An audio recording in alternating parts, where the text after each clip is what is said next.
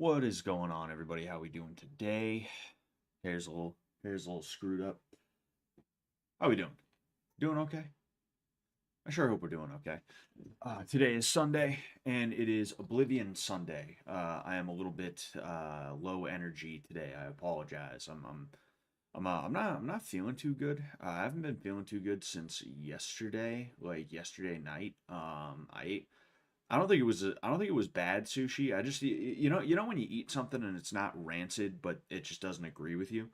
It's kind of that. It's kind of that. And then I had some pancakes today that like just kind of fucking bogged me down because pancakes are nothing but just carbs and sugar. So like, it was just like, ugh. So I apologize if I'm a little. I apologize if I'm just a teeny tiny bit low energy today, but one moment I actually just realized I have to share this to a couple of different places. I'm really bad, especially lately. I'm really bad about sharing stuff to places. For one thing, I'm not bothering to share my streams to a bunch of the Discord servers that I go to because the Discord servers that I would share my streams to are usually ones where I would it's fish tank people. It's fish tank people. So knowing that fish tank is on right now, I'm not going to bother like sharing my stuff there because for one thing, a lot of people aren't going to want to watch me over that, right? But then in addition to that, I wouldn't want to take away from the viewership in that way. That's part of the reason why I wanted to restream for a little while is because I figured, you know what, like whatever, I might as well just do it. I get them a few more viewers, hopefully, right? If there's somebody who stumbles upon my stream and they don't realize, um, they don't realize what fish tank is until I explain it to them, or if if they're just like, oh, fish tank's on again, huh? Maybe I should check it out. But um, yeah. So today is Oblivion Sunday. All right, we're gonna continue on with Oblivion, obviously, and I'm thinking we'll do the arena today in addition to maybe a couple more Fighters Guild quests. You see, there's so many things that you could be doing in Oblivion at any given time that it's like it's actually kind of hard for me to move forward. With Fallout, I feel like it was a little bit easier, right? Fallout New Vegas because it really good game, really really good game, but I just don't think Fallout New Vegas is as expansive as the Elder Scrolls for Oblivion, right? And because of that, like when I first got out of the tutorial mission, the tutorial quest line, I was like, fuck, what do I even do now? Shit, what do I do now? Oh, fuck, Um, but yeah, anyway. Oh, man. Um, Hold on. I want to make sure my audio is not peaking. One of my goals as of late is to make sure that my audio is not trash. I don't want it to be too low, but I also don't want it to be too high. I don't want it to peak. I'm also scared because sometimes without warning, and I don't know about it until after the stream, uh, there's an issue with the cord that connects my microphone to the box that I forget what that's even called. I'm not an audio guy. I'm not a technology guy at all. But because the cord is a little like finicky, there's this weird static that comes with my speaking, and it's so frustrating because I'll go on a roll and I'll be like, "Oh, this is a good thing to talk about. I should talk about this thing," and I end up I end up what's it called? I can't use it. I can't use the rant that I did for a video because the audio is just too trash. I will be releasing a video tomorrow that has some of the best audio that I've ever had, to the point where like if I can recreate that, which I know how to and I will be able to, but if I can recreate that audio, I'm thinking I might also start offering to do narration for people if they have scripts and things like that they want read out, because obviously I have a very good voice, and I am pretty good with narration and stuff like that. It's actually, I'm gonna, what's going on, everybody in the chat, by the way. I'm gonna talk about a couple of things that people are talking about, but in the chat in a second. But I actually won honorable mention at a film festival when I was a senior in high school because the documentary that I did, it was on Brazilian Jiu Jitsu, and the visuals were trash.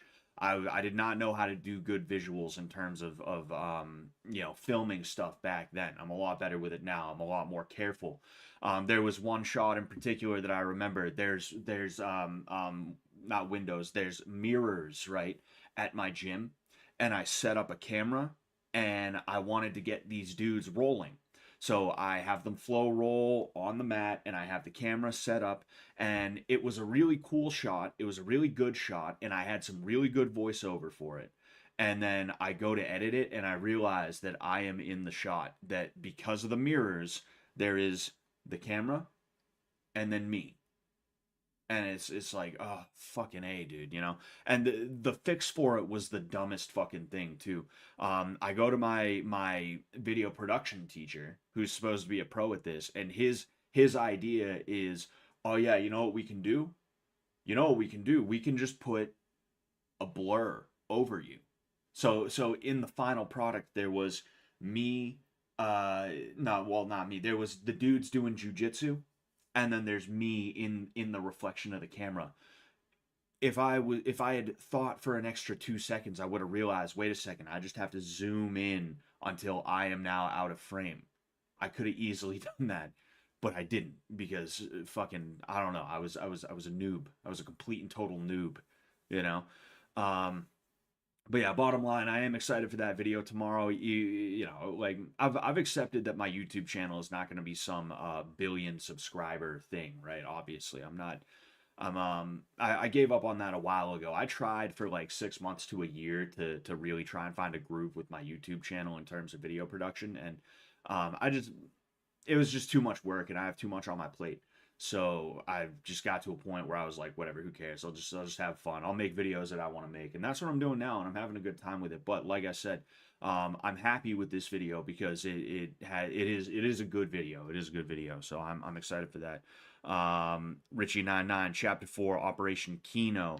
I hope so. I hope so. I haven't been able to watch, and truthfully, I haven't been that interested over the last couple of days, just because I've had so many other things going on that I've had to take care of. So I don't know what's even going on. You know, it's like I said, I'm gonna make a video, right? I'm gonna make a video at the end of season 3, just talking about how I think season 3 went from the perspective that I have, right? Somebody who's been on the team for seasons past, but you know, now I'm just sitting here watching it.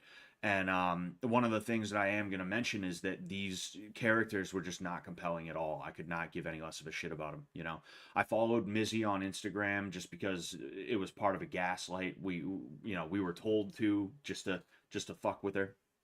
Other than that, I followed Job a day or two ago, and then Luke followed me, and I followed him back. I'm pretty sure that's how it went. One of us followed each other first, and then the other followed back. I don't give a fuck about Symbol. I don't want to know what Alex B is up to like that. I think I followed Alex B on like Twitter, but overall, it's just like I don't care about these people, man. I got to be honest with you, and I think that was both a strength and a weakness for this season. You know, and I think it's something that Jet and Ben should definitely take a good look at and try and find a way around. You know, try and find a way around so that next season it's not all just fucking reprobates. You know, or at the very least the reprobates that are on are ones that we can actually give a shit about, if that makes sense. Um, but yeah. Uh, Can I get a rundown for? Oh wait, actually, first off, somebody asked about something on. So I cornered my first fight yesterday, and it was an experience, you know. Uh, Unfortunately, my guy lost. He lost by knockout in the first round.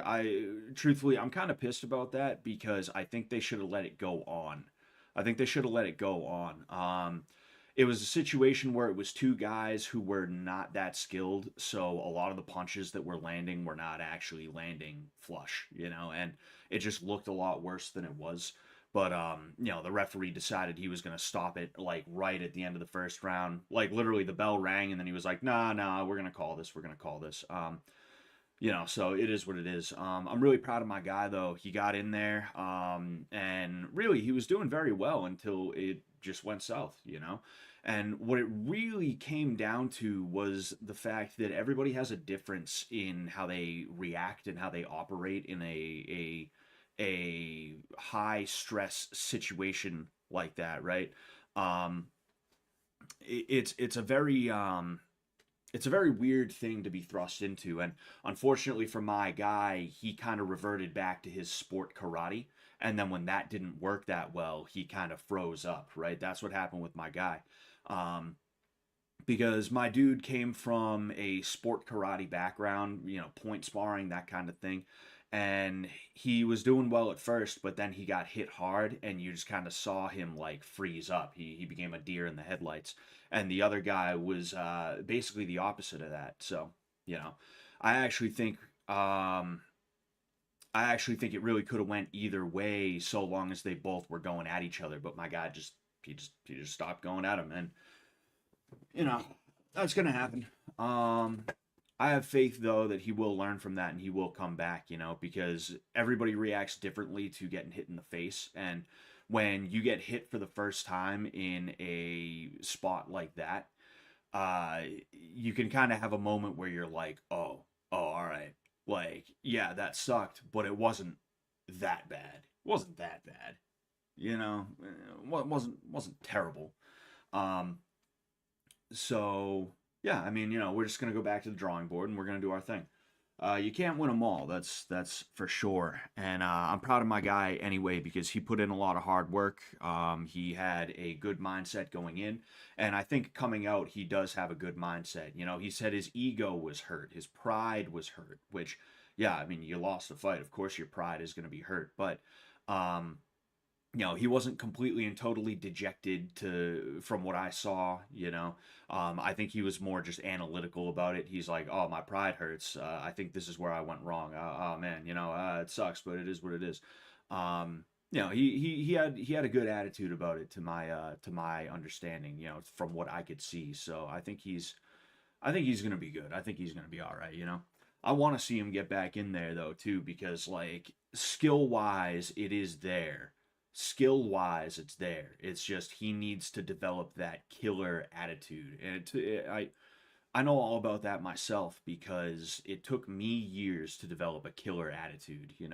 My first fight, I went out there, and my opinion, my attitude towards it was, oh, it's just a sport. It's just a sport. We're going out there. We're just competing against each other. That's all we're doing. Hee hee. Now, whenever I get ready for a fight, or if there's ever a situation like last night, I thought I might have to hurt somebody. I'll tell you that. Um, Whenever there's a situation where I'm gonna have to get into a fight, I'm thinking in terms of, yo, I need to damage this person severely. I don't care if it's a sport. I don't care if it's a life-threatening situation.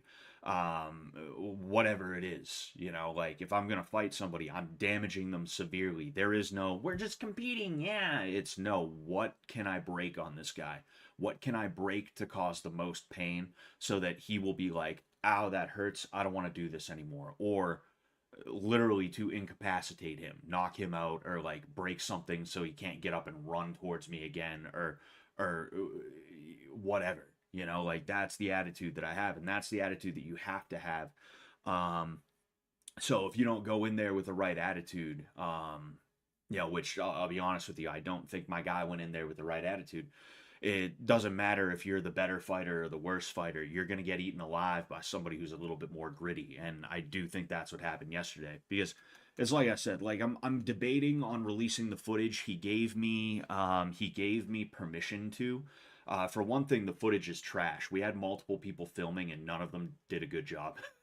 Nobody did a good job filming, but um in addition to that, it's like it's one thing showing myself if I lose a fight. I don't mind that too much, and even then, I put it behind a paywall usually. Um, uh, what's it called? YouTube members only, or um, whatever it's called, Patreon exclusive, that type of thing. Um, but taking somebody else's loss and then throwing it up there is something that doesn't quite vibe right. I am going to review the footage, but I'm going to send him the review and then maybe I'll put it up behind a paywall for, like I said, YouTube members and Patreon. But I'm still debating on that, you know. Um, but yeah, he did good. He did good. He had some good moments for himself. He landed this elbow, right? He elbowed the dude like on the collarbone, and it was an accident because you're not allowed to throw elbows in the fight that we were doing, right? In amateur kickboxing, amateur Muay Thai, you're not allowed to throw elbows unless you have elbow pads on, and he didn't have elbow pads. And I think he was gonna throw like a jab or something like that. I saw him move, but then the dude swarmed in, and instead of just like throwing the jab or shelling up or something like that, he ends up going like that. And I thought it hit the dude in the chin at first, but it really hit him. It really hit him like right here. So that was a funny little moment too, and it hurt the guy too. It stumbled him back. So that was a funny moment, you know. Um, Richie99, you would make a good high effort type YouTuber. Oh yeah, I definitely would. The issue that I have is writing more than 3 to 5 minutes. I'm not like I know I'm like the chief yapper. I love to talk and talk and talk, but when it comes to writing an essay, when it comes to getting a point across in that way, I am very efficient. And I'm not good at being able to sit here and be like, oh, but you know what I'm gonna do? You know what I'm gonna do? I'm gonna do this. I'm gonna do. I'm gonna write a 10-minute essay. Right? I'm a little distracted right now because the fucking ambulance or something is outside my place. You know, you guys can see a little bit of the red light. So I'm like, what the fuck is going on here? You know, doesn't seem like they ran up for a fire, but um, yeah, um, like I'll give you guys a sneak peek of it. It's gonna be released tomorrow, right? It's gonna be released tomorrow, but like if you hear the audio on it, you know, you should kind of understand why I'm so excited about it. Because like I'm not saying it's the greatest audio that you've ever seen or heard or whatever, but it is so much better compared to compared to what I usually would have. Let me go ahead and turn these on. I still haven't gotten new headphones, so I have to use these like a fucking maroon, you know? All right, cool.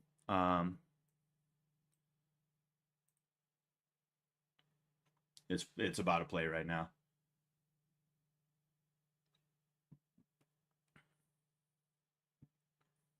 Trump won the presidency again. Now what? It's not 2016 anymore, but I personally believe the more things change, the more they stay the same. Trump will get in, people will be excited, Antifa will probably make some semblance of a return, even if not as prolifically as it was before. Things will go on as usual. The reason Trump was elected twice, even if not consecutively, was because of what his predecessor Obama had as his slogan, change we can believe in. People are tired of the same corruption. They want what they believe will be honesty and fairness, and I'll admit Trump is the closest thing to those we can get today. So yeah, this video is just over 4 minutes. It's 4 minutes and 18 seconds, and 9 of those seconds is an extremely long intro slide that I keep forgetting to cut down in the YouTube editor. Um, but yeah, like that audio is like so much better than a lot of the audio that I've had in the past, and because of that, I'm like, oh dude, I can't wait for this, you know. Um, excuse me, but that's going to be out tomorrow. In addition to that, I meant to release another video today, but I forgot to. Hold on one sec. I keep forgetting to make the tweets and post to my Discord server. Um, um, got to pick something to spend your time on that you want to spend your time on. I don't know exactly what you're referring to, if it's fish tank or YouTube stuff or just in general. But yeah, you know, I agree. I agree, you know. You just need a topic that you can't condense down. Yeah, yeah. The thing is, I can condense a lot of topics down when I think about them, you know. Um, like the way that I operate is when I speak, I work through ideas in real time. Like you guys see me constantly sort of refine down my thought process on a lot of different things when you ask me about things or when something comes up and I start talking about something. That's me sort of like doing a rough draft and this and that, right?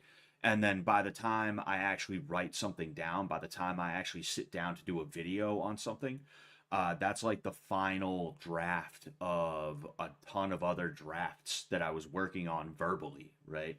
Um, so it's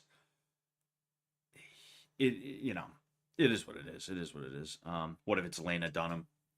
Well, dude, if it's Lena Dunham, that's pretty easy to go in there with a killer attitude. Sorry, one sec. What's going on, Zarek? Watching on Twitter. Pardon me, I gotta make a post to Twitter and then also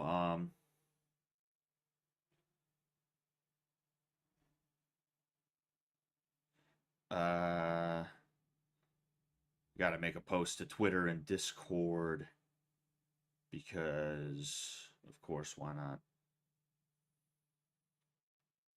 Um what?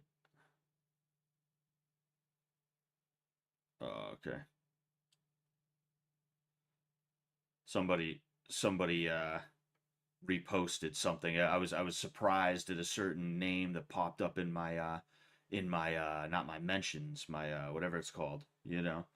Um somebody actually asked me a question on in Discord, you know, and I don't know what I could really say about it, but they asked any thoughts on Shu Shao Dong, old topic I know, and there's not loads to say about it. Yeah, I mean, I think Shu Shao Dong is a great example of what happens when you have a um, when you have a tyrannical government that is completely and totally focused on maintaining a narrative, right? And like when we sit here and we talk about censorship and all this other stuff, we tend to think about very important topics where you can kind of sort of understand why certain people would feel the way that they do. Like if you're a champagne socialist, right? You are upper middle class and you have never really known struggle before, you will probably think that the world or life is a lot easier than it actually is, and because of that, you can go ahead and you can redistribute wealth. That it's going to be okay because there's always going to be plenty more where that came from. That's what happens with a lot of these people is they grow up wealthy, and because of that, they think the world can be like the lunch table at school, where like if I bring in carrots, but I don't want carrots, my mom packed them for me, but I hate them. I can trade my carrots to my friend who has a fruit cup. Right, I like a fruit cup better than carrots, so I'll go ahead and I'll take the fruit cup. You have the carrots, and then I see that he has pudding, and I actually like pudding better than fruit, and he wants fruit that day, so I might take that fruit cup and trade it for him, trade it for his pudding. Right, they think that the world operates like that. And because of that, even though it's ridiculous and these people are stupid as hell and they should not be listened to and democracy is a fucking sham, um, at the very least you can understand, right? There are experiences that these people have had that allow them to feel the way that they feel about the world and about how things work and how they think things should work.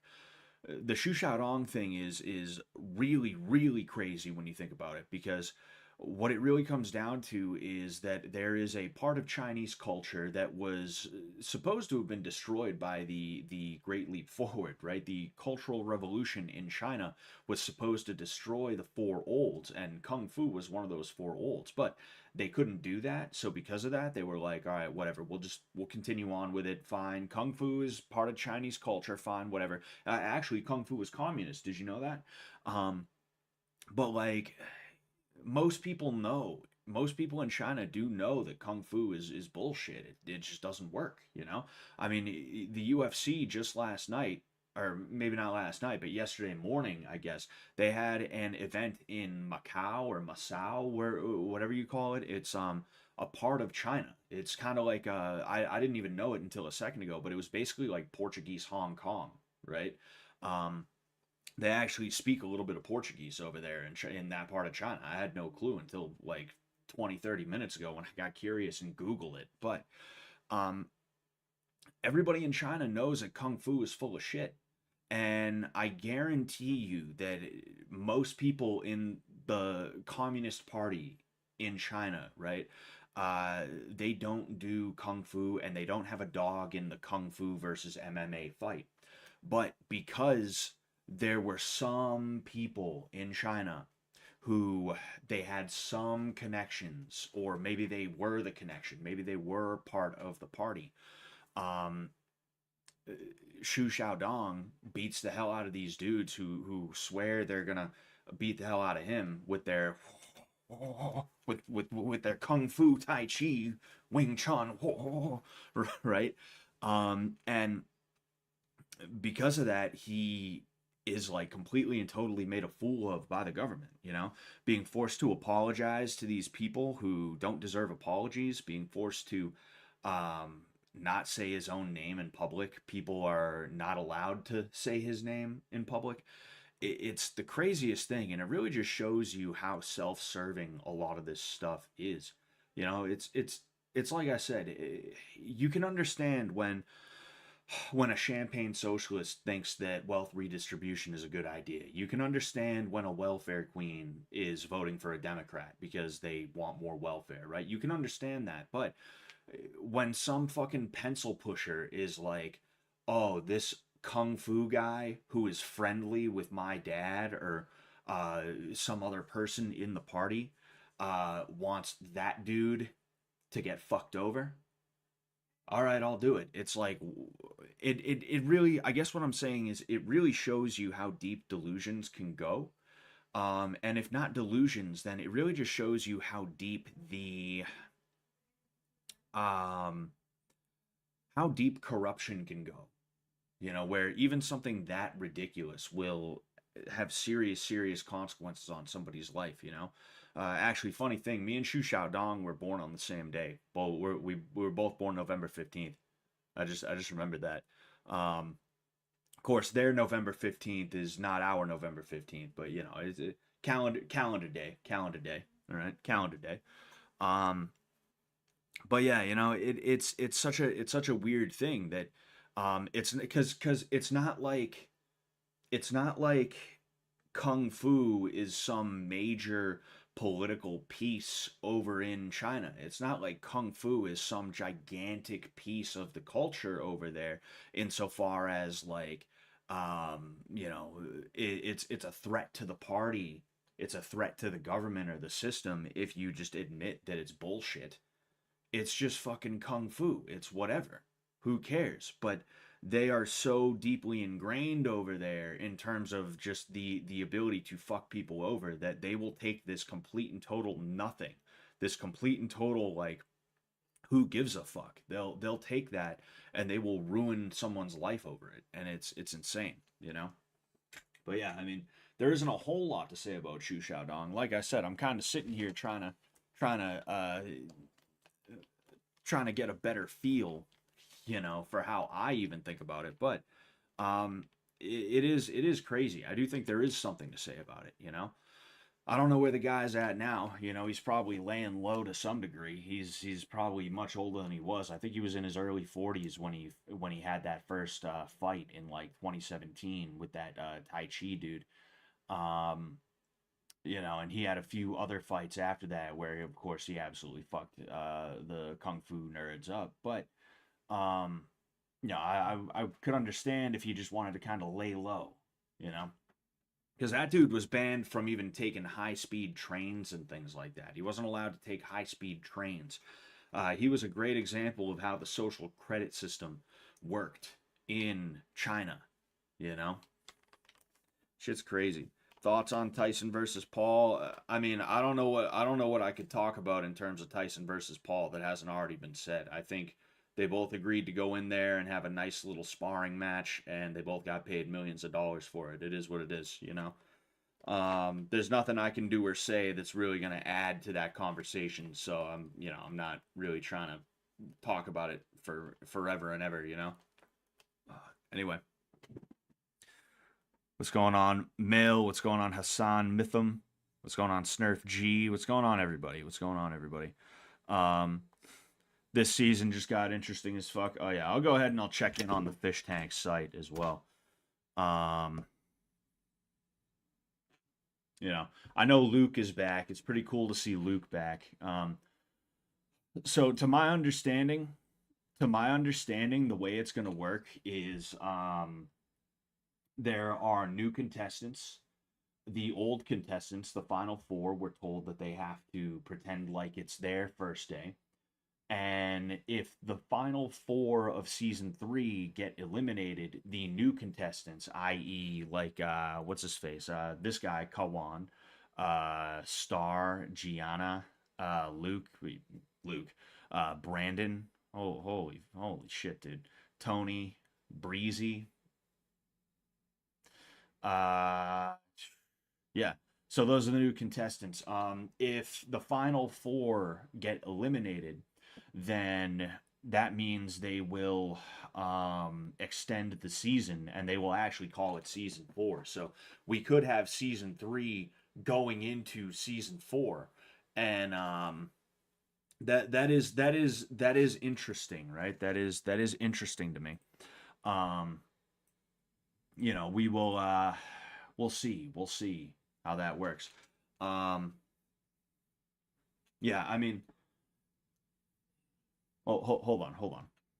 I want to see something. So, all right, Braden got eliminated today. This is a new guy, but he got eliminated today. I don't know what the hell that is. All right. So, you know what? You know what?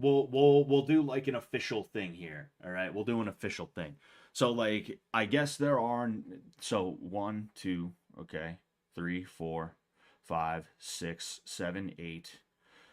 So there's eight new contestants, and then there's four of the old contestants. Now, when it comes to those old contestants, I guess if they get kicked, then they meaning they meaning production will go ahead and extend the season. So that is interesting. I I gotta be honest with you. I like the idea in concept. I'm not sure how much I like the idea in execution. And the reason why I say this is because um, if you pay attention to my Twitter, right, which some of you were watching on Twitter, but if you pay attention to what I posted on Twitter yesterday, you'll notice that I talked about how people take the show a little bit too seriously, right? They take the show a little bit too seriously, and because of that, they take certain things that were said and done as like the most serious fucking things. And because of that, they get really angry about shit or they start to genuinely hate people and stuff like that. Um Obviously I stand by that. Obviously, right? There's been so many things that have happened that are like really, really crazy, and people take them a little bit too seriously. And you got to remember, this is Hell House. That's what it is. This is fucking Hell House. It just is what it is. Um, Very few things could cross the line, in my opinion. One thing that could cross the line, though, is if I was, say, Kawan, all right, and I get told I'm going to go on this reality show and I could win $50,000. And I go on, everything's all good. 2 weeks later, I figure out, oh no, I was never actually going to win $50,000. I was lied to. It's not just that I was lied to about the show that I was going on, and like now they're doing the reveal, but it's okay. The $50,000 is still in play. No, no, no, no, no. Not only am I being lied to about the show that I'm on, but I went on this show just to figure out that I'm not going to be winning the $50,000. That, in my opinion, would be a little bit much, right? It would be a little bit much. Um, you know, I wouldn't like that because there's just it's a nothing thing, and I just think that would be a little bit far, if I'm being honest with you. The whole point of this show, right? Or maybe not the point, but the silver lining of this show, right, is that these people have to put up with the situations that they're in, and if they do that, one, they'll get paid at least something. If not the 50,000, they'll at least get paid something. But two, they'll at least have a chance to be in front of what is right now almost 15,000 people, and they'll get to have a chance to kind of show their personality and stuff like that. Um, there's just something that doesn't feel right about the prospect of these people, these people getting brought onto the show, being told it's this kind of show, but it's really not this kind of show.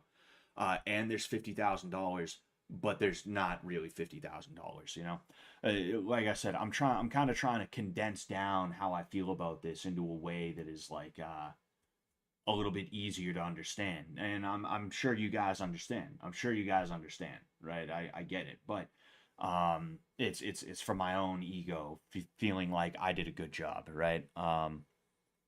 But yeah. Anyway, don't the contracts basically say they can pay you nothing and they don't need a reason to not award you anything? Well, yeah, but that every reality show has that, that's pretty boilerplate for anything, is if like literally a clause that says, if we don't like your face, we don't have to pay you.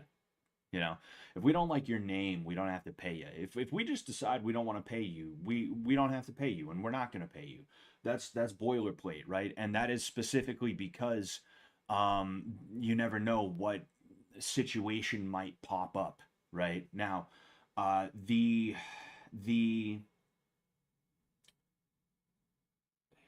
silver lining to that, or maybe not silver lining, but it's a good faith thing, right? It's in there to protect the show, it's in there to protect the production, but it's not going to be used, right? That is what the that is what the implication is, right? So basically, what I'm saying, right?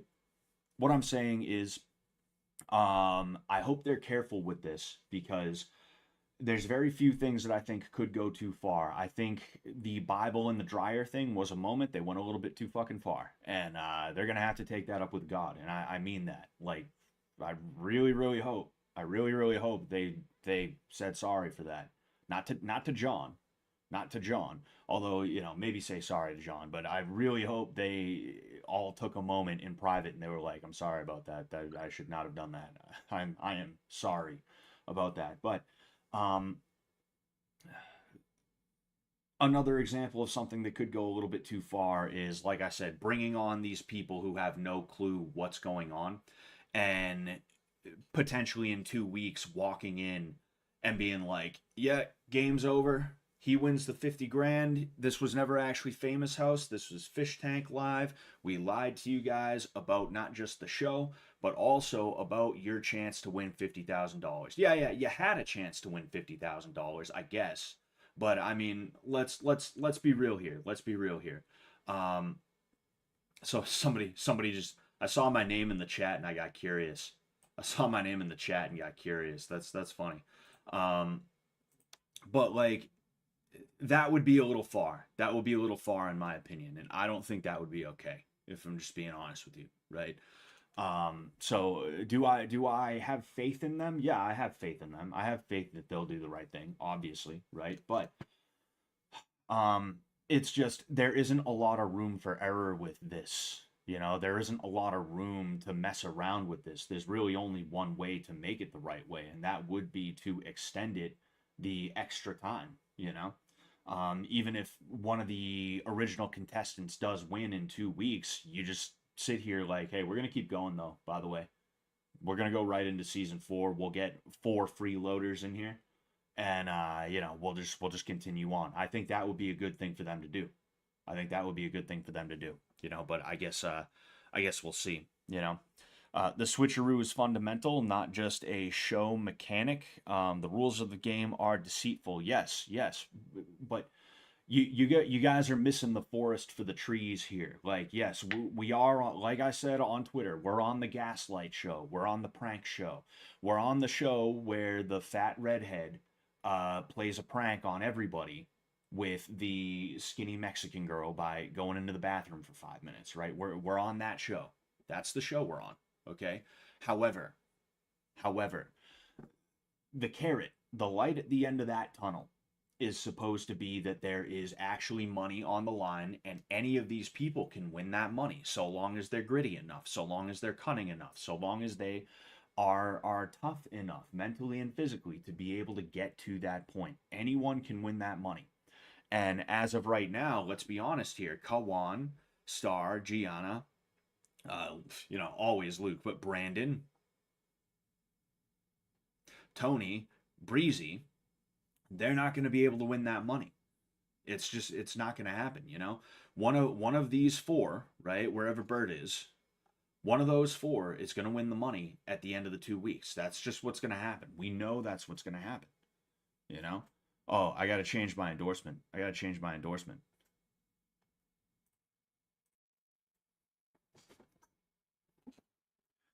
India superpower 2020. But like you gotta realize, like, part of what allows us to have this show but also stay within the bounds of taste, right? And to call Fish Tank tasteful is like man, like, that's a stretch. But what allows us to at least hold on to a little bit of that civility is the understanding that, one, when these people leave, so long as they weren't complete and total shitheads, we're going to treat them with respect, right? But then two, also that there actually really is money on the line. Those are the two things that allow us to have this and still have a clear conscience. And if you take away one or both of those things, what do you got? What do you got? You know? So like, this isn't me. I can already hear what, because no matter how much I tell people, they always fucking send me shit. Like, I can hear what some of the haters are gonna say now. They're gonna be like, Scott's mad because he didn't get on season three. It's like, no, actually, I've been enjoying season three as a viewer this entire time. Um, but I can hear them trying to be like, he's talking shit because he didn't get on season three. And it's like, no, what I'm doing is trying to say something that is true and that will keep these guys from going to a point where it's like, oh, that just straight up is mean spirited. That's not even mean in a funny way. That's not Frank Hassel pouring milk on someone and then as soon as they get out of the tank making up and being bros. That's not that. That's like, oh, these people genuinely got fucked in a real way and they didn't do anything to deserve it. They just trusted Jet Neptune. you know, that's all they did. That's all they did, you know? And I'm just afraid of it becoming that because I love Fish Tank, dude. You know, I love the project. I'm proud of what we were able to do with the first 2.5 seasons, and I'm proud of what these guys have been able to do with the third season. You know, um, but I don't want to see them take it to a point because the other piece too is that there is a certain shark jumping reality that would come with something where they do truly do something that cruel to somebody like this. You know, I don't care that, again, these people are like, like Gianna. You can just tell she's that like ditzy Italian girl. You can tell she's that ditzy Italian girl. I don't easy on the eyes, I'll say that. I do like the eyes, and I love hair that does that. I love hair, right, on a girl that looks like this. It's like the comb over thing. I love when a girl's hair looks like that, especially when it kind of goes up a little bit and then down to the side. But like, even if these people are complete fucking knuckleheads, right? Every time I see that, every fucking time I see this, man. Even if these people are complete knuckleheads, dude, um, it's just like, man, man, like, I don't want to see them get fucked in that way. If it makes sense, what I'm trying to say, I hope it does. I hope it does. Um, Snurf G says, "LOL, I endorsed Symbol too. I think he's hated and weird enough to win." Yeah, you see, honestly, Symbol, I would like to see win just because I feel like it'd be nice to see the bad guy win for once. Season one, we had the good girl win. Season two, we had the good guy win. Not that there was even like a bad guy of season two necessarily, you know. Um, there were a lot of people. Like, I think the closest thing to a bad guy from season two could be Jimmy. You could call Jimmy the bad guy of season two, but even then, it was like he was still very likable, even if he was the bad guy. You know, Letty steered into being the bad girl, and she did a really good job of it. And you know, a lot of people even after like disliked her. You know, um, but Jimmy, it's like he you know even when he was doing ridiculous stuff, people were like, "Yo, that's hilarious." Symbol, it's like, no, he is unabatedly like the bad guy. You know, he is he is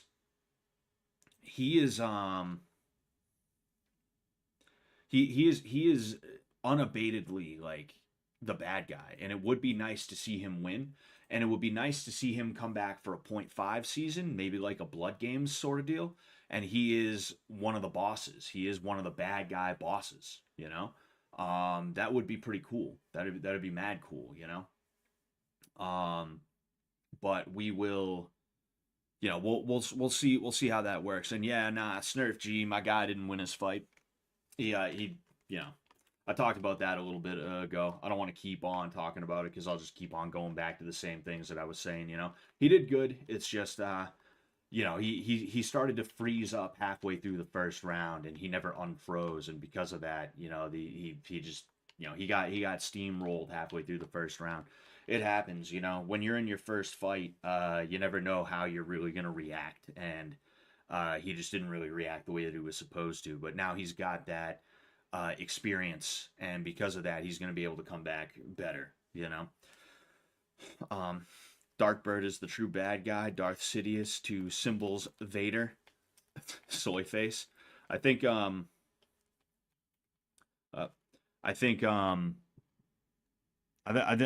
think Bert was always Dark Bert. Joshua Tomeo, what's going on? Coach, what's the premise of the famous house resetting? You know, I actually just got done talking about it, but you know, since I happen to read your question out loud, I will say so.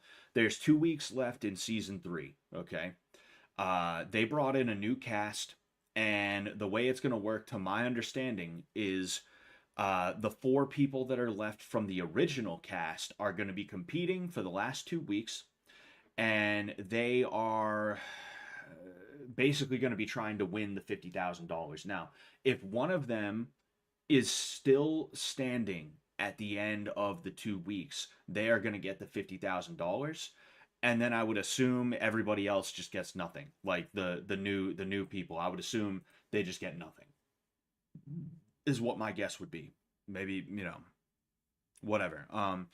But if the final four, Peyton, Symbol, Bert, and what's her face, Binks, if the final four end up getting eliminated, then they're going to roll straight into season two. Season two, what the fuck? Season four. They're literally going to take these, I think there was like 8 new contestants or something like that.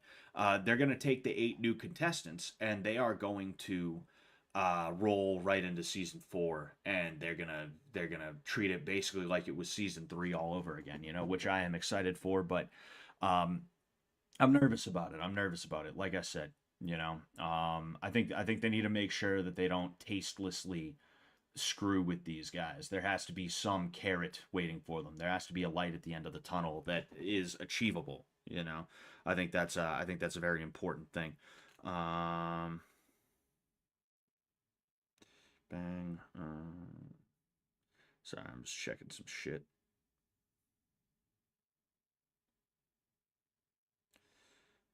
Just like I said before, give me 2 weeks when I come home, I'll come and say hello. Oh, I didn't actually share this to my silly me.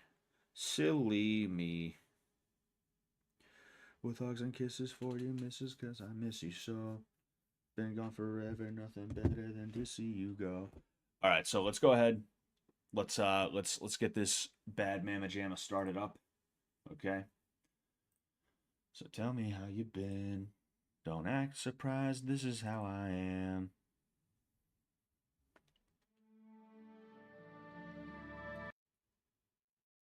Oh wait, fuck. Sorry, one sec. I gotta set it up the right way here. Paste. I'm gonna turn the game down just a little bit. Just a little bit. That way I don't have to scream over it. Here we go. Here we go. Here we go. Oh, it fucking crashed. God dang it. God dang it. Remember me and you.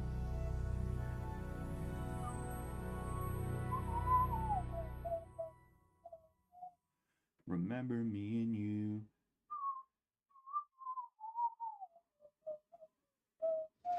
Remember me and you.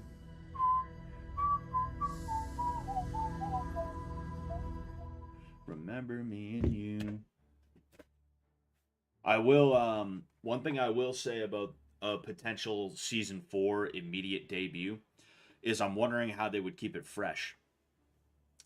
Because yeah, going straight into a season 4 with the same premise of it's not Fish Tank, it's Famous House. Haha, I'm G, Jeremy Gold. Haha, right? Um like that don't get me wrong, like that's good. You know, like that premise is very very good. They can run off that premise for a little while. They have a good 3 or 4 seasons of that premise before they're going to have to really switch it up, you know.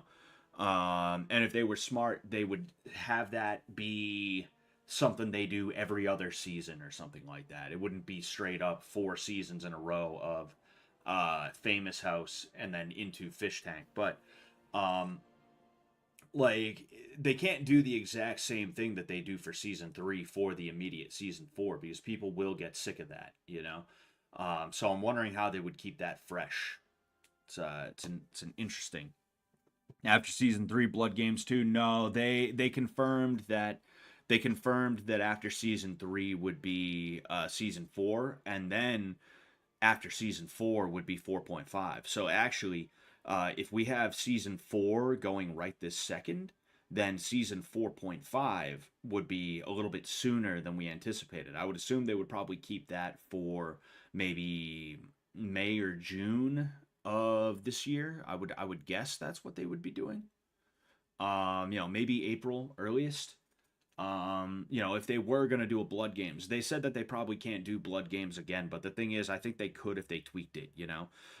The problem with Blood Games was one, there was decreased viewership because there was a lot of people who didn't really want to see it. But more so, there was not as much room for things like TTS and alcohol deliveries, cigarette deliveries, things like that. Because when there's a battle going on, no one is thinking, you know what would be good right now? A TTS. They're thinking in terms of, oh shit, what's going to happen in this battle? You know, if they could find a way to monetize it a little bit more, I do think people would support it monetarily, even though it is a diminished, viewership. Even though the viewership is diminished, I think the viewership that is there is more hardcore, and they will want to financially support it, you know. And then in addition to that, they could team up with people, you know. There's no reason they couldn't have Ice Poseidon involved in some way, you know. Have Ice Poseidon go out there for like a few days. They could bring in people who would bring in more viewership because something like that is really interesting, and it's something that give it 3 to 5 years and you probably will have people who are straight up copying it, you know. I truly think that will happen. I think it'll happen. um we'll have to we'll have to wait and see, though. We'll have to wait and see is what we will have to do. Oh, and what's going on, Hassan Mitham? What's going on, Hassan Mitham? I feel like you said hello earlier and I saw it, but I didn't actually say hello to you back, you know? I like to try and make sure I say hello to people when they get here. Bros, why does Peyton suck so much?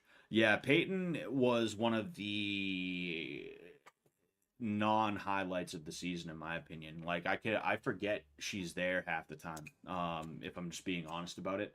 Um they're like the fan base. Here's the thing about the fan base, right? um I love the fans, all right. I definitely love the fans, but sometimes you get people who are just absolutely positively spoiled as fuck about the internet, and they get behind a computer, and instead of being a human being, they just become like a fucking shithead, you know. Instead of trying to be a heckin' good person, they become a shithead, and because of that, the very second there is like point 0.3 seconds of awkward silence. The very second people are like, yo, I'm gonna take it easy today.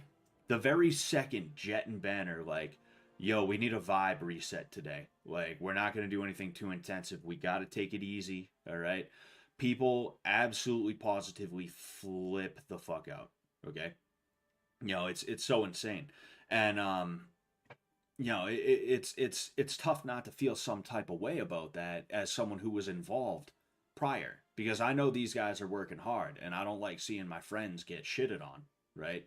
um and then there's also people who, like, because they don't like karate, they think that I'm a piece of shit, you know and it's like, nah, fuck off. um so it's like, whenever I'm very careful about how and when I describe somebody as quote unquote boring content. I'm very careful about that. But overall, I can't remember a single good moment with Peyton besides her punching Frank.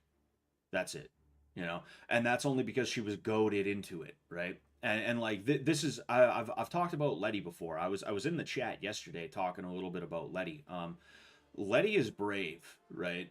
I've always respected Letty, even when we were beefing. She's brave, and she is one of the only people who is actually willing to go out there and take initiative and like do and say things that, even if sometimes they can be a little bit idiotic, at the very least, she's doing and saying something. She's going out there and she's trying to actually like add to what is going on. Almost everybody else in the show, not everybody, but almost everybody else in the show, and I say this, loving, like, almost everybody I've met through the show in terms of the fish, almost everybody else in the show was very, very reactive. Letty was very proactive. And the reason why I'm describing this is because that's the difference between a good character and a great character. That's the difference between a good character and a bad character, is how proactive are they? Everybody agrees that Letty is an amazing fish tank personality and competitor, and that's why, is because she was so proactive. Now, Peyton, even though punching Frank was like a crazy, crazy moment and went viral, tons of people who have no clue what fish tank are thought it was literally spousal abuse. you know, um, they thought it was spousal abuse. That's wild. But even though that was like such a huge moment for the season, Peyton is just not that good, and it's because she's reactive. If she even does react to anything, a lot of the time she's just chilling there. So I guess, again, working through the thought process as I talk, I guess you could say a bad character is someone who just sits around. A good character, or an okay character, I guess you could say, is someone who reacts to what's happening in a way that is entertaining. A great character is someone who is proactive. They go out and they try to create moments. They try to look for things that they can do to cause a ruckus, to cause mayhem, and to really create good content. I guess that's something you could kind of, that's kind of the benchmark that you could use to describe. And I just got to be honest with you guys, when it comes to talking about Peyton, she's just not a good character. She's not a good fish. Regardless of what happened. She had to be pushed to the point where she had that moment with Frank. She didn't just come out and do that. She had to be pushed to that point, you know? Um, Peyton's whole personality right now is crying about wanting a friend tank back. Yep. Yep. Binks and Peyton are annoying. Would love to see them go. Yeah, Binks is another one I don't know too much about. Whoop. Hey there. Whoop. Hey there. Fuck off. Gilbert should be able to help you with anything you need. For now, I'm going to celebrate. Yeah, of course. That fucking face is weird. It's friendly, but it's scary. The ogres certainly made a mess of this place. Hopefully, by the time you visit us again, we'll have it cleaned up. I think Luke is pretty proactive. I'm glad he's back on. Yeah, it is good. It is good to see Luke again. It is good to see Luke again. And yeah, he's obviously very proactive. But the thing with him is that he's a plant. You know, it's real easy to be proactive when he's a plant. It's like me. If they ever hit me up and they were like, "Yo, we want to use you as a freeloader. You're gonna be or like, you're gonna be a plant or whatever." You couldn't look at anything that I do and make the assumption that I'm like a really good character or anything like that, regardless of what I do or how I do it, because I'm doing it knowing that there is a wink and a nudge to the camera. I know what's going on. Letty, she didn't know anything about the situation. She thought she was being unfairly targeted by production in season one, and I mean everybody gets targeted to some degree by everybody, right? But I don't think production was. Oh, there we go. I don't think production was unfairly targeting her. Like I said, I think she was just a really easy target because she was the only one who was sticking her neck out, right? And that is the difference, is that Letty had no clue that production didn't hate her guts. And she was still doing what she was doing. Now, if I was to be a freeloader, or in this case, Luke is a freeloader or a plant or a whatever, like Luke knows that everything he's doing is just a it's just part of the gaslight. It's part of the joke. Is really what it is. So even though I do like Luke and I can't wait to see him come back, there is a piece that's like there is a piece that's like yeah, but I mean he knows what's up. He knows what's up. I'm gonna go to the arena. I'm gonna see if we can bang that out today. Binks ain't tough. She had the least amount of Frank trolling, pretty much none. She is there to get simps to pay. I don't know, is she? Like I said, I haven't been able to watch as much of this season, so I really don't know what a lot of the dynamics are. I know Symbol is the bad guy, and a part of that is because he's being a feminist male, or the closest thing to a feminist male that you could be. Like, what's his face? Symbol is that guy who, like, he probably has his old country belief system going on, where it's like a woman should listen to her man. All you have to do with a woman is go up and say, hello baby doll, can I buy you some curry? And she will be all yours, and you will get married. Like, he's probably got that shit going on in his head while simultaneously trying to be like Mr. Western male, right? And I even I don't exactly know 100% of the point that I'm trying to make right now. It's just Symbol's a weird guy. He's in a weird spot. And there's a certain snivelingness about him that you can definitely see walking on air right now. There's a certain snivelingness about him that you can see that's just like, oh, like trying to be Mr. Alpha male, trying to tell people like what he did with Ian when Ian got too drunk. That was like stupid as hell. Obviously trying to be Mr. I have this under control. I have this under control because something happened. I don't know what happened. I would assume my alchemy skill went up.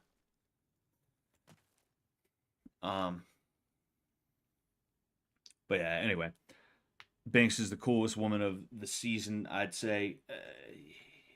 That's not saying much. That's not saying much, if I'm being honest with you.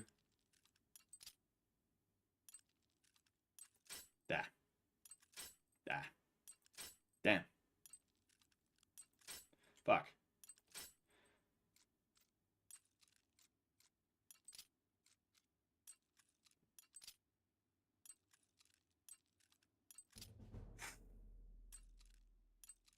Ah, fuck, I should have hit that one. Ah, that one was even better. Hell yeah, give me that. Give me that.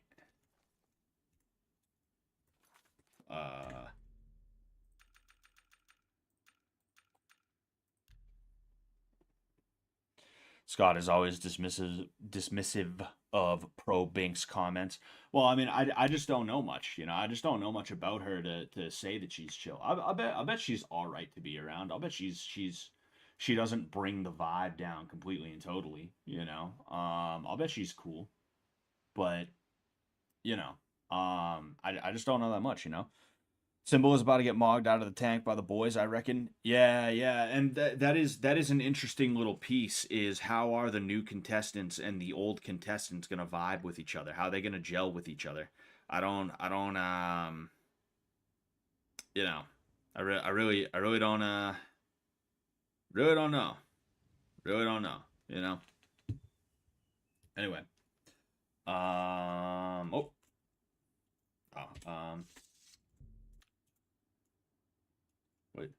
what are you looking at with those fucking lady eyes? Hello there. Welcome to the arena. I don't think I've ever seen you around here before. I know all the regulars, believe me. If you're looking to join the arena as a combatant, you need to head down to the Bloodworks and talk to Owen, the Blade Master. If you're here to bet on a fight, on the other hand, you're talking to the right man. There are matches all day long, from 9 a.m. to 9 p.m. That's a lot of chances to fill your purse with coin. So what do you say? You want to bet on a match?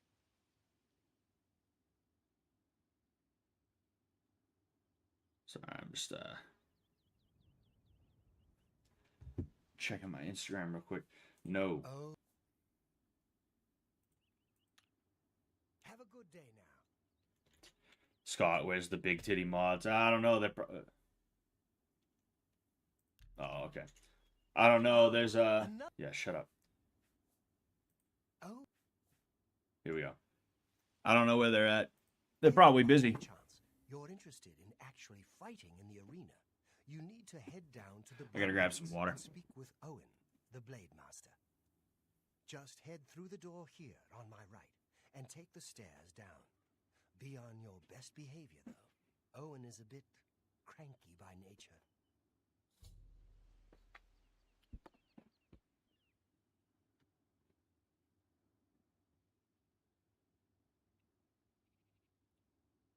So tell me how you been.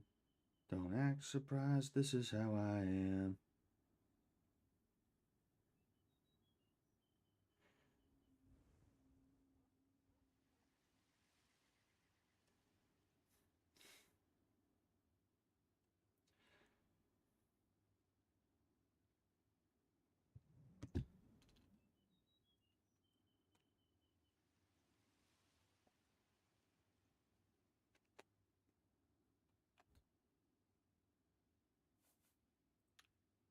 Have a good day now. Yeah, I did. This is the guy. Is it not?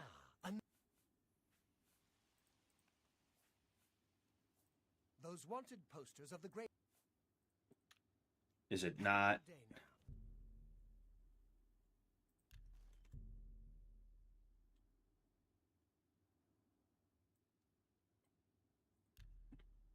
Why isn't I let me in? Looking forward to the drag queen story hour elimination. Yeah, like what the fuck? I'm gonna have to fucking do a console command for this. I guarantee you.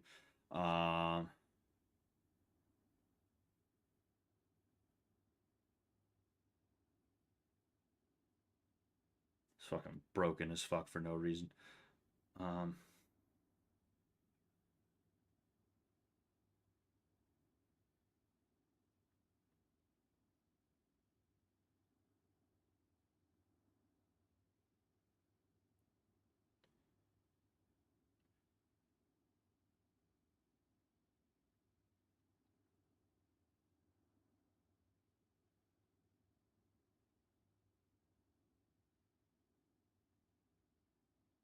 All right, there we go. Yeah, I noticed that. I noticed that was posted, and that was interesting. Posted by Sam specifically about that guy, you know. Um,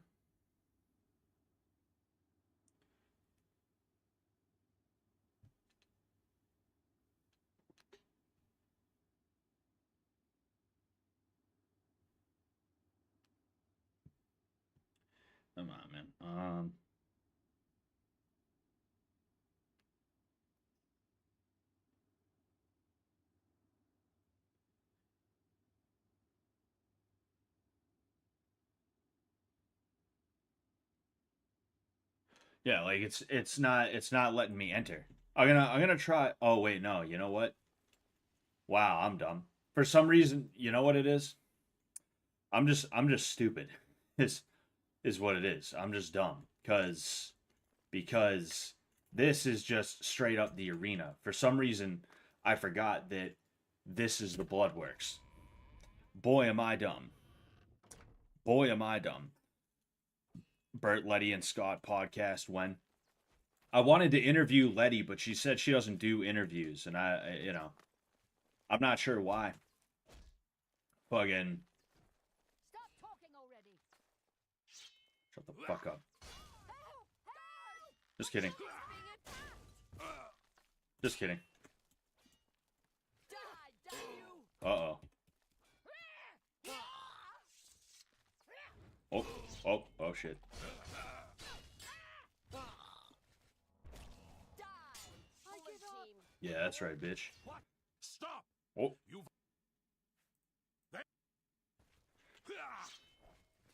question is, will Bert get the pipe before he gets booted? Probably not.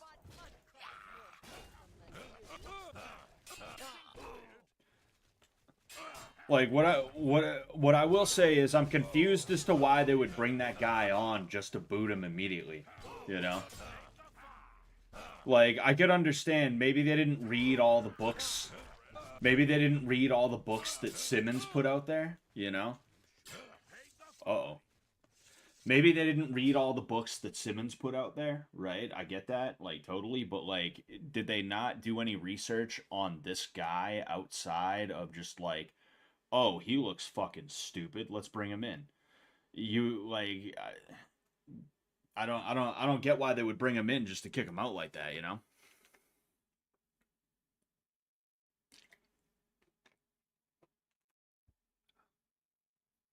Letty's playing hard to get. You got to go black bag her for an interview. That's all I have to do. That's what I'll have to do.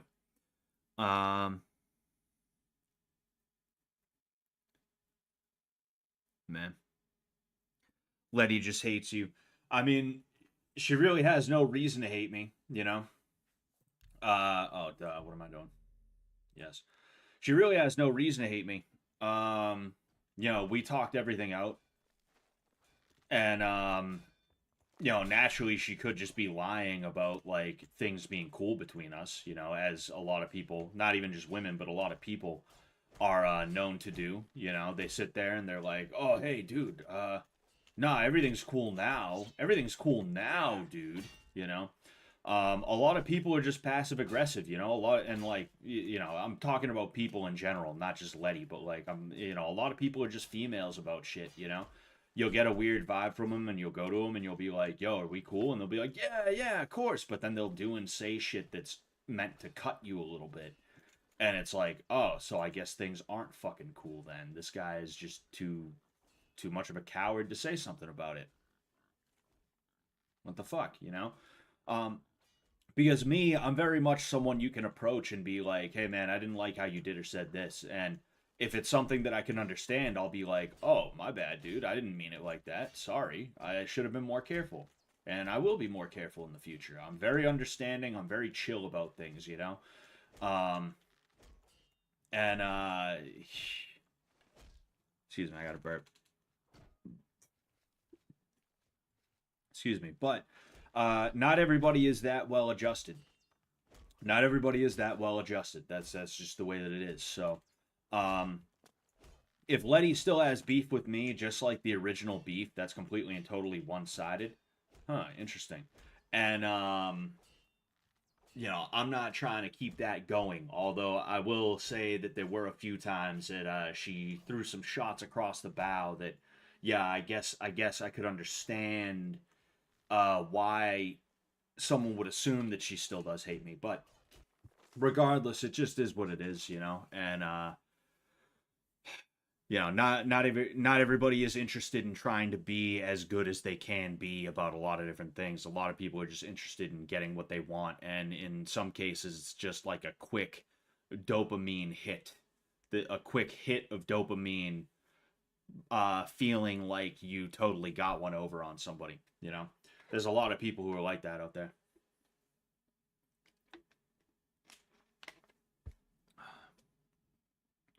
the new people are just cannon fodder. They probably just grabbed whoever was willing. Yeah, I'm sure that was that was part of it. I'm sure that was part of it, you know. Sam probably wanted another Predator Hunter moment. Not so good for the competition, but entertaining as hell. Oh yeah, I mean, you know, first and foremost, it's supposed to be entertaining. Anyway. Oh, and I know you don't believe me. I know you think I'm just some stupid kid who doesn't know what she's talking about, but the truth is the truth. You are my father. Woo. One night with a scullery maid is all it takes, or maybe your father deserted you too and never taught you the basic lessons of life. Anyway, the past is long forgotten. What matters now is you come to terms with the truth. I am your daughter, and I will join the arena as a combatant. Maybe someday when I am grand champion, you'll see that we have the same blood, the same tenacity. Until then day comes, I'll train every moment of every day. All I ever wanted was to make you proud. Your loving daughter, Branwyn. Interesting. I'm wondering who Branwyn is. I'm wondering who Branwyn is. I'm wondering if we could meet this person, you know? Oh, duh, what am I doing? Silly me. I don't know who you are, friend. Yeah, shut up. You what? You want to be a combatant? Look at you. My granny could beat you, and she's dead. Wait, you're serious, aren't you? What is it with you people? You walk in. What is it with want you to be people? Combatants, and your entrails. What do you end up mean, you decorating my people? red room. What do you mean, you people? It's your funeral. Welcome to the arena, you filthy pit dog. You're free to fight so long as you know the rules of competition. Now let me give you your battle raiment. It's the uniform of all arena combatants. Do you want a light raiment or a heavy raiment? We go on light raiment. A light raiment, huh? You sure? I figured you for the heavy raiment type. You know, hide behind a skin of steel. Okay then, here. Put that on. See if it fits okay. When you're ready for a match, I'll be waiting. You want to fight, you talk to me. All right then? I got to throw this bad Larry on. Oh, I got to repair those fur boots, don't I?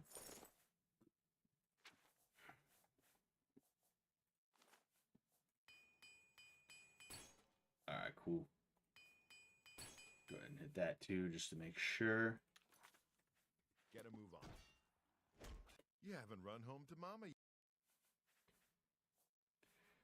Ready for a match. All right, maggot. Looks like you're suited up in your battle raiment and all set to go. The red room is just over there. When you're ready to get eviscerated, just head up the ramp to the arena. Good luck, and may Azura have mercy on your soul.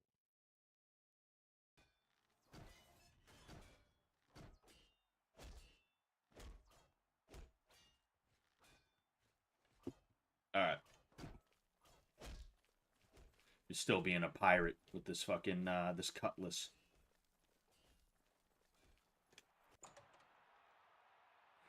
Great hearing from you, Sensei. Peace out, schlock chobster. Holy shit, peace out, man. Good people of the Imperial City, welcome to the arena. I like the arena because you can just go down and like absolutely beast all of this. Pit dogs. So let's not waste any time. Let the battle begin.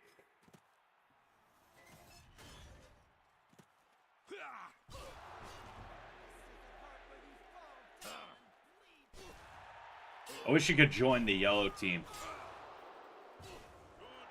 You fucking idiot. Get your ass out of here. You can go down into the yellow. Victor from the blue team. Leave the Whoosh. arena now Oh. and rest. You earned it.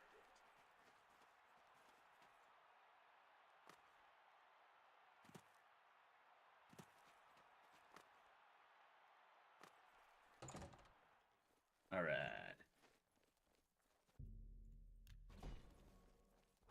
I like how it just blasts blue light everywhere.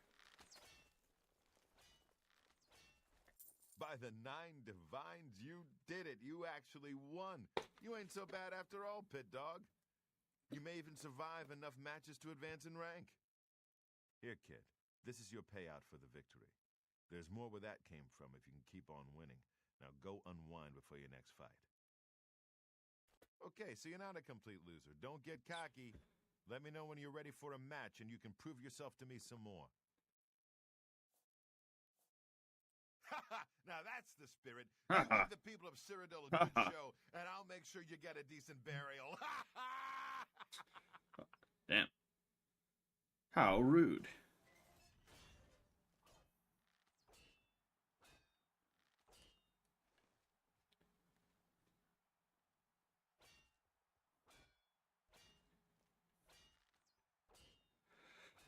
Oh, man. I'm a busy man. What is it?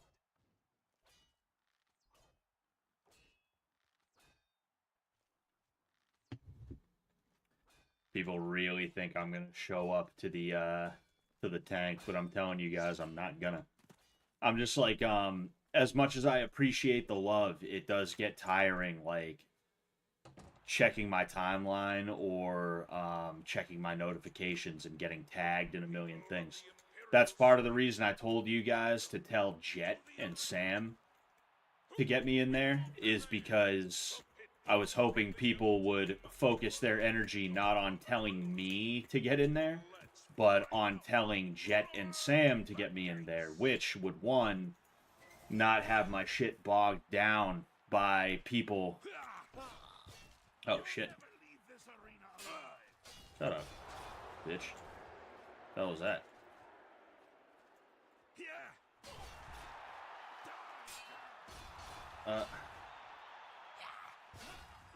Got him. We have a winner. All hail the combatant from the blue team. Victor from the blue team. Anyway. Leave the arena now. What's going on, Harris? How you doing, man? How you doing? But yeah, I was saying, like, that's part of the reason I started telling people to tell Sam and Jet, is because, like, I get mad people in my DM, I get mad people tagging me, and I get mad people just making tweets with my name, and they're like, dude, get in there, and it's like, if you really want that, you got to tell them that, and then they'll bring me in if enough people are like, yo, bring them in. You know, it's gonna solve everybody's problem if people focus more on that than focusing on telling me I gotta get in there. Because believe it or not, I know what the meme is. I don't actually just show up uninvited. That's not something I've ever done, you know, and I wouldn't ever do something like that. So I'm saying that because I check my Twitter and there's another fucking DM from somebody. There's another DM from somebody. And I'm just like, another one. Fuck, man. Thank you, guys. But also, please. Please, damn it.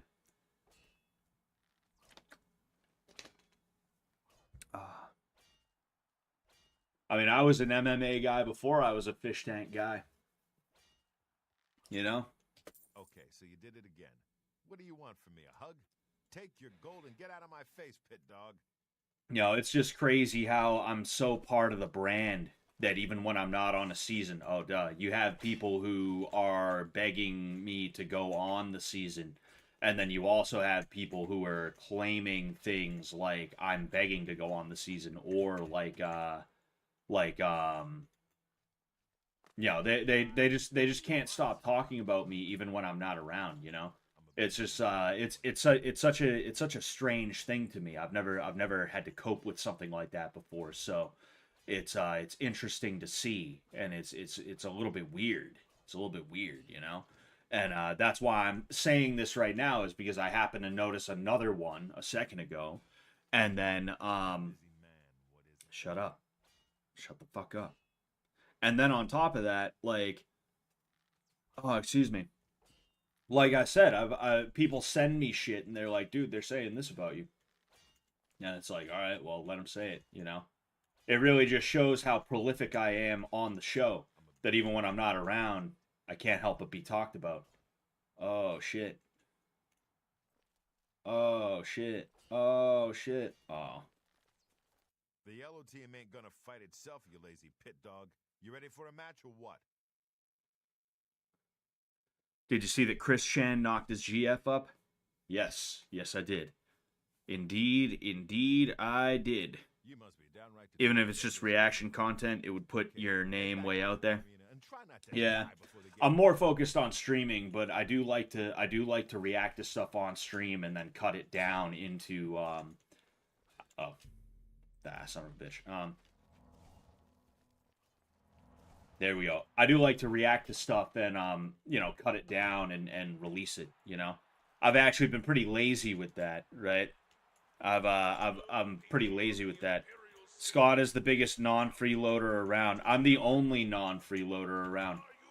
I'm the only one in the fish tank universe that was not a freeloader that got to and gets to interact with and be in the tank on the level that I do, you know? Oh shit. I just want to see what'll happen. Oh shit. Yo, I Jedi'd that shit. Yeah. Get back in there. Anyway.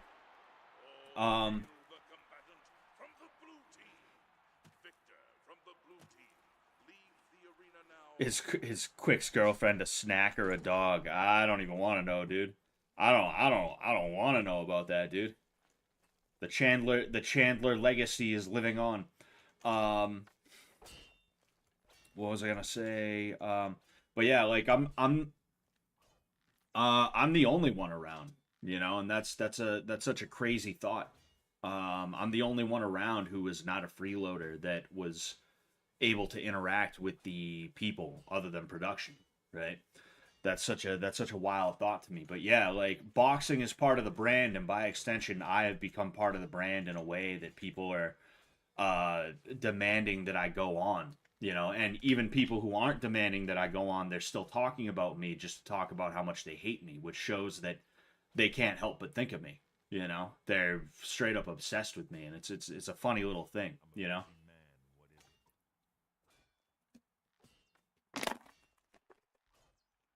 Yeah, I'm literally just sitting here doing my thing. I can't believe I'm saying this, but you're no longer a pit dog. That's right. You've actually advanced in rank. Congratulations, Brawler. You know what Brawler rank is worth around here? Nothing. Face it, kid. You're still a maggot. You need to keep fighting if you want to be somebody. Anyway,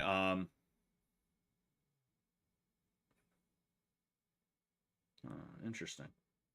Somebody with an Alice in Chains thing. You can't see it very well. Somebody with this picture followed me. I have an album with that picture on it. It's an Alice in Chains album. How'd you first meet Sam and MDE? Sam Jet and MDE through boxing stuff. Sam said he wanted to fight Hassan Piker. I offered to help him out. And you know, like I never expected to be here, right? If I could say something in defense of myself, right? Because you know, I'm trying to learn, and I'm trying to get better at being this whole like fucking e-boy bullshit, right? I'm trying to learn, and I'm trying to get better at it. And I'm not afraid to kind of be a little bit vulnerable. I'm not afraid to leave I'm not afraid to wear my heart on my sleeve a little bit, but I am, you know, I am trying to get better with like how I interact with people. One of the things that people talk about is like, oh, he's boring non-tent, and it's like you got to consider the context of me in Fish Tank. When I first met Sam, I didn't meet Sam thinking, dude, I'm gonna be the next member of MDE. I'm gonna go in there and I'm gonna be a comedic genius in front of Sam, and he's totally gonna want to. He's gonna want me around. No, literally, I thought I was gonna meet him one time. I thought we were going to do a little bit of boxing, and he was going to be like, thanks, man. Maybe we'll do it again sometime. And then I never see him again. I genuinely thought that's how it was going to go. We meet up. It is December of 2022. And we box. We box a little bit. And then the next time he hits me up, it is New Year's Eve. we had planned on meeting up New Year's Day to do a little bit more boxing, and he hits me up randomly New Year's Eve. I'm in Boston with my wife, you know, mother-in-law, what the fuck, brother and sister-in-law, and then like a friend of mine, and he's like, "You want to be in a Dust Bangers video?" So like the second time I ever meet Sam, he's throwing me in front of a camera. Meanwhile, I'm not like a camera guy. I'm not a fucking actor. I'm not a comedian or anything like that. That's not my thing, you know? So like obviously I'm not amazing at it, right? So we do the Dust Bangers video. We don't even bother releasing it. And the reason why is because there was this dude who was working out in the place that we were boxing at, and he was blasting music, and it was obviously not royalty free music. It was music that would get him copyright claimed if it ended up anywhere, right? So they just scrapped it. They scrapped it. After that, I was like, oh well, you know, even if I was going into this with the belief that I'm gonna be Mr. Fifth member of MDE, that's not gonna happen because fucking I'm not good on camera, and he obviously sees that. But then he starts hitting me up for fish tank stuff and the Sam and Nick After Dark stuff and more stuff, and here I am now, you know? And I'm not getting instruction on what to do or how to do it. I'm not getting tips from anyone. This whole time, I feel like I'm the black sheep here because all these guys, they've known each other a lot longer than I have, and then in addition to that, they've all been doing comedy shit for a lot longer than I have, and they're a lot better at it than I am. So it's a situation where I'm being thrown into these positions that I'm not really prepared for, and I don't know what to do or how to do it. And obviously, I'm underperforming. Obviously, right? Now, Blood Games was a real eye opener for me because I realized I just gotta fucking go for it, and it's either gonna be funny or it's not gonna be funny. It might be crazy, it might be understated, whatever it is. Like I should just fucking go for it, though. I should just go for it and let it fly, you know. And that's how Cage was born, right? That's how the bitch tank stuff happened, and you know, it is what it is. Like I've gotten better with it overall, so I am happy with that, you know.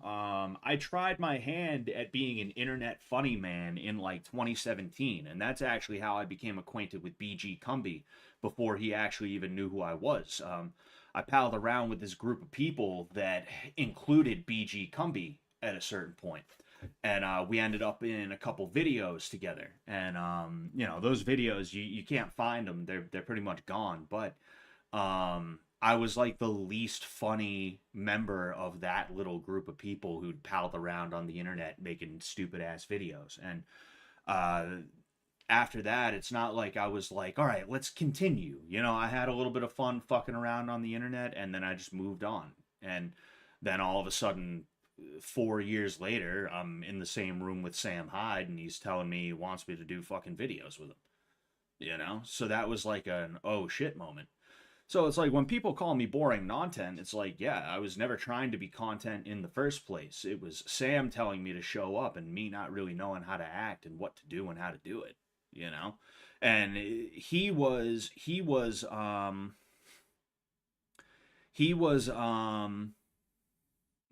telling Owen how he met Sam. That's exactly what it is.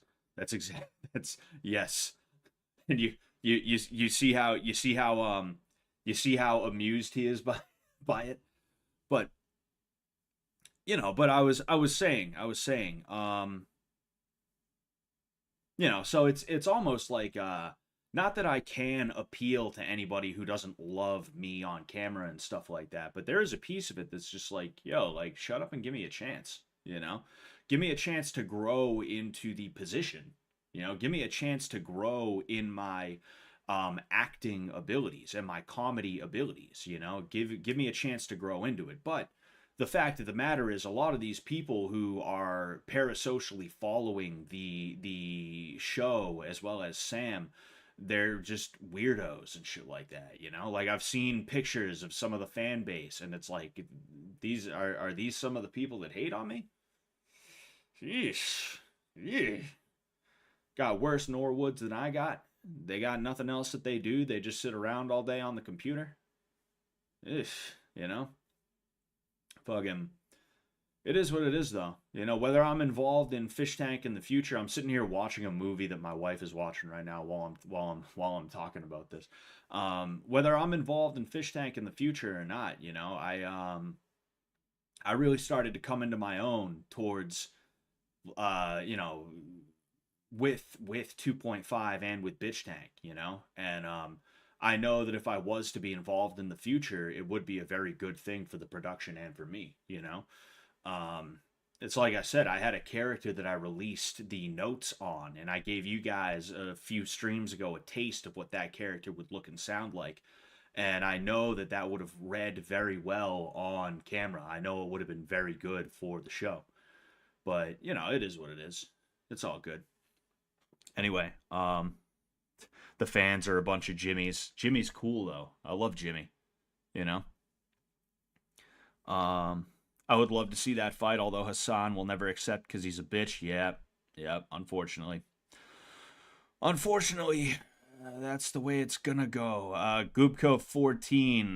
Maybe I'll listen to that when I get off the stream, but I'm not about to just throw that on the stream, you know. Yes. Okay, Brawler, you know the drill.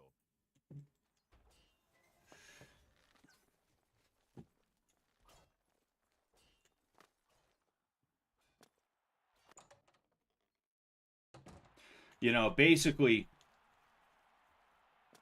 Ooh, a night fight. Hell yeah. You know, I never asked for anything. I never asked to be on Fish Tank. I never asked to be in that Dust Bangers video. The only thing I ever asked Sam for was to be a part of World Peace 2, what is now going to be called Extreme Peace.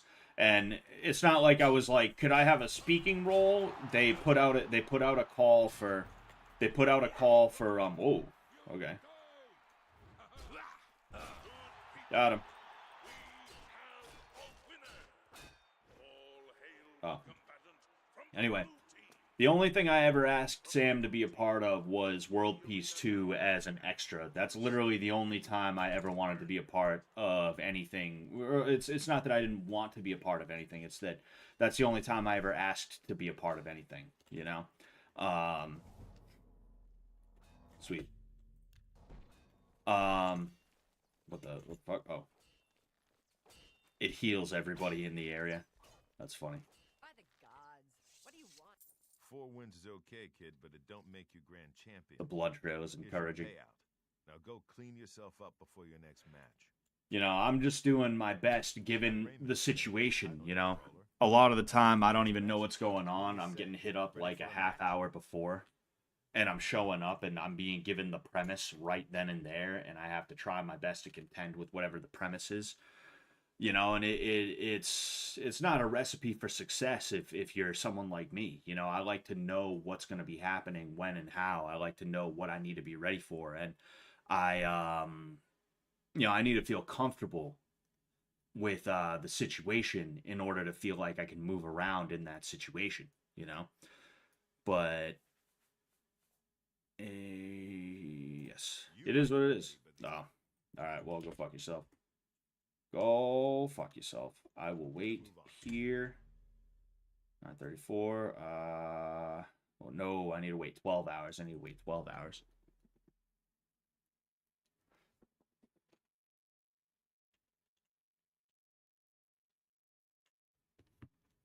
Oh, fuck.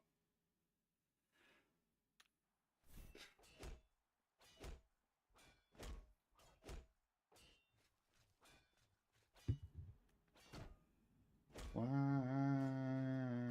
we're here again? It's just the same old sit down, roll around, shoot a That Raymond's getting pan. a title. Nothing thrilling me too much still. All right, Brawler. This Nothing next thrilling match is me going to be a too challenge. much still. Turns out there are 2 Wood Nothing Elf thrilling. sisters. Oh, Wood Elves. Together. They're twins, They actually. always fight together. We let them do that just cause. Now get in Just there 'cause. and show those tree climbers who's boss. Tree climbers. That's a pretty good one.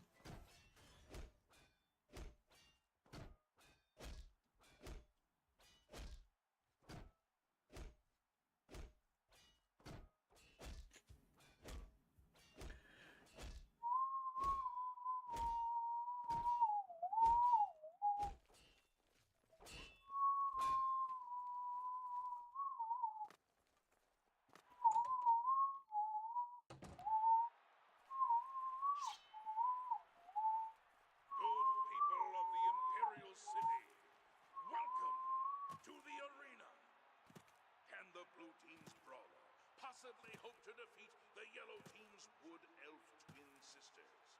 Let's find out. I love just jumping around 5 feet into the air.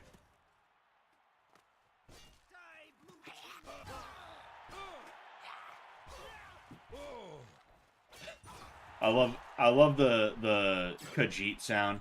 Oh.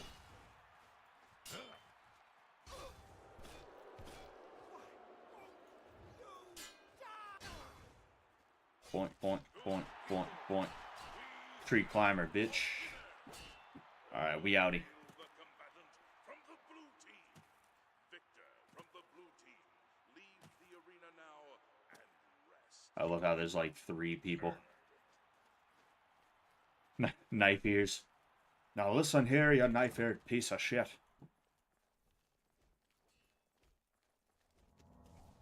Ravendill's quest. That's a classic video. Well met. You know what, I'll go ahead and I'll get this bad Larry. Alright, we're good. Ah, those girls didn't stand a chance. Whoa, Khajiit. Good job, Brawler. Here's your take. One more match on the Oh, I Olympics see, again. I see. I see Otto infanticide. Oh, I keep forgetting to fucking actually talk to this guy about a thing. You beating those twins is Yeah, shut up. Ready for a match. your next. I should have listened to him. I'm just tired of listening to him. I'm gonna switch it up a little bit because this thing, you know, whoop, oops. I like the cutlass, but I would rather have a steel short sword right now, and then I can use a shield with it, I suppose. I just feel like messing around. Oh, man. Good people of the Imperial City, welcome to the arena. The winner of this match will advance to the rank of Bloodletter. Who wants it more, the yellow team or the blue team? Let's find out. Ooh, let's find out. Oh, hey. Never leave this arena alive. You idiot. Boink, boink, boink, boink, boink, boink, boink, boink, boink, boink, boink, boink, boink, boink, boink. From the blue team, Victor from the blue team. Leave the arena now and rest. Khajiit literally making the same sound that my cigarette-addicted uncle makes. Oh, fuck. Yeah. Sometimes I miss smoking cigarettes, you know? It's that cigarette nostalgia. You know, it's mostly gone, you know? I quit cigarettes in, I want to say 2017, but I kept vaping for a long time. And when I quit vaping, I want to say 2 or so years ago. Yeah, it's been about 2 years since I quit vaping. Can't believe that. When I quit vaping about 2 years ago, I would see people smoking a cigarette or something like that, and I'd be like, man, I wish I had one of those. Wish I had one of those, man. Okay, so you can fight. Your new title is Bloodletter. You should go get some Gucci items. That's what I'll do. Gold for more blood. Don't disappoint me. All right.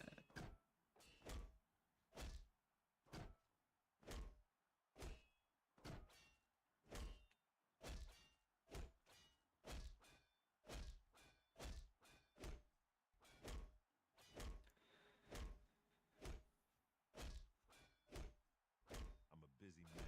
What is I'm a busy man. What is it? it? Whoa. Take it easy, dude. Holy shit.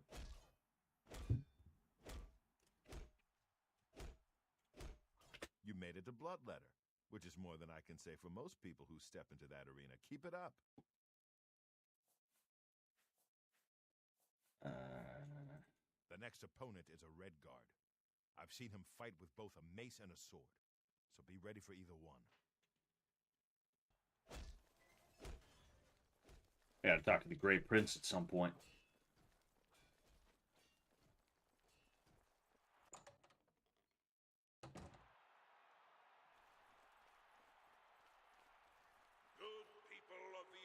I'm almost able to jump over. Welcome to the arena.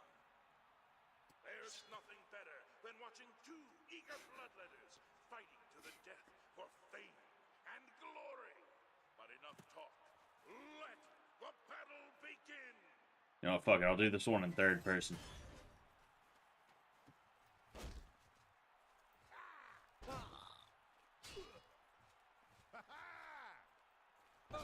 Ah, that was rude. Oh, damn. Oh, man, he staggered me. You do realize I've been holding back. It's weird fighting in third person.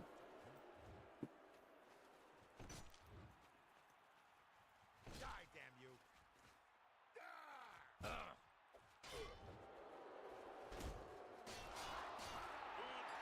Got him.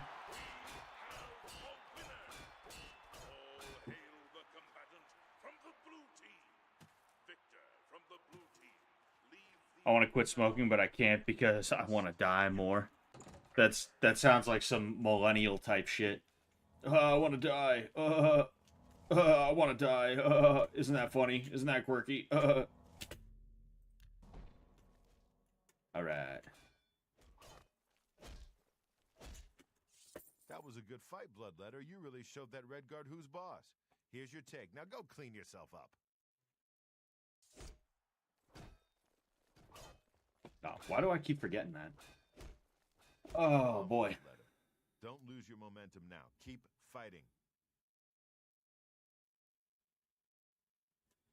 Yeah. Your next opponent wears a heavy rain. I'm ready. But attacks with a ready. short sword. She's like a heavily armored wasp and has the temper to match. Careful.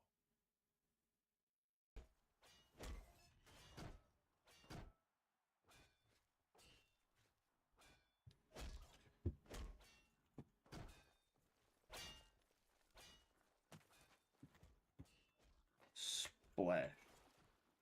Splash. Splash. Just fucking bloody ass water. Athletic maxing is giga-brained. Oh, yeah. Fucking jump around, dude. people of the Imperial City. Welcome to the arena. You came to watch these two bloodletters do what they do best, and they're dying to prove their worth. So let the Jump around. begin. Jump around. Jump, jump, jump, jump.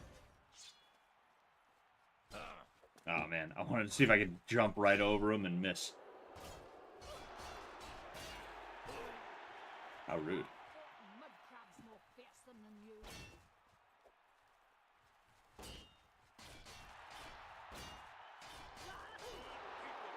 Got him. A winner. All hail the combatant. What is your opinion on Zins? Probably better than Dip, but, you know. Oh. I said probably better than Dip, but, you know, it's better to not be addicted to a substance. Oh, what am I doing? It's much better to not be addicted to a substance, you know?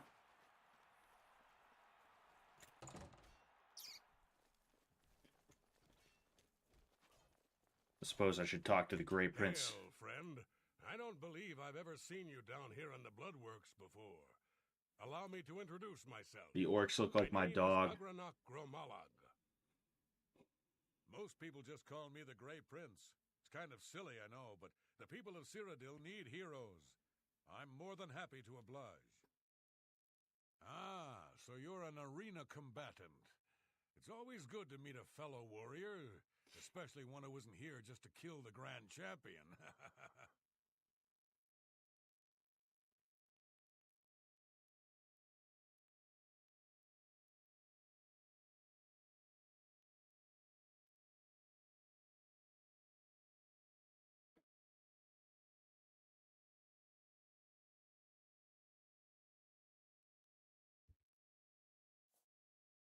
Kill the Grand Champion. I'm the reigning Grand Champion of the arena, you see. Once you become a champion, you'll need to challenge me for my title. It's a fight to the death. So if you progress that far and want a shot at the Grand Championship, you'll have to try and kill me. Damn. Damn, son. Damn, son. Yes, it's what everyone calls me. Maxing. I guess I'm partly to blame. You should be I've never made it a maxing. secret that I'm actually only What, half orc. whatever you could possibly do, I you am should a be doing lord's more of it. son, yet I've been denied the noble privilege to which I'm entitled. So I have become the Grey Prince, noble in my own right. Noble in my own Still, right. if I could prove who I really am and show the world that an orc can be noble in blood as well as deed, maybe, yes, you could help me.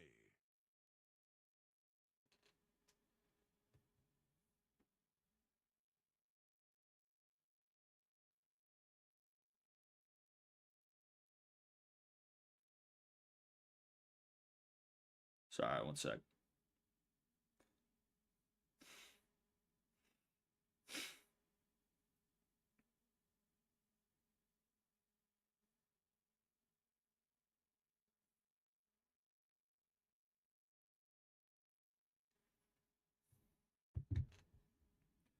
Did you know they put a windscreen washer fluid in some nicotine pouches?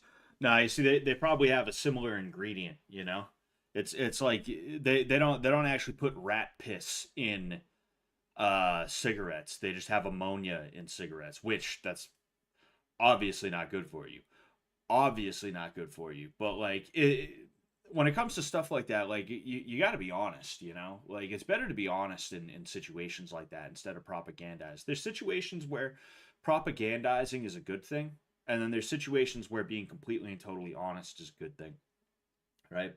Um like the minimum wage is one of those things where I don't think a higher minimum wage actually benefits anybody, but also I don't think there's a such thing as a starter job. McDonald's is not a starter job. The idea of a starter job would be an entry level position at a company where there is room to grow into a new position that pays more with better experience and things like that, right? And that's how like being a ditch digger or a gopher at a construction company is, right? That's a starter job. That's what a starter job is. But the idea that you start working at McDonald's so you can get experience in the workforce and then you're going to move on to bigger things. No, that's not how that works. NASA is not hiring McDonald's employees, you know? There is something more that needs to be fulfilled in order for you to get a better job somewhere else. That's just the way that it is. So when people sit there and they're like, no, minimum wage should not be raised. These are starter jobs is what they are. It's like, well, is it? Because I see mad people who are over the age of 25 working at McDonald's. In fact, most of the people that I see, I went to a Wendy's the other day. Most of the people I saw in there were 30-something-year-old Haitians. Those are the people who were making my food. Not 16-year-old kids, 30-something-year-old Haitians. You know, what they're just getting started with jobs in their 30s. No, that's not how it works. You know, you need to be honest about things, and you need to just explain like, yo, like a higher minimum wage does not actually work the way you think it does. And the fact of the matter is, there's a lot of people who are not going to pay attention. They're not going to care. And that's where propaganda comes into play. And when I say propaganda, I don't mean, again, lying about there being starter jobs and all this other stuff. What I mean is you need to get in power in whatever way that you feel you need to so that you can make sure that the minimum wage doesn't go up to $500 an hour, which then kills small business and has people either A, out of work, or B, extremely underemployed working at McDonald's for a $500 an hour wage that doesn't actually get you anything, because now if you want to buy a gallon of milk, it's $200,000. You know.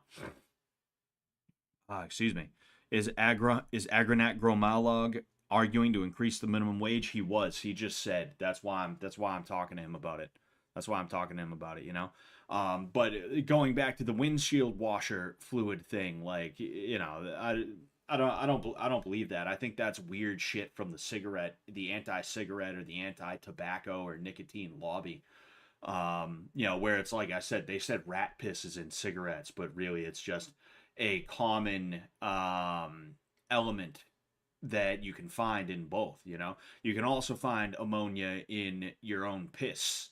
You can also find ammonia in the cleaning items in the cleaning section of your local grocery store. So it's like, what do you want, you know? Anyway, I grew up here in the Imperial City, but I was born elsewhere. My mother was a servant in the employ of Lord Leviticus and resided at his fortress. Lady Leviticus was a shrew of a woman. The Lord and my mother grew close and ultimately fell in love. I was the result of their union. When the lady learned of my birth, she was furious and threatened to kill both my mother and me. So we fled, leaving my claim to nobility behind. I love doing that, man. It's so fun. It's singed here though.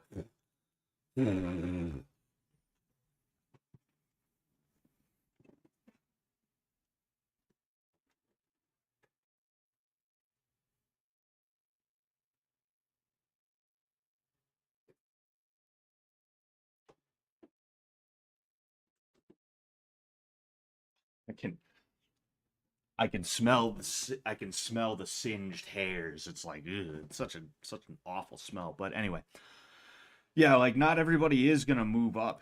You know, what Butt is saying. Not everyone is gonna move up. You know, you're gonna have people who are burnouts. They make bad decisions, and you will have some people who they're just you know, they just get screwed. Something happens. It sucks. But like the idea that a starter job exists, and that McDonald's is a starter job, it's like, no, fuck no, dude. That's not how that works. You know, fuck off with that. My mother died recently. Man. Before she passed, she gave me this key and told me it would unlock the truth at the place of my birth, Crowhaven. Crowhaven is a ruined fort far to the west of here. I'd go myself, but my training regimen doesn't allow for the luxury of such an excursion. My friend, you must travel to Crowhaven and use the key to unlock whatever it is that holds the proof of my birthright. Find this proof and return it to me, and I'll share with you some of my finest combat techniques. Trust me, you can't learn these moves in a book. All right. We'll go ahead. We'll hit him. Where is Gromalik? Gromalig, excuse me. I read the back of a Zin disc or package, and one of the ingredients is propylene glycol, which is the same thing used in windscreen washer fluid. Yeah, I mean, you know, it's like I said, there's common ingredients in a bunch of different things, you know. There's common shit in a lot of stuff. Propylene glycol is also one of the main ingredients. It's used as a base for vape shit. You know, it's like PG and VG is mixed together, which is like propylene glycol and like vegetable glycol or some shit like that. I don't know. You know, that stuff was mixed together to make the e-juice that we were vaping for years and years back when dudes had box mods around. Now you're getting shit straight from China that you have no clue what's actually in it, you know? But also, to be fair, a lot of the shit from back in the day when people were still using box mods, that kind of sort of had the same thing going on. Kind of sort of had the same thing going on, you know? Just kind of is what it is. Propylene glycol is also in Fireball whiskey in America. Yeah. Like, I don't think propylene glycol is probably like that terrible for you. But on the flip side of it, I will say, like, it will be nice if you know, RFK does get in to the whatever position he was going to be in. It is going to be cool. it is going to be cool when RFK gets in, and hopefully he can have a real effect on the food we eat. Because you know what? It like I think about that sometimes. I heard Styx Hexenhammer back when I used to listen to him. He would talk about how the vegetables he'd grow in his garden would be so much better than anything he bought in the store, whether it was fresh or if it was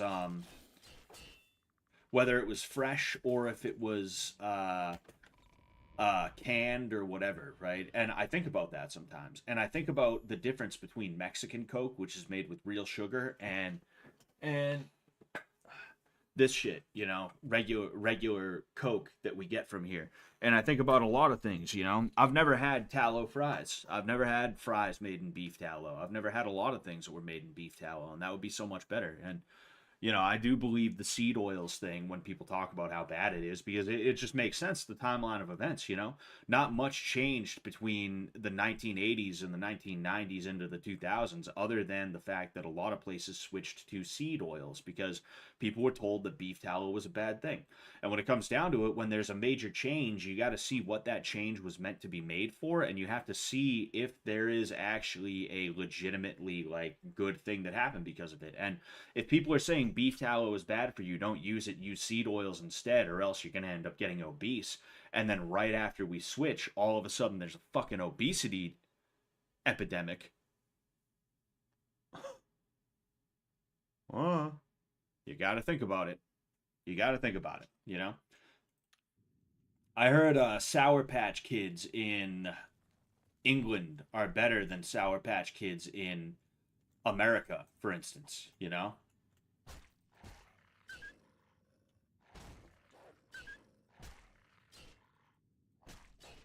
Alright. Oh, fuck. What the hell happened? What's going on here? Oh, fuck, something's shooting, Oh, dude, I am absolutely fucked.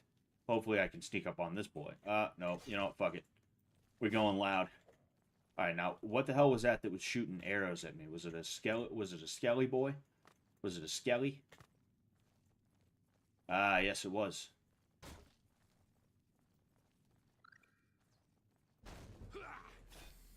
Got him. Iron. No, I'm all set on the iron. Poisoners have used propylene glycol to kill people, so it's not that great for you. Well, yeah, I mean, you can use anything to kill people. People have died from drinking too much water, you know? Like, look, when it comes down to it, it's better to not have man-made shit in your body. That's part of the reason why I try to avoid taking any kind of medication if I can. I don't even like taking Excedrin for my migraines. I would literally rather just let them even, like, I would literally rather just allow them to pass on their own, you know? Yes, I'll take the steel arrow. I'll take that gold as well. I would literally rather just let them pass on my own. That's just the way it is, you know? But, like, again, just being completely and totally honest about the whole... I think this thing's locked. Oh, no. There's something that's, like, really... Anyway. Like I was saying, just being, like, completely and totally honest about everything, right? Like, it's not completely fair to sit here and be like, propylene glycol is a poison. It's like, yeah, so is vitamin C. You could drink enough orange juice to kill you, you know?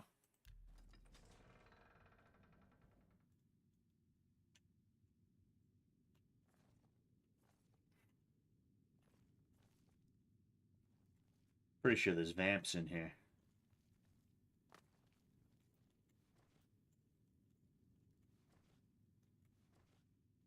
I love rolling forward.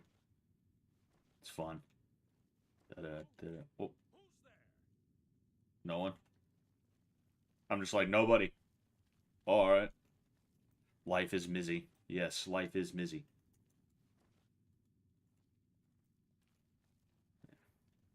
Yeah, life can get you down sometimes, you know. I've been feeling pretty down for a long time, if I'm being honest with you guys.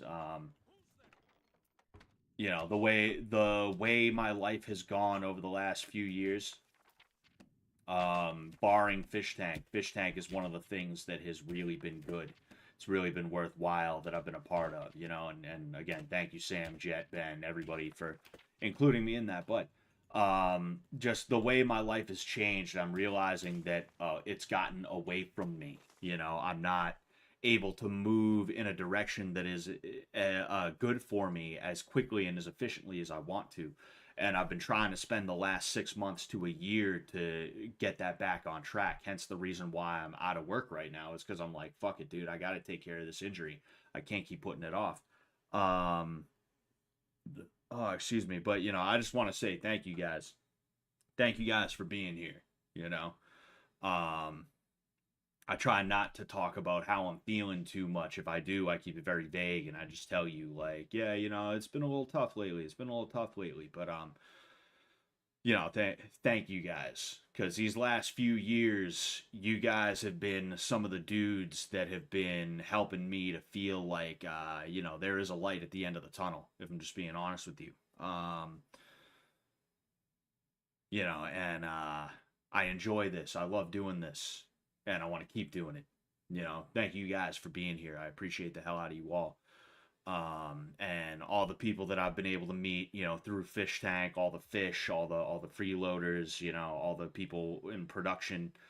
You know, I love all you guys. Thank you all so much. Not that most of those people are watching this, but I might as well just put that out there. You know, I love you guys. You know, love you guys.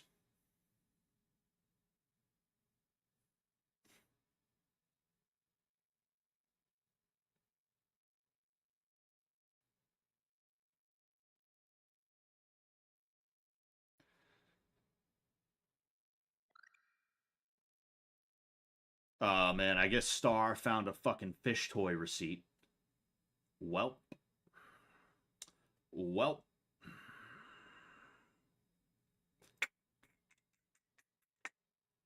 Apparently Brandon and Breezy know each other already.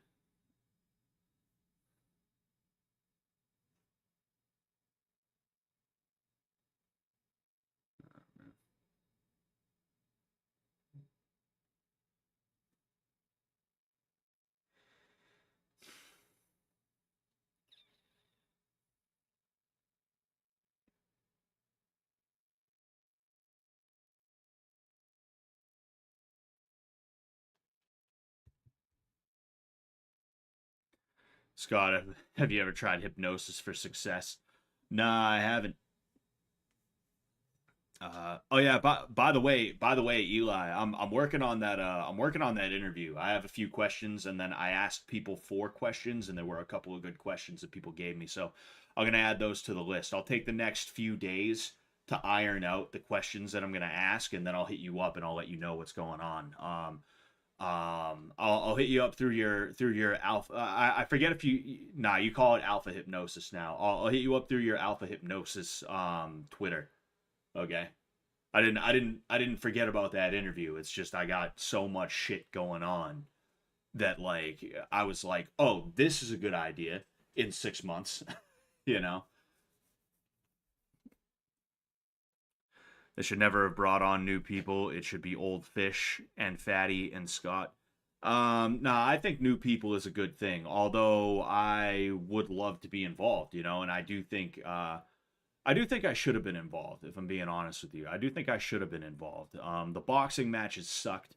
I would assume there's going to be more boxing matches between these people because there's going to be that question of who do we think would win, Bert or Brandon? You know, I would assume at some point there's going to be boxing matches, but like, I don't think Alex would have left in the way that he did if he had an outlet, if he had somebody who was actually teaching him Cobra Kai, right?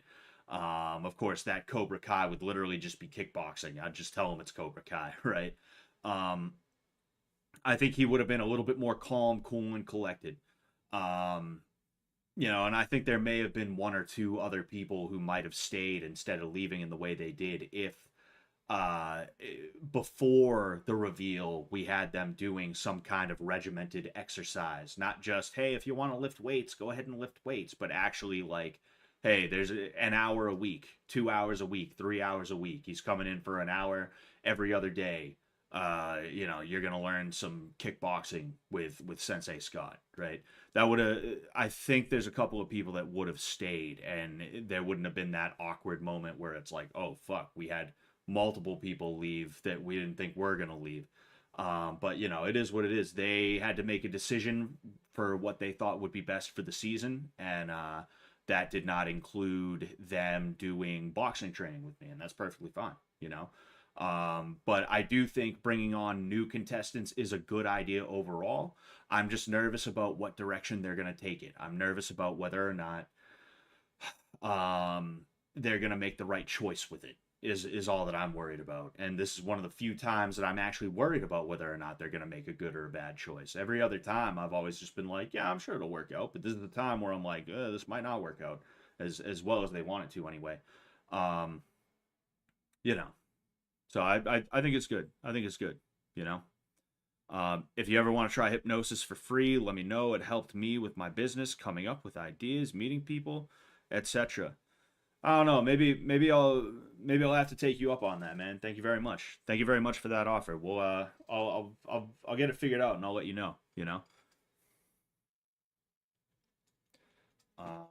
Anyway, I was heartbroken when you rejected me. Tell me what I can do to win your heart. I will slay trolls, walk through thorns, fast for a week. Please don't shut me out of your life. I love you more than a flower needs sunshine. Your penitent lover. Aw. Aw. Aw, poor guy. Aw. Oh, fuck, I took a weight. One of the most useless items you could take. Literally just a weight. Fucking A. Oh, fuck, no. Ah, yes, there it is, okay.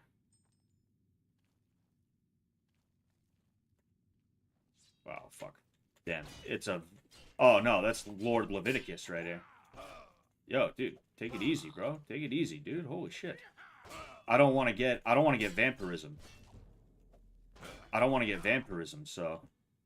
Damn, bro, I had to kill him. I was hoping maybe I could, like, talk to him and be like, yo, your son is the Grey Prince. But, yeah, I had to do it to him. I had to do it to him. I had to do it to him.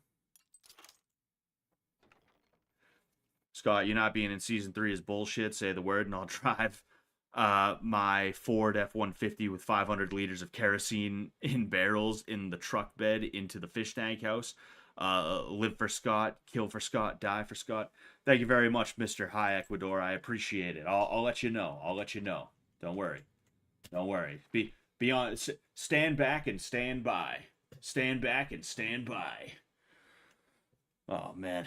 Oh yeah. I'm not even gonna bother reading that. I like the lore in this, but I don't like the lore in it enough as to where I'm like, oh hey, let's totally, read through that entire thing. I've discovered the Journal of the Lord Leviticus. It does indeed contain information about Agranak Gro Molog's birth, but proves he was the spawn of a vampire. Agranak won't be happy to hear this, but it is the proof he wanted. I must take the journal to him at the Imperial City Arena Bloodworks. All right, well, here we go. I will... Oh, no, wait, no, I don't need to sleep right now. Well, actually, I do need to sleep, but I want to keep trying to get that restoration skill up because I might as well, All right, and then we can... Bada bing, bada boom. Speed. Personality, I guess. And agility. Yes, sir. Yes, sir. Yes, sir. Yes, sir.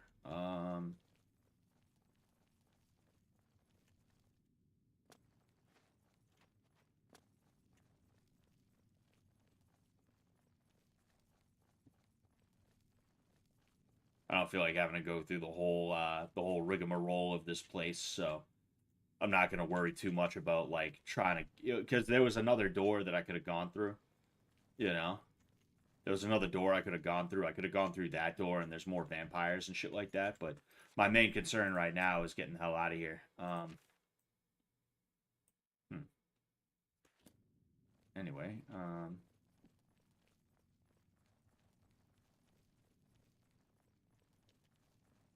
did I just turn around by mistake? I hope I didn't just turn around by mistake. No, I think I'm good. I think I'm good. Will you play Skyrim after this or Morrowind even? I'd be more likely to play Skyrim, but after this I will take a break because this is going to be like a 6 to 8 month endeavor, you know?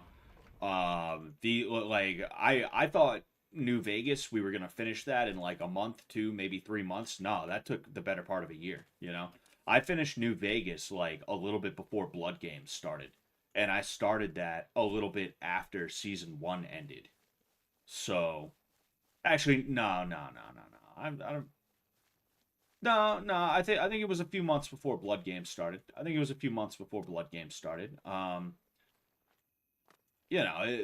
That's how long it took. And this is in scale. This is a more this is a bigger game in scale. The way I see it, by my estimation. You know, I'm not saying we're gonna take a year and a half to finish it. Oh no, it's daytime. But yeah, and then when it comes to Morrowind, I'd rather play Morrowind by myself first and then get it all figured out. Returned. So, have you been to Crowhaven? Have you... What's this? The Journal of Lord Leviticus? My friend, you've done it. My friend. This is wonderful news. The words of Lord Leviticus himself. Perfect. I believe I owe you something, eh? Here, let me show you these moves. Step like this. Now strike. All right, now parry. That's it. Now parry. There you are. The way these guys speak is the weirdest shit. You'll need them if you want to last more than 5 seconds against me in the arena. Now, let's see what this journal says. Interesting. But wait. Can this be? By Shinji. By I'm the Shinji. son of a vampire. I'm no gray prince. I'm the spawn of evil. I thought my father was a nobleman, not some blood-sucking monster. I can't... all a lie. A lie.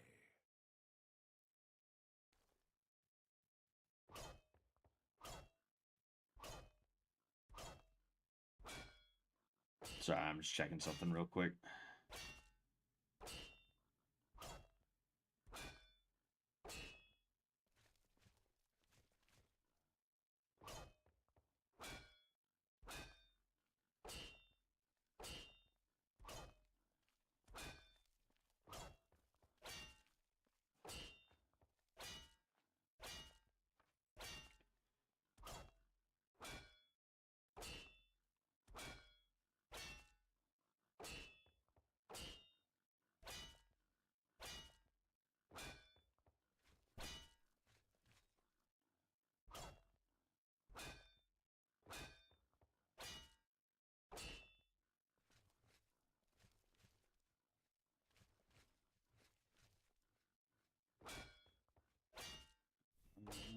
Okay. Parry this, you filthy casual. Okay, so you killed the Breton. Don't get a big head. Here's your payout. Okay, so you killed the Breton. Everybody knows they're pussies. After you disemboweled the next idiot, I want you to smear his blood all over the walls.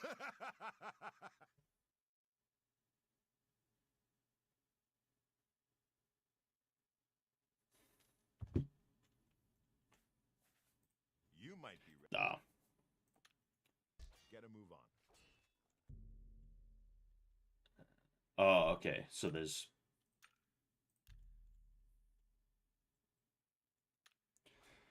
a lot of side quests in Oblivion are very nicely written. Oh yeah, and that's what makes this game the best Bethesda game in my opinion, you know? I want you to smear his blood all over the walls. The meeting between playability and story building, world building, you know, whatever you want to call it, is completely unmatched by anything that Bethesda has ever put out, you know? Skyrim became a little bit too easy, and Morrowind was a little bit too hard in terms of, like, the playability, right? Like I said, it's all dice rolls for combat, so you'll actually physically hit the sprite that's in front of you, but the dice roll will return a 1, and it'll make the determination that you missed. You know,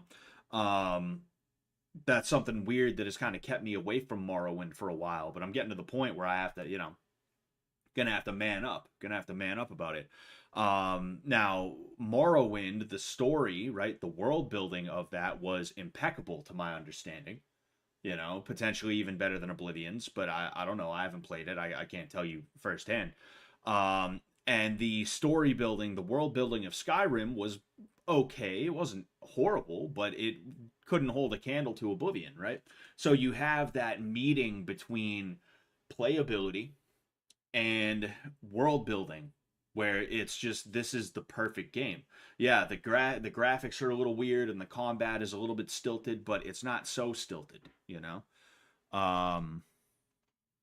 Anyway, now I'm telling Owen about the difference between him and Morrowind. I've never seen him fight before, but he's got a bow as well as a sword.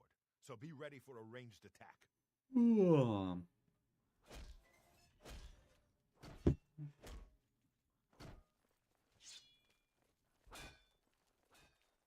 You know what?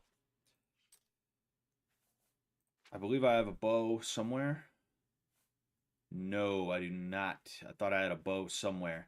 I haven't been doing a lot of shooting this round, so, Morrowind appeases my autism better personally, says Butt.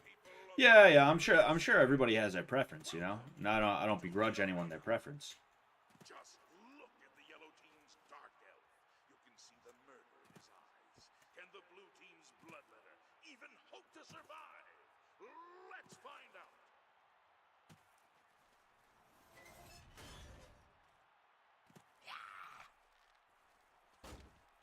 Fucking idiot. Where'd he go? Oh, damn. I wanted to see if he switches back. I still want to kind of see if he switches back. I've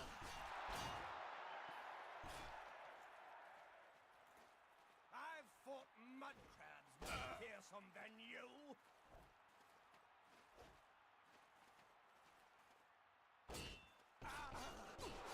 Got him.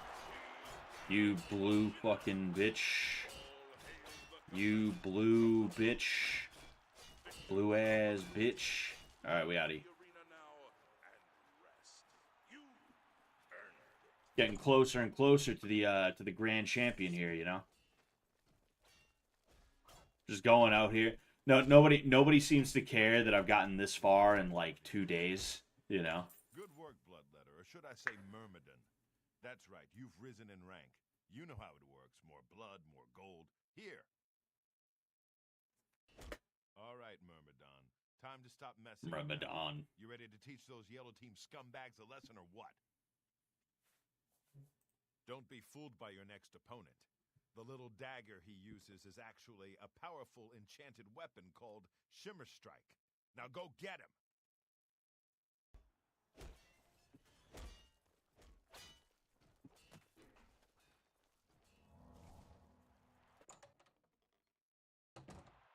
You will, and I say will, hate the cliff racers if you ever play Morrowind. Thanks Saint Jub, who got rid of those things. Wow, what are the cliff racers? Of the Imperial City. Welcome to the arena. The yellow team's combatant has slain many opponents with his magical dagger, Shimmer Strike. Let's see if the blue team can end his winning streak.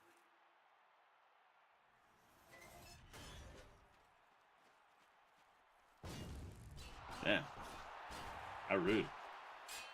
This is the part where you fall down and bleed. Oh, yeah, it is. I wish I could take that thing. We have a winner. All hail the combatant From the blue team. Victor from the blue team. Leave the arena now and rest. You earned it.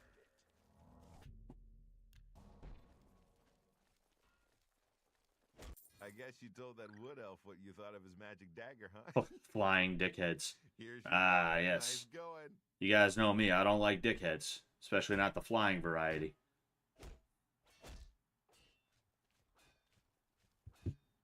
All right. You're hungry, Myrmidon. I can see it in your eyes. You ready to feed that hunger, huh? You ready for another match?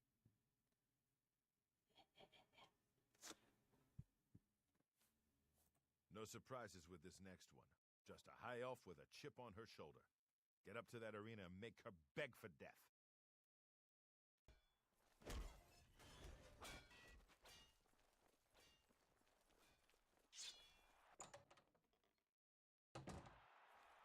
Just back and forth, back and forth, back and forth.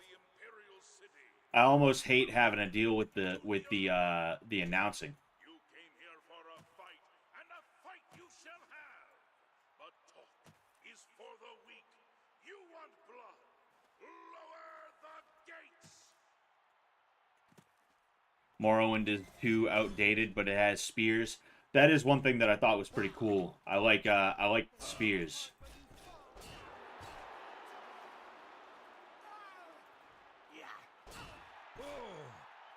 Oh.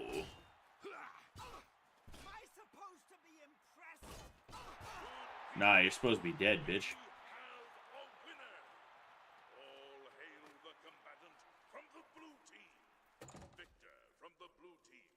Like,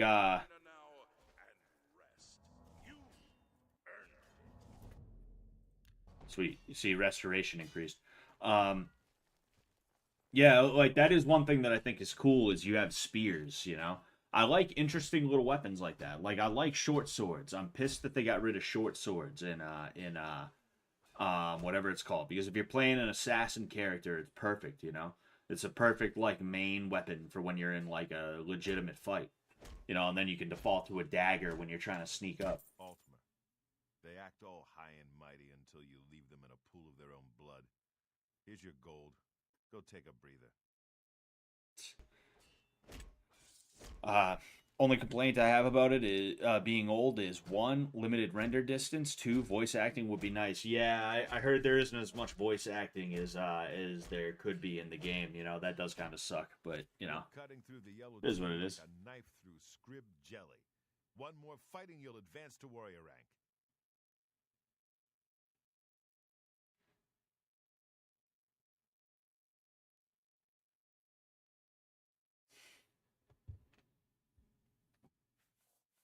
The next opponent is your standard axe-armed orc. He's in a heavy raiment and looks pretty fit. Nothing you can't handle. Nothing you can't handle. All right, let's ride.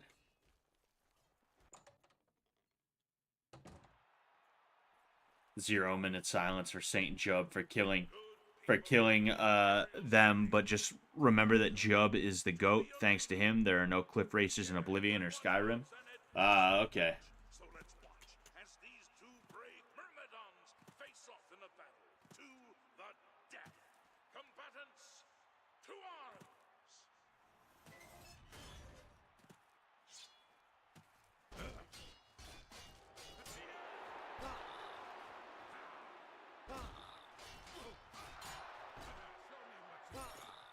Oh, fuck. Oh, man.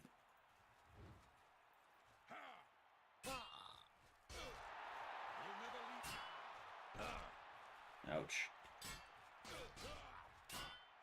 Got him. I gotta listen to the album sometime. What kind of album is that? Leave the arena now and rest. You earned it. Alright. I'm sure we're getting close to the end of this. There are few things scarier than an orc with an axe, but you didn't even flinch. That victory brings you up to warrior rank. Well done. You're a warrior now. That ain't no joke. They may not know your name, but the people out there, the spectators, they know you now. They come to this arena to see you. So go out there and give the people what they want. What's your name? Who's your daddy? I've seen the next one fight before. She's a Nord, very quick. Is very he rich strong. like She favors me? a longsword and knows how to Has he use it. Don't taken underestimate her. any time?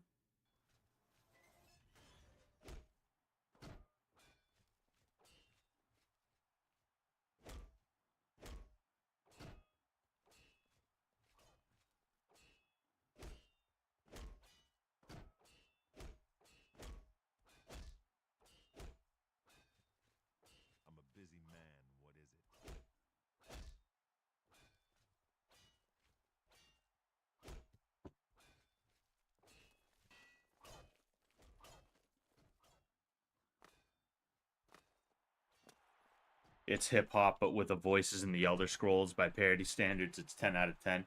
I don't know. Maybe I'll have to check that out then. Good people of the Imperial City, welcome to the arena. Raise your voices in cheer as we lower the gates and these two brave combatants face their destinies.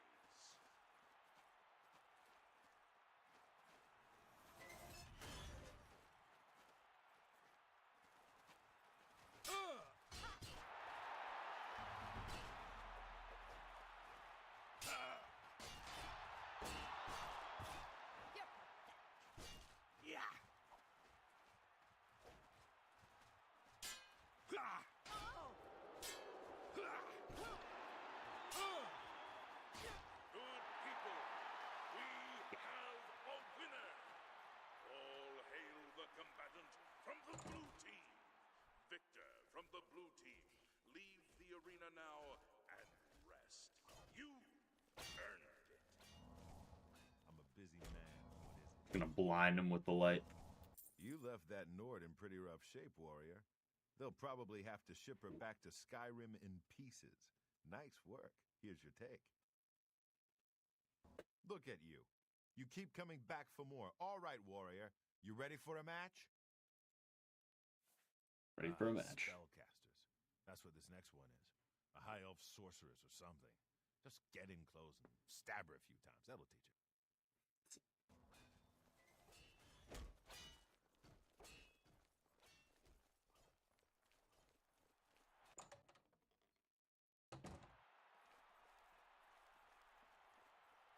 Good people of the Imperial City, welcome to the arena.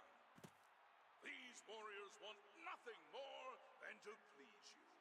And if they fill their opponents with suffering and pain at the same time, all the better. Oh, alright. She's a fucking spell sword. Literally, just get in close, stab her a few times, and I did it. All hail the That works out. from the blue team. Victor from the blue team, leave the arena now and rest. You earned it. Alright. Another high elf has been taught the meaning of humility thanks to the blue team's #1 warrior. You really earned your keep this time. One more match is all you need to advance again, up to gladiator rank. Most combatants never make it that far, but you're the exception, aren't you? Alright, give me a The match. next opponent is the most savage, blood-crazed orc I've ever seen. And believe me, I've seen a lot of them. This will not be fun. There. She'll come out of that gate Now, with a war now you guys can't see the dumbass until your things that I got on. Don't let that happen.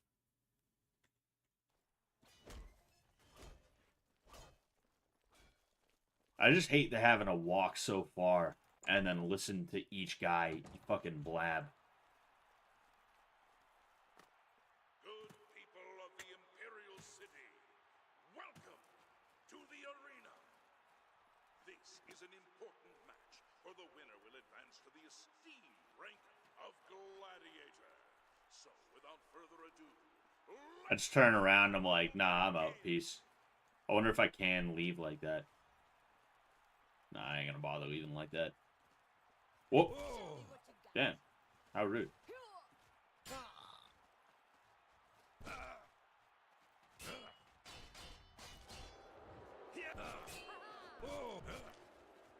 the best the blue team has to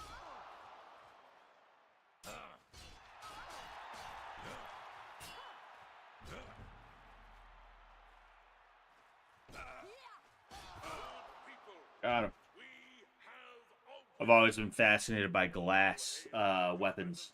from the blue team. Victor from the blue team, leave the arena now and rest. You earned it. Alright.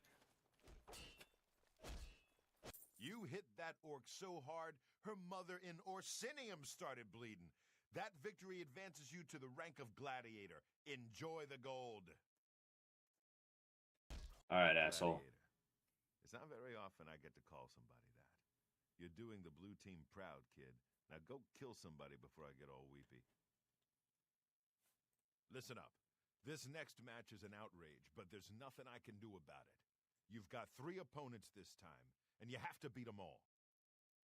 They're Argonian prisoners brought here from Black Marsh. They've been told they have to kill you in exchange for their freedom. I don't know what crimes they committed, but it's your life or their freedom. The choice should be pretty clear. Get going, and watch yourself. We gonna fuck them up. We gonna fuck them lizard motherfuckers up. Damn, I forgot to heal myself. 3, 4, and one more. 5.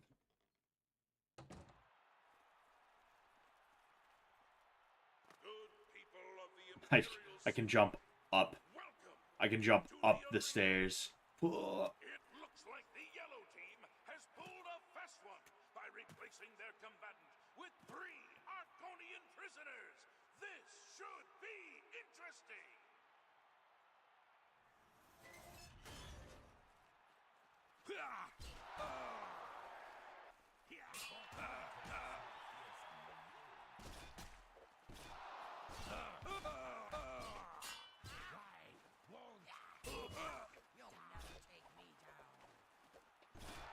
Just waving the sword everywhere.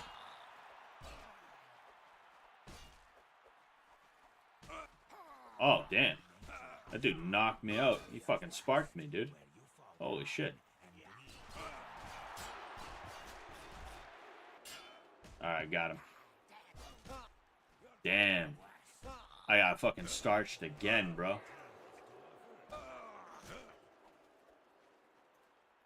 Starting to see double.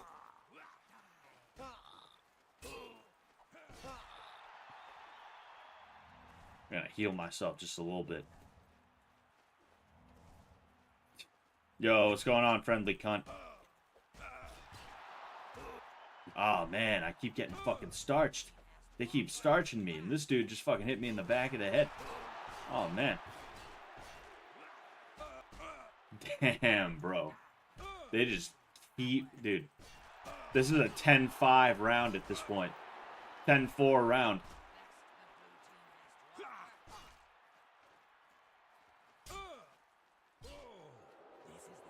How am I not doing... Alright, cool. Fucking asshole.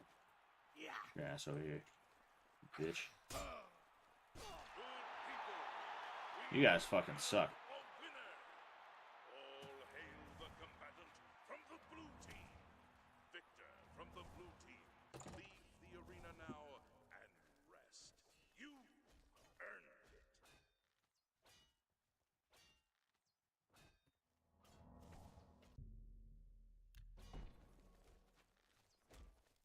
Alright, how many more of these do we have? I'm getting tired of just running back and forth, killing people. I guess they didn't know who they were. Man, I got so many questions for you, Coach. Well, ask away, man. I'm always down to answer. I'm always down to answer questions and try and help anybody, you know? It's part of the reason I started this channel is because I want to be able to help people. Oh, fuck. You ain't gonna stop until you hit champion, are you? Well, good. The blue team needs as much glory as we can get.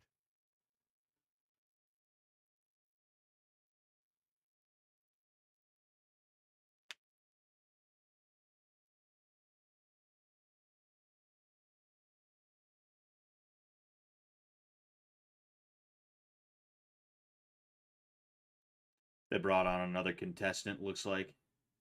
A Mormon.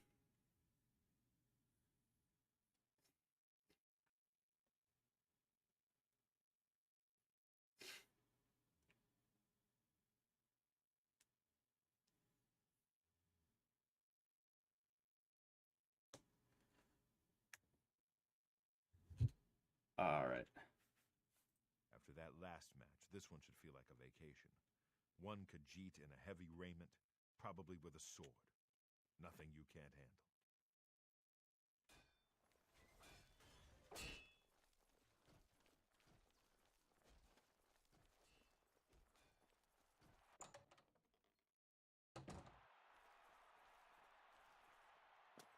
Could you ask Owen about Gaiden Shinji? Yeah, I'll ask him about Gaiden Shinji. I'll do that after this match. You almost have to feel bad for the yellow team's Khajiit, for the blue team's gladiator is a combatant you know and love. Let's see how they fare. Yeah. Oh.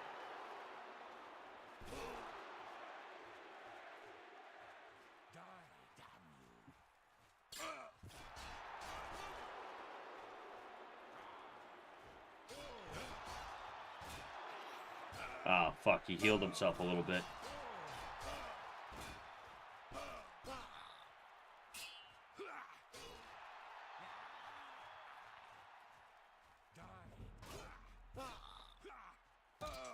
Oh, no.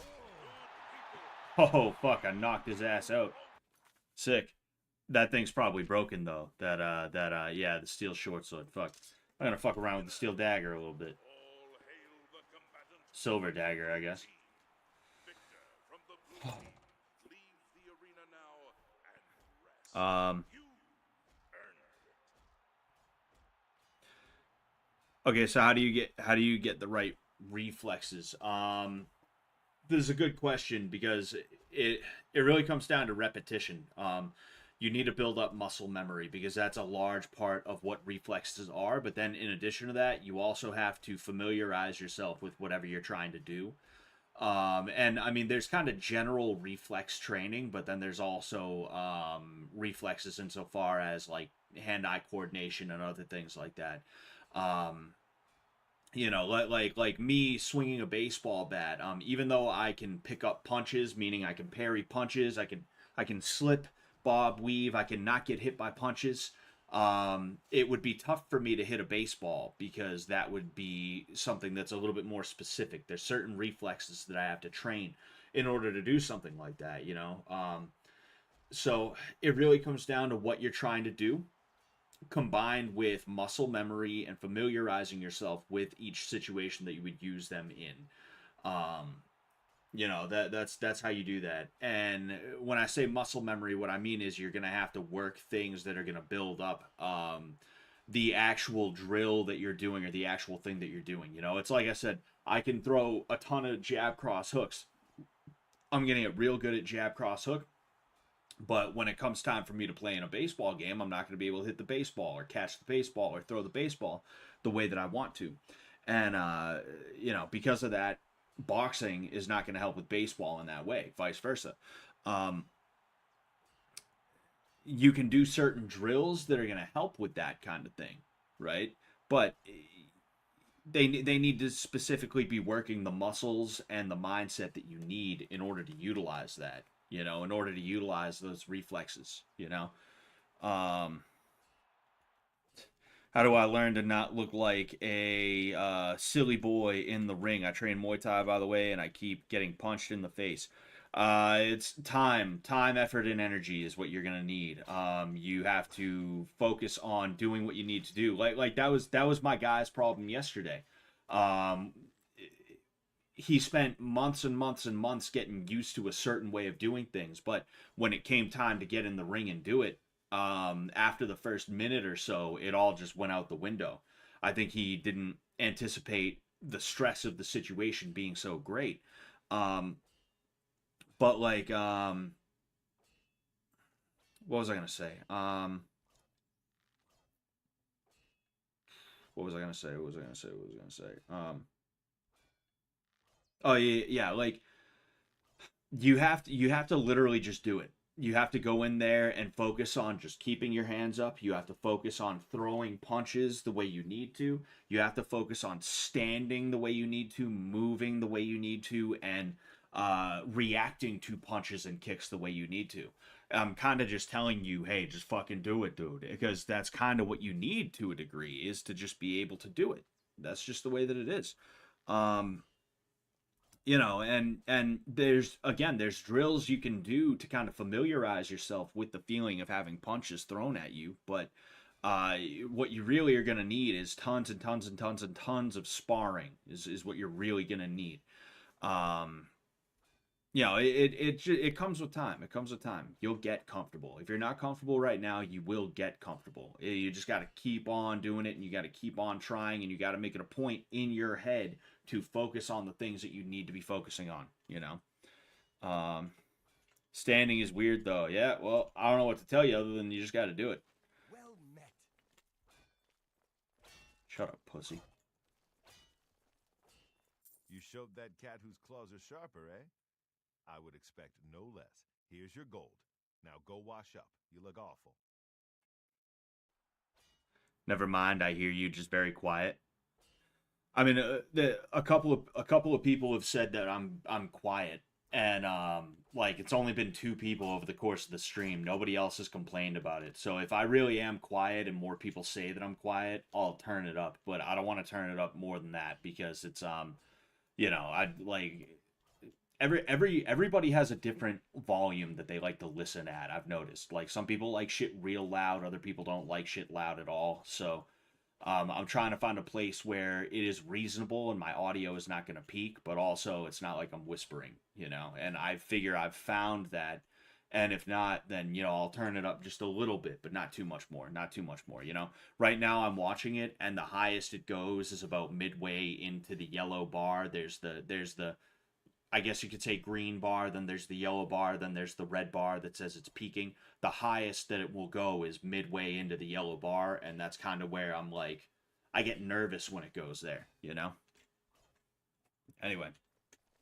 What's a gladiator without an arena to fight in?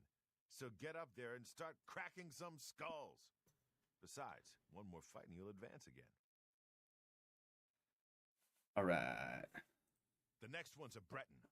He looks like a bit of a dandy, but he's deadly with a blade. He has more experience than you, so be prepared.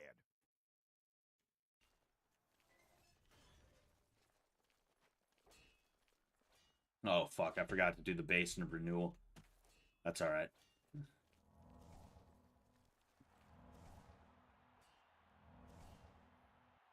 Yeah, sure, friendly cunt. Go ahead.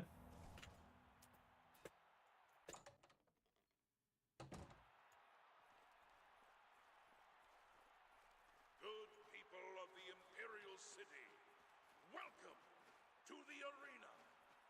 You've prayed for it, and these combatants have bled for it. A high-stakes advancement match. Let's see who has what it takes to be your new hero. I don't know what you mean by that, friendly cunt. Damn, I fucked that guy up. I'm fucking this guy up. Damn. Damn, okay.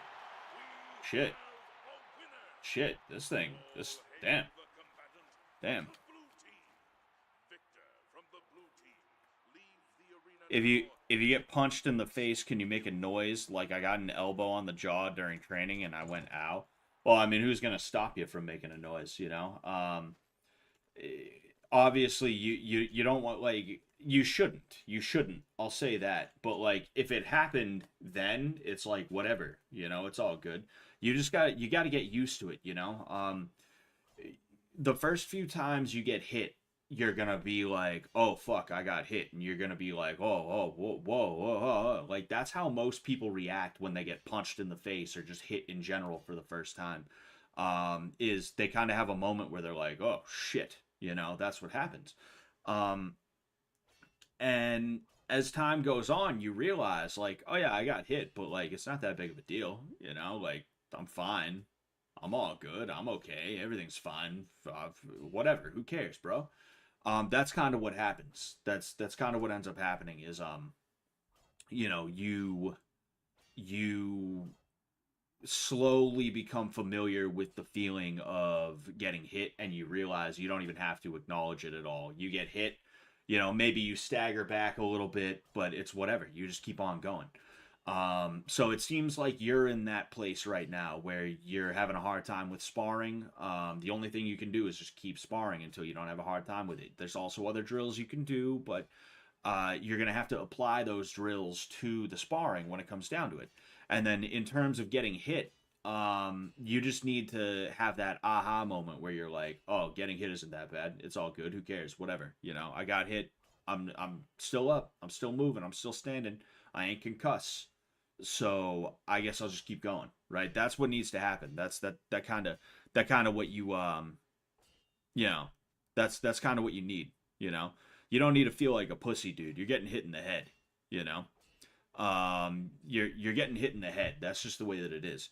And yeah, I'll go ahead and I'll post the Discord link in the chat. Um un momento, por favor. Um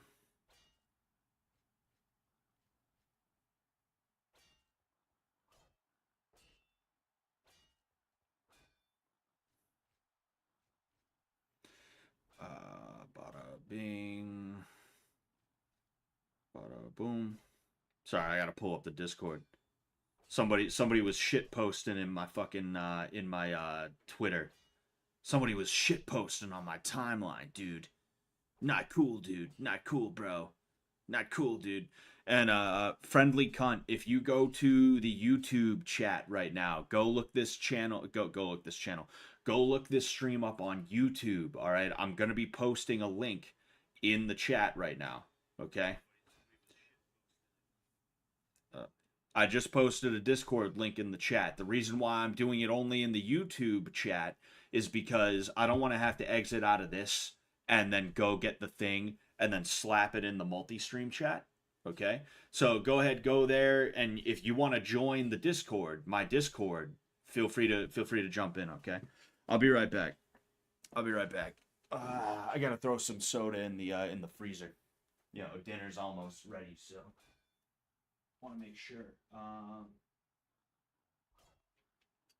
Be nice if I could find my soda. It's dark in here, so you know.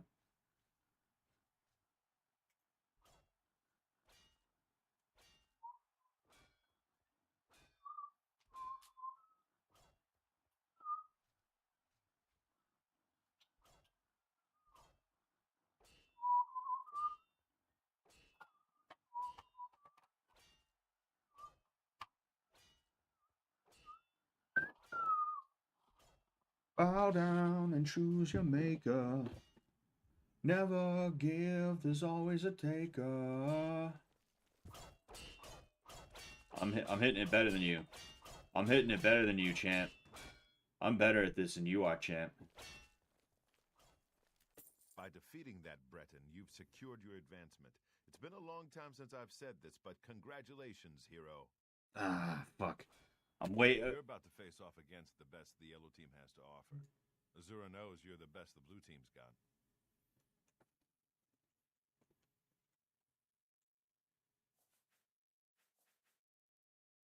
I know. Sometimes I wish we'd run the matches through the night too. But the yellow team... Oh, okay. Gotta move on.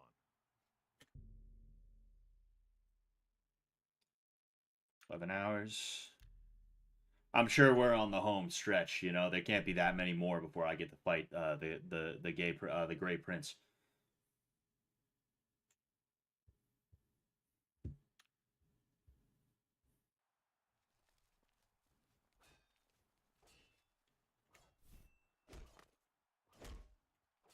You're about to face off against the best the yellow team has to offer.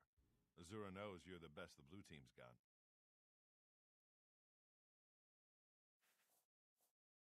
The first yellow team hero you'll face is an Imperial in heavy raiment. He fights with an Akaviri longsword. Thing is, this guy used to be a blade. You know those guys who protect the Emperor? He's a trained swordsman, so keep your damn head down. Keep your goddamn head down, white boy. Keep your motherfucking head down, honky. Good people of the Imperial City. I'm gonna blast him with my little To the toothpick. arena. Behold, as two heroes meet in the fighting pit for an epic battle worthy of song. Combatants, begin! Alright. Any day now. Whoops.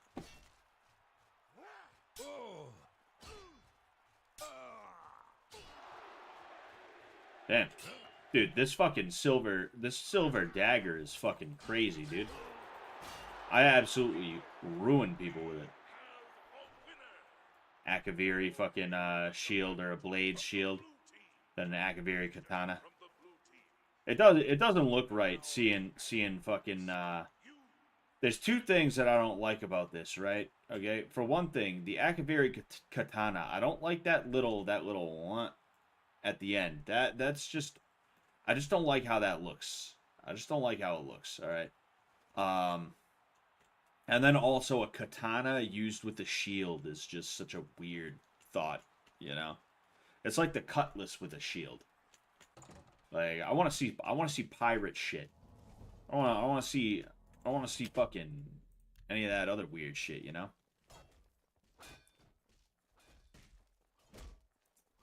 Defeating an arena hero is one thing, but defeating a former member of the Blades? You must be blessed by the divines or something, my friend.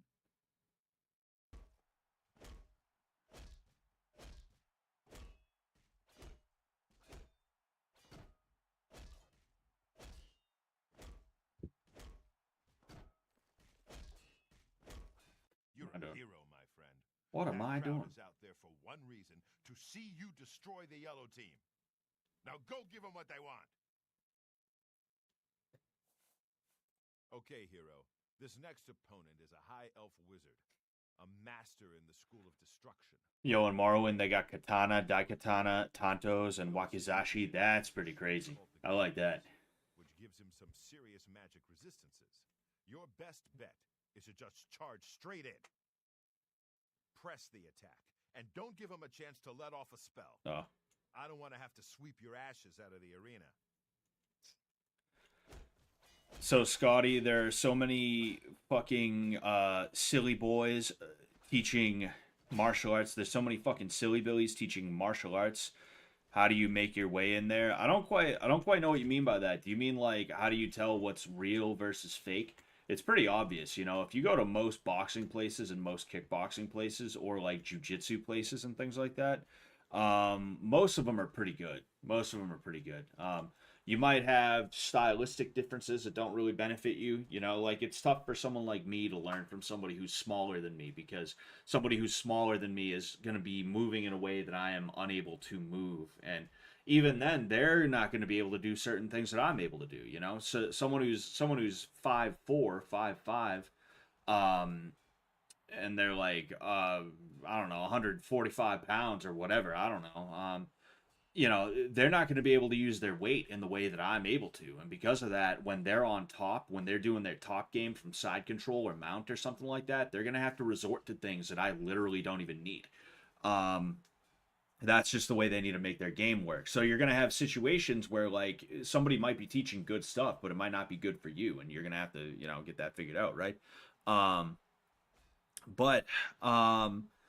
when it comes down to it, you know, like in terms of teaching martial arts, how do you set yourself apart from the silly billies? You know, it's about trying your best to teach as many people in a way that they are going to be able to use for themselves. You know, it's about excuse me. It's about making sure that you're working with people in a way that they can be worked with instead of like some other weird shit, you know? I've seen so many people like with what's his face, that dude from Fish Tank a few days ago, the sticker mule guy who came in and he did a little bit of boxing with Bert. There was something that he did that was like he said, "Oh yeah, I remember." So like I'll show you, right? I'll show you a few different stylistic things, right? We're gonna go ahead, right? Jeez.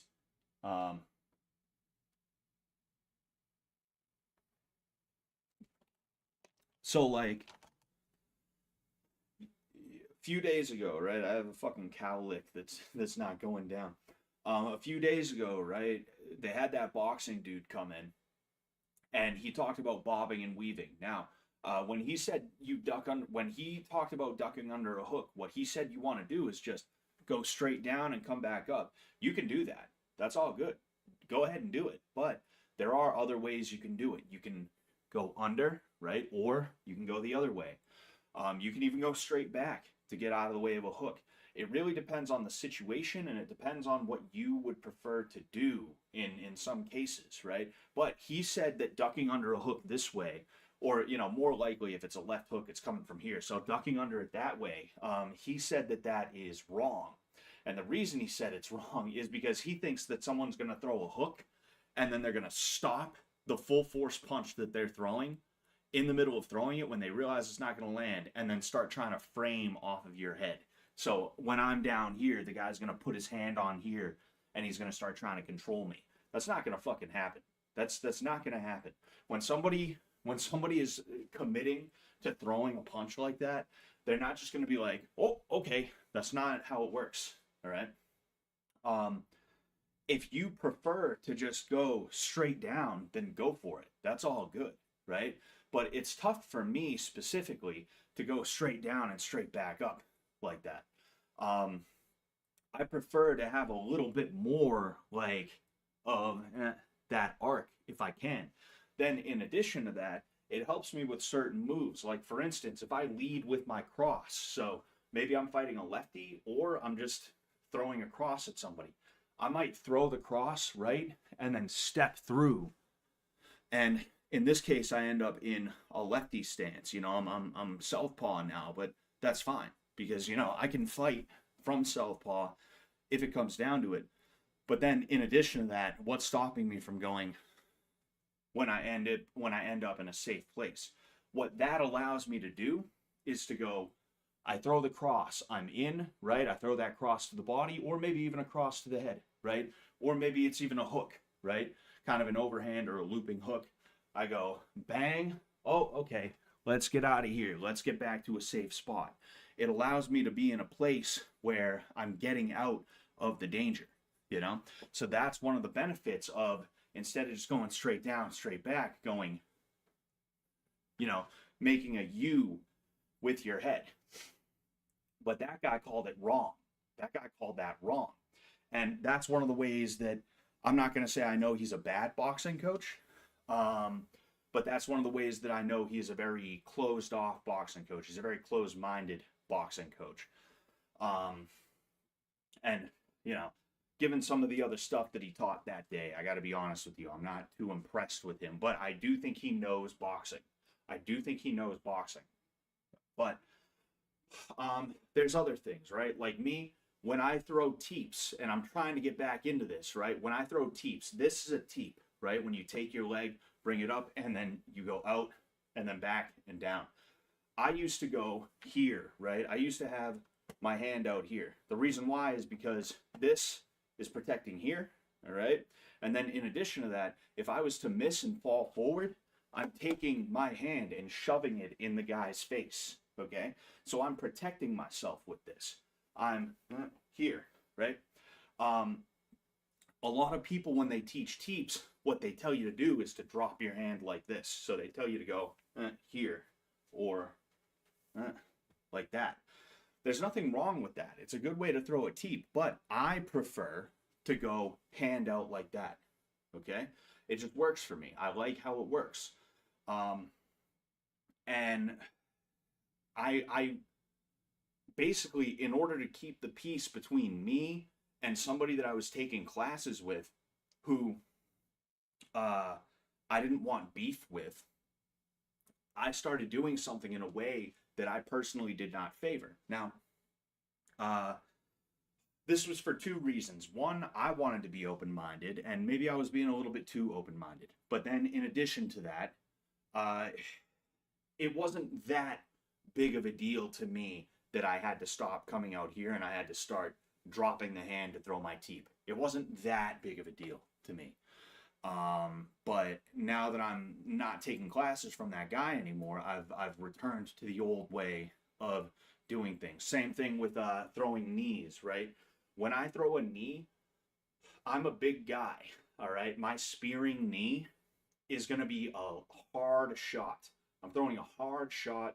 It's going to be a little bit lumbering, if I'm being honest with you. I'm not going to be as quick as somebody who's a lot lighter than me. So because of that, when I throw a knee, I don't want to end up just coming here and then coming back down. I prefer to take my arm and put it across my head. And the reason why is because, as you can see, my chin is protected here. I can still see pretty damn well, but at the very least, my chin is protected as opposed to here. Okay? And that's another way that that guy tried to change my style a little bit. And again, like, I'm not a big knees guy. The one time I've thrown a knee in a fight is actually the time where our knees collided. It's that one fight that people can find of me on the internet. But I prefer to come up here because it feels a little bit better in terms of the power that I generate, as well as my ability to throw it up and then pull it back, right? This doesn't feel as good trying to actually get it out there and then get it back. It feels better here and then having the counterbalance of my arms swinging back to pull this back, right? And not only that, but like I said, I'm more well protected here. This guy didn't want me to do that. And the reason why he didn't want me to do that is because that's the way they fight in Thailand, right? The way he was having me do it was the way they fight in Thailand. Now, the difference between me and a Thai person is that a Thai person is about that tall. And they are not nearly as wide as me. I know I'm a fat boy right now, but even when I'm skinny, the average Thai is not nearly as wide as I am. They're just not as big. It's just the way that it is. And that's one thing, you know, to look out for, is because sometimes people have a way of doing things, they have a way of teaching that is just not good for everybody, you know? It's good if you're that one kind of guy that fits into that. It's good if it's that. But if you're anyone other than that guy, it's not going to work for you, you know? And that's another thing, is there was that guy from Fish Tank a few days ago. He's like, oh, this is wrong. That's wrong. And then there is the guy that I was talking about a second ago with the Muay Thai, where he would always tell me, that's wrong. You're doing that wrong. And it's like, it's not wrong, dude. You just don't do it the way I do it. And of course, this guy was probably 5'10", maybe even 5'9", somewhere around there. He was 170 pounds heavy. His heaviest is like 170, 175, somewhere around there, you know? So it's food for thought. It's food for thought, you know? Do you really lead into an exchange with a knee, though, as opposed to a jab or a rear leg kick? Yeah, you can do that. You know, you can lead into the exchange with a knee. You know, it depends on the situation, though. Like if somebody is against the ropes, or if somebody is pursuing in a way that allows me to throw that naked knee, then yeah, why not? You know, you might as well. I'm not saying you do it all the time. I'm not saying you do it in every situation. I'm just saying that it's not the worst thing you could do, depending on what's going down, you know? Where is, yes, here, bang. Tales of glory, all right, come and listen to these tales of glory.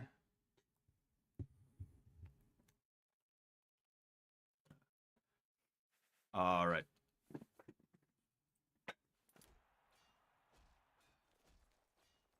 Yeah, I might as well just leave that thing on. Although I will turn it away from me just a little bit. Light is a little harsh.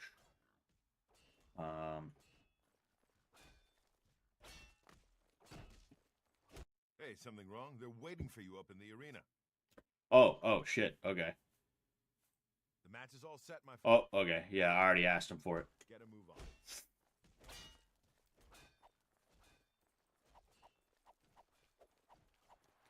It feels weird, though, if someone is against the ropes, it feels wrong to kick them. You can kick someone against the ropes, you know, there's nothing stopping you from that. But a knee is good because they can't move anywhere, you know? Their back is against the wall. Knees are good for in close, typically, because you're going to grab somebody in the thigh plum and you're going to start kneeing the shit out of them and elbowing them, too. But a good time for a spearing knee or a flying knee, which a spearing knee is the type of knee that I was showing you a second ago. A good time for one of those types of knees. A good time for one of those is when you are backing someone against the ropes. Damn. He said that like 3 times. You'll never take me down. You're the best of A winner! All hail the combatant from the blue team! Victor from the blue team, leave the arena now and rest. You earned it. Alright, there we go.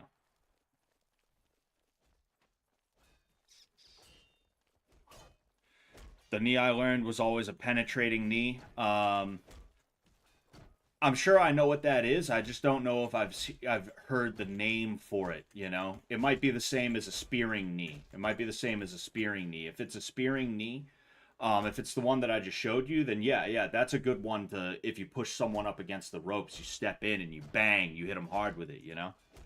I'll be honest, hero. With the kinds of victories you've been having, I knew that elf didn't stand a chance. Here's your gold.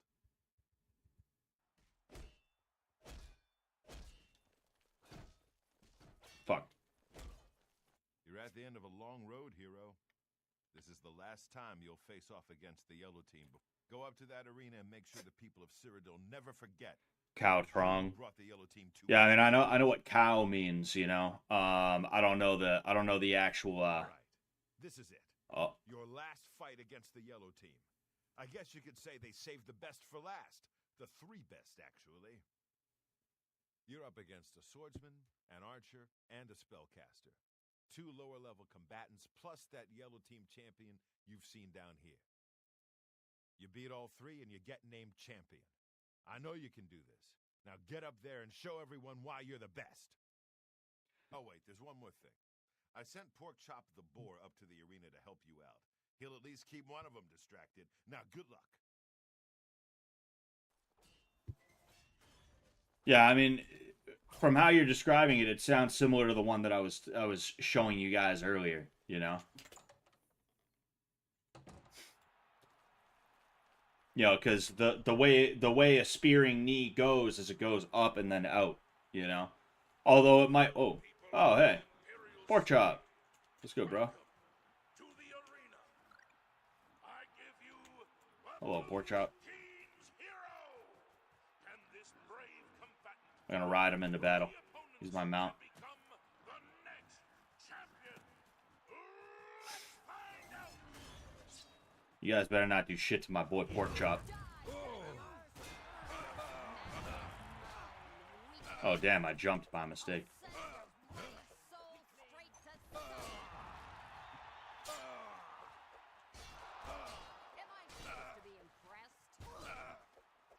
Yo, get him, Pork Chop. Get him, Pork Chop. Oh yeah, bro. Fuck, I gotta get another, I gotta pull Red Wave out again. Oh, damn.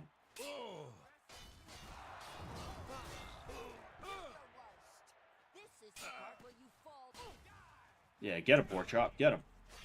Oh, I hit Pork Chop by mistake. Oops. Sorry, buddy. Sorry, pal. Get him, boy. Get him, boy. Get him, boy. Get him, boy. Get him, boy. Get him, boy.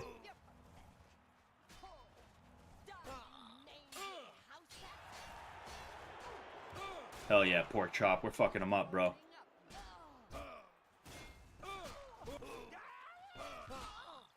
Hell yeah, dude. We fucked him up. Nah, you're supposed to be dead.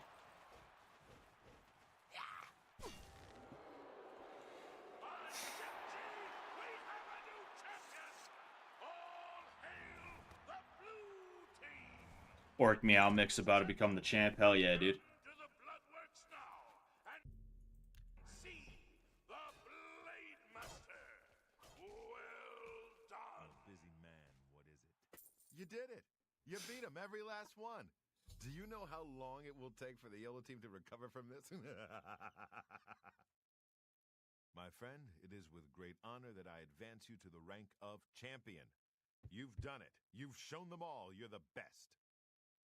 Well, almost the best. You're done competing in normal arena matches, but there's still the grand champion. Kid, you've got more guts and skill. I think you can take the Great Prince. Go over and talk to Isabel if you think I'm right.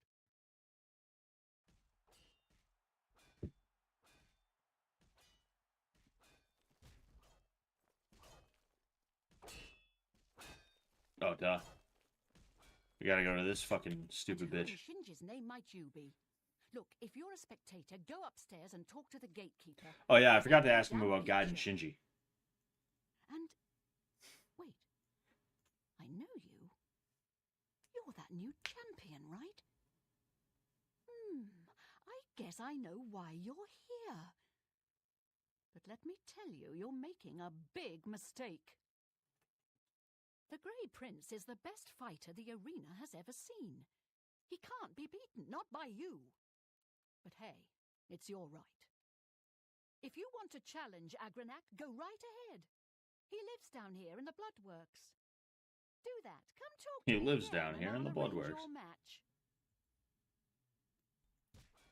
Alright, I'll go ask what's his face about Hello, my friend. What can this grizzled old Blade Master do for you? The first arena Blade Master.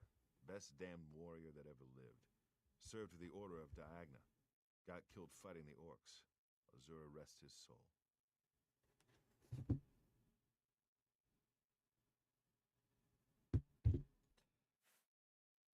Alright. Get a move on. Oh, I gotta talk to him. The journal. The journal. My father's journal. It says I'm part vampire.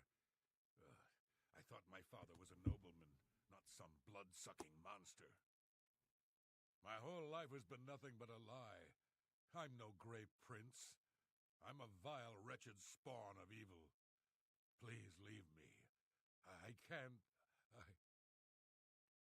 Oh, but I see. You're a champion.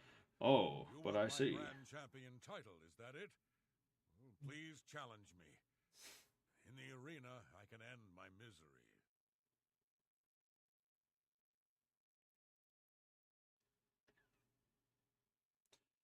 Poor guy.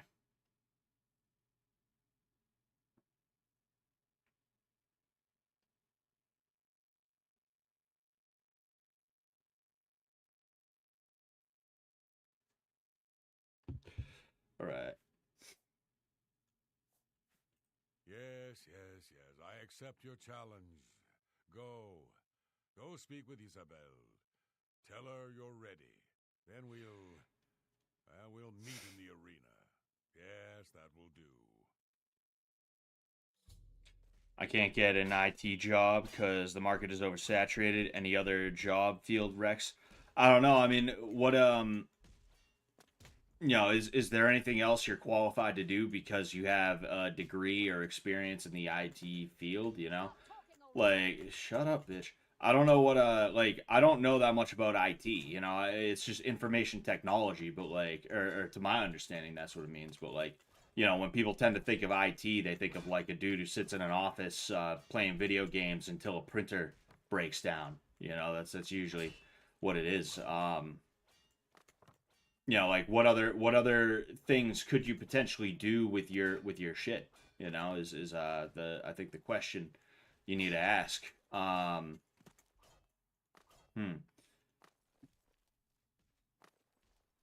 You know, in addition to that, like, could you do freelance stuff as well? Or is there a specific kind of job that you're not looking for that you could potentially look for, you know? Because like do you think like a school might need an IT guy or something like that? Or like I'll be honest with you, have you ever thought of embellishing your resume to a degree, you know? Just being honest with you, I know a guy. He got an IT job. He's never worked in the IT field, and he just all he had to do was Google shit. You know, that's it. And it was a remote job too. So it's like I'm sure there's things you could do to secure an IT job. You know, I understand the market's saturated, so it's going to be pretty tough. But you know, it's just something to it's something to consider. You know, there's there's options that if you you know there's options you just got to think about it. You know, or join the army. Do you really know what Yeah, if you're that desperate. Agronag is the best fighter ever to step into an arena. He can't be beaten, not by you. But if you want to fight him, that's your right. Well, you know the drill. You let me know when you're ready for a match, and Agronag will head up to the arena and prepare for your arrival. Just make sure you understand our rules of competition for this match. Fighting the Grand Champion, well, the rules are a bit different.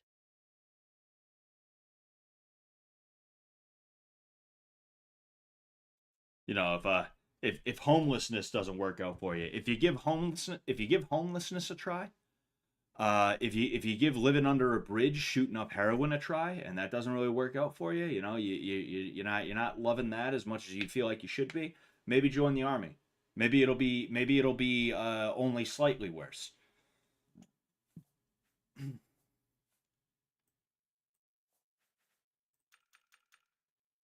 All right, bitch. Well, what are you waiting for? Get. So you've actually well, just. So you're ready to fight the Grey Prince, are you? Well, you can't go out there without a name. You know, an arena name. Something catchy. Something the people of Cyrodiil will remember when they tell stories about your inglorious defeat. So what's it gonna be? The Spell Slinger, the Butcher, Shadow Step, the Black Arrow, Skull Crusher, the Divine Avenger, the Messenger of Death, the Crimson Blade, Man o' War, Sir Slaughter, the Tamriel Terror. Oh, that's funny. I named one of my streams after that, Dragonheart. I feel like the Crimson Blade is nice. Huh? I like it. Yeah, that'll do nicely. All right, it's time to see if you're crazy good or just plain crazy. The Grey Prince is headed up to the arena as we speak. Go up there and meet him, one champion to the next. May the divines have mercy on your soul.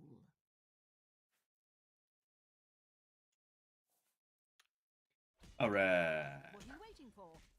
Get.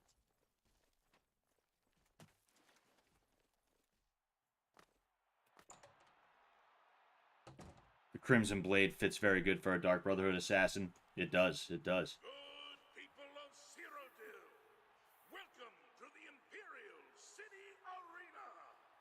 Believe it or not, someone has actually challenged the unbeatable Arena Grand Champion. But who, you might ask, could possibly be brave enough to face such a fearless foe? Jeez, Don Fry is looking From our famed old. Prince. Holy shit. Good people, I give you the blue team's latest champion, a warrior of skill, strength, and determination. Behold, the Crimson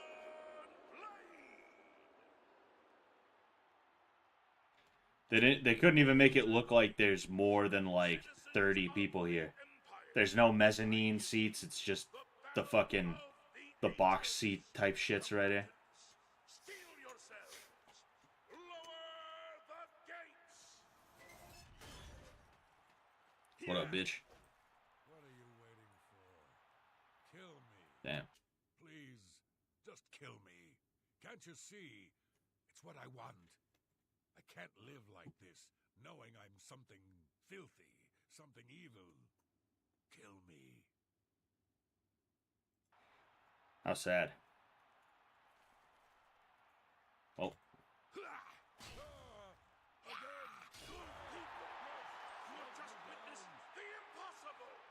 Oh, poor guy. I think I'll take that Dwarven Longsword. Agranax Raiment. You know, just leave him here naked. I'll wear his raiment on the outside. It's heavy armor, but whatever. Behold, the new hero Poor guy. Arena Grand Champion, the Crimson. The minority mulcher, the Indian incinerator. Holy shit. You may leave the arena now. See the Blade Master to receive your winnings and be awarded your raiment of valor. Talking already. By the love of Shinji, you did it! You beat the Grey Prince! This is unbelievable. That makes you the best fighter the arena has ever seen. You've got Agronach's Raiment of Valor. Good. Give it to me. All right. Now I give you your own. By Shinji, I'm shaking. This is amazing. Okay, Do you want a heavy Raiment of Valor or a light Raiment of Valor? Your choice.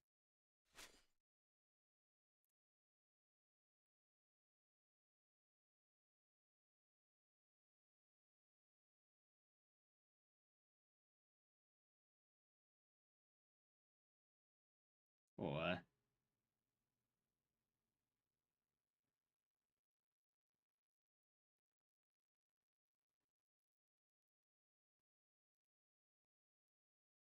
Who the fuck is...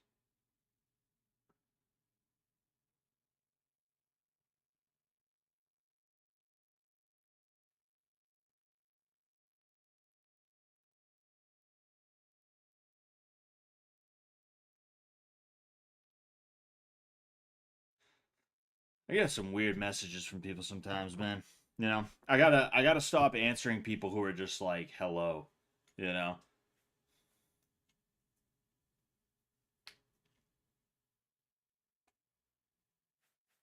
Right. Okay. It is with great honor that I present to you this gold and the esteemed Raiment of Valor and name you the new Arena Grand Champion. You've done it. The Grey Prince was a great orc, rest his soul and all that, but you beat him. Now go. Take some time to rest. When you're feeling up to it, come talk to me again and we'll discuss your future. All right. Well met. Shut up. Shut the fuck up.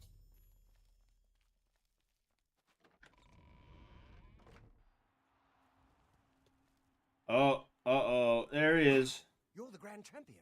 I saw your fight against the Grey Prince. You're the best. Can I follow you around? I won't get in the way. Golly, you're the best. I'm going to follow you and watch you and worship the ground you walk on.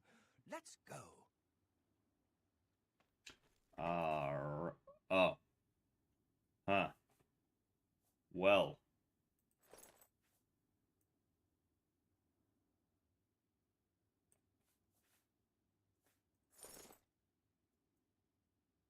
Fuck it. Aware for the time being. I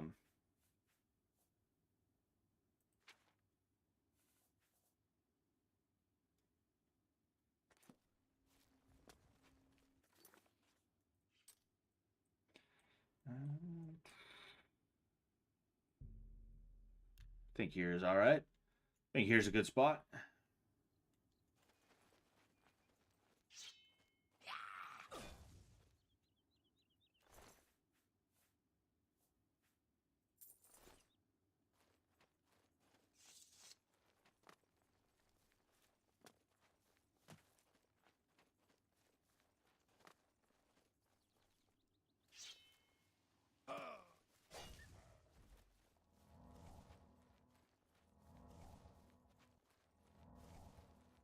Oh, hey.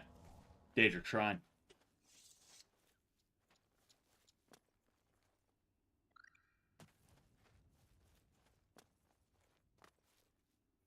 OP said the adoring fan has unlimited hair gel. Yeah, that's something that I noticed. Meridia's Shrine. Hold on one sec.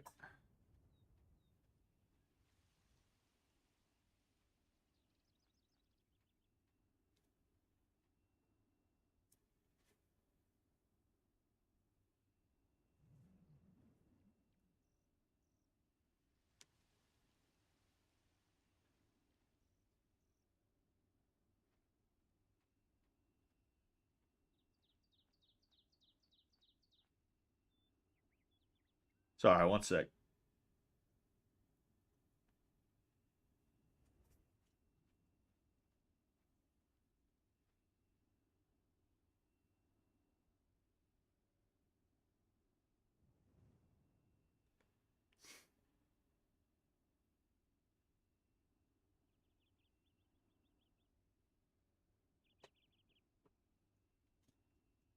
Shit.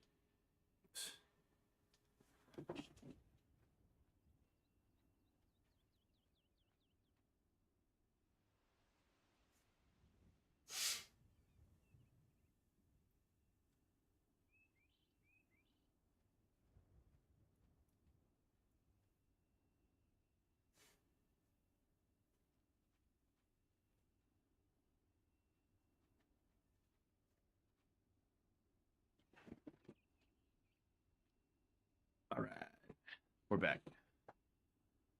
What movie was your wife watching? I have no clue.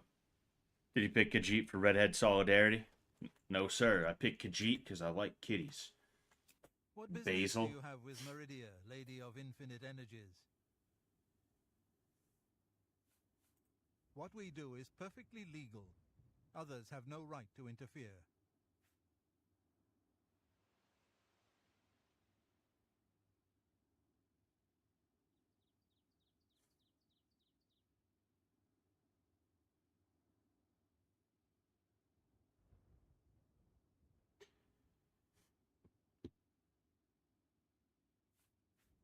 The spark of life is within you, and you are welcome here at Meridia's shrine. It is possible she will speak to you under certain conditions. Leave an offering at this shrine. Meridia demands tribute in the form of the remains of her enemies, the undead.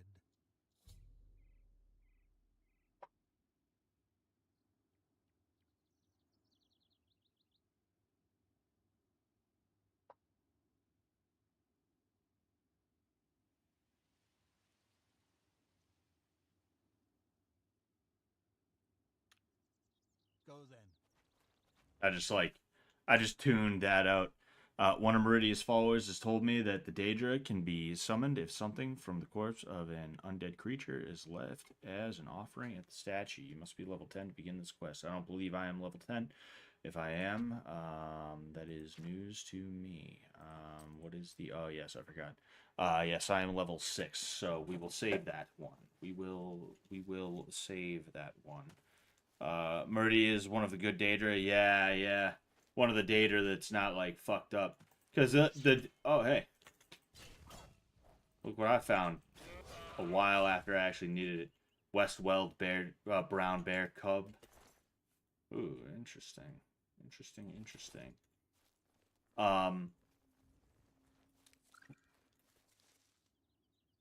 Ooh, Urn Root. Like that. Once I find Sindarian. Ooh, another Urn Root. Perfect. Get that too. Oh, hey. Shard Rock. Interesting. I'll see if I can talk to anybody here. Oh, hello, friends.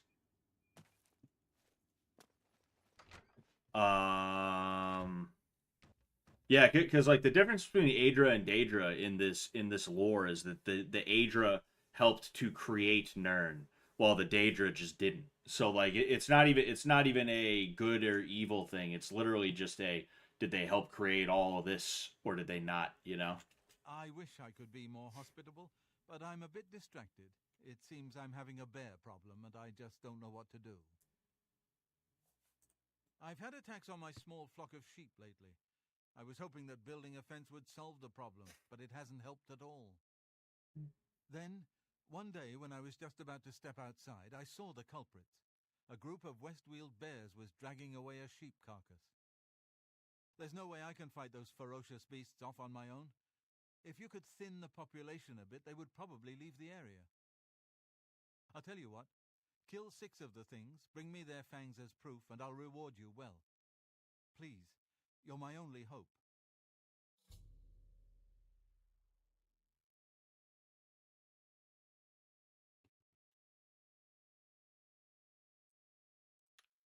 All right. I've obtained the first Westweld bear fang from a bear that has been threatening Thorley Ethelred's sheep.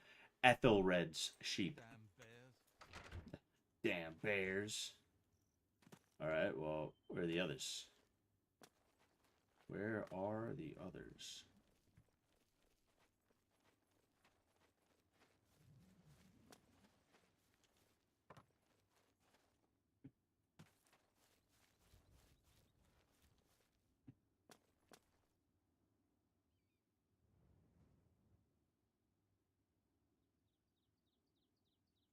Did I actually make this my... Yeah, no. Damn.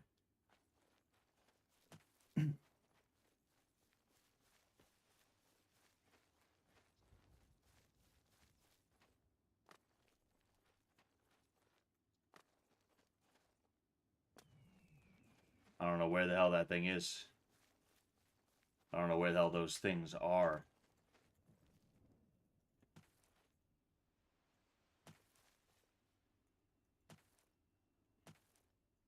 Oh, I thought I saw one, but no. Silly me.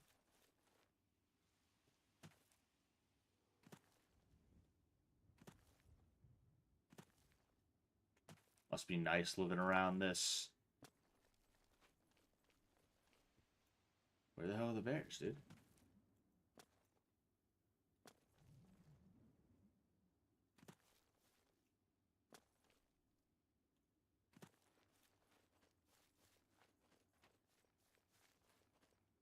I'm gonna look around a little bit more, but I do want to continue on with the Fighters Guild quest line.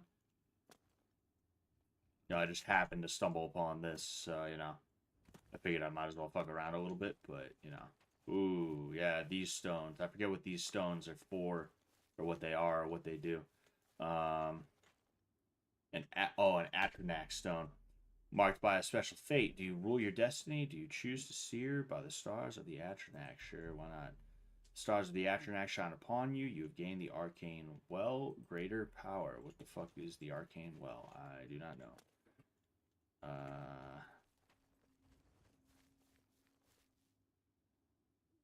Oh, we got one? Yeah, we got two. Sweet. Oh, damn. He fucked me up. Oh, damn. Oh, damn. He's fucking me up, dude.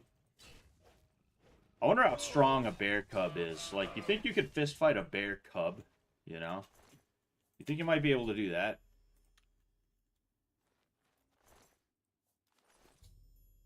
I've obtained the third Westweld Bear Fang. How many of them do I need? I didn't listen to this guy at all. I've been like not listening to these dudes. Oh, 6. Damn, so I'm halfway through. I just need 2 more.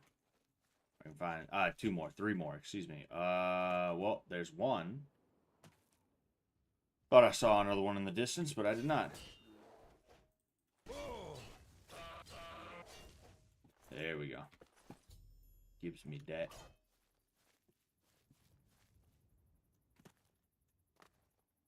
You know, fuck it, I'll go discover that thing because I'm so close to it. Who knows, maybe a Daedra bear.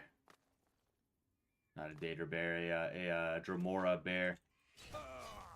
I like the Dremora. I like that they can talk.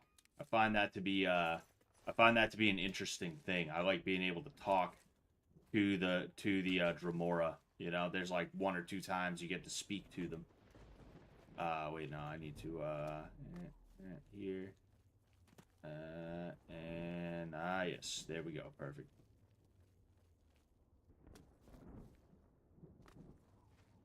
Alright, now where are the other 2 bears? Is that one over there? Nah, that's not one over there. Yeah, I didn't think so. A rock. Oh. Oh, hey. I think I might have seen another one in the distance, but I'm not too sure.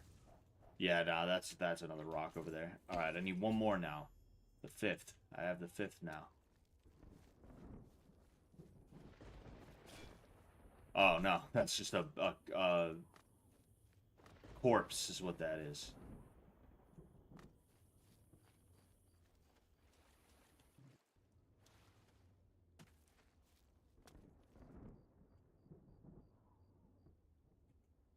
Cannonball.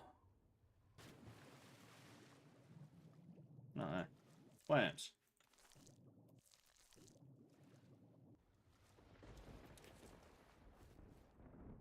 All right. One more. Of course, that's going to be the most annoying one to try and find, right? Yeah, there's two of them that I just killed. It seems as though they come in pairs of two. I'm pretty sure the one that I just killed a second ago came in a pair with the first one that I killed, you know, before I even knew about this thing. So, I mean, there's one or two more laying around somewhere, just hanging out. I don't know where they are.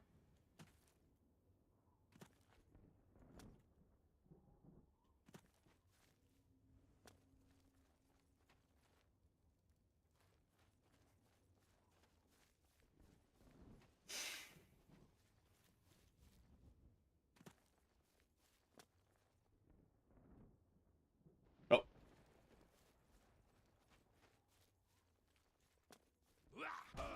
No more shitting in the woods for you, sir. I need a re-enchant Red Wave. Alright, perfect.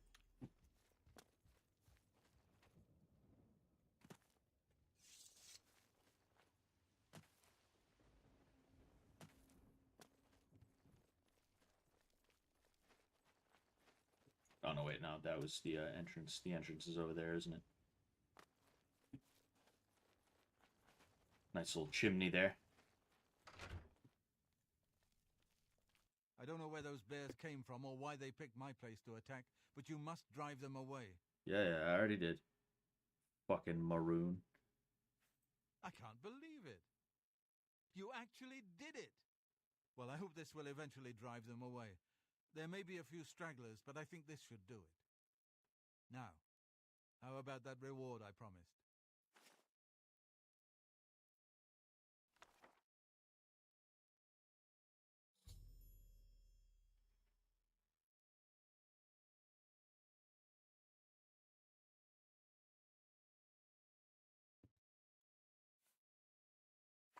Aliad ruins? The big thing is to watch out for the traps. Thousands of years old and still working. Amazing. Alright. Come back and visit. I should just kill his sheep. Just blast his sheep. Alright, so I was... No, His followers, the Great Prince, I don't give a fuck about that. I've got everything. Okay, that's nice. Knife in the Dark. I gotta go to either Anvil or I believe Coral or something like that. I forget which. Go ahead and I'll go to Anvil because I think no, I think it's either Anvil or Skingrad, but I'm pretty sure the dude in Anvil has something for me if it comes down to it. I can also buy Benaris Manor and drop some of my shit off there. I believe I have enough gold.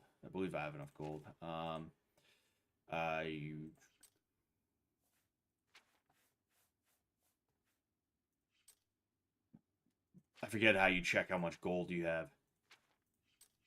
Not here, is it? Yeah, no. Well.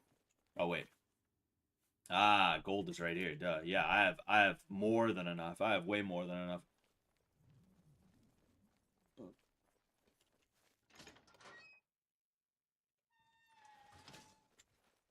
You know, I like Benaris Manor the best. Shut up. I have a feeling that you and I are about to become very close. Shut up, Magli. Hello. Evening. Sten the Ugly. Azan.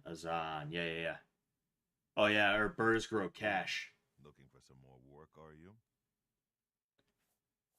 Good to see you're working hard. I've got some more thieves for you to deal with in Anvil. Oh, excuse me. There have been a number of thefts in the area, and witnesses believe the thieves are holed up nearby.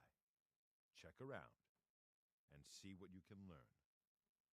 I'm not sure the numbers you'll be dealing with, so I'm sending you with another new recruit, Maglier. I believe you two have already met.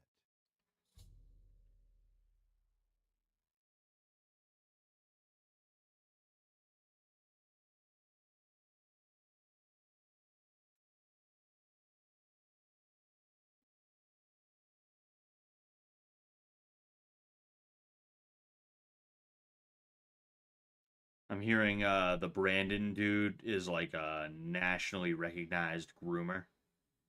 You know? I want to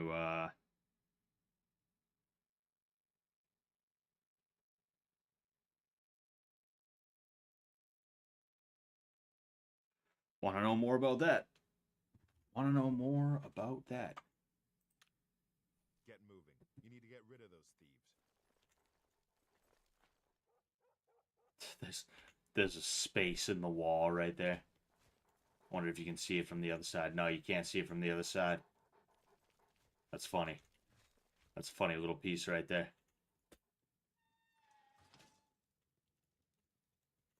Oh, it's you. Looks like we're working together. Are we? Sounds like we need to ask around Anvil for any clues. Figures we'd get a mission without any real direction. I'll follow you. Oh, this fucking asshole. Get out of my face, Maglier. Let's roll.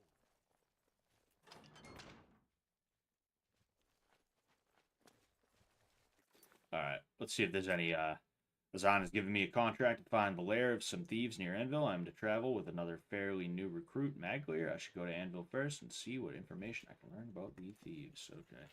Well met. Can't say I know anything myself, but I heard that Newheim the Portly had some things stolen, and he's been asking around about it. Ask him. This guy's so weird to me, dude. Farewell.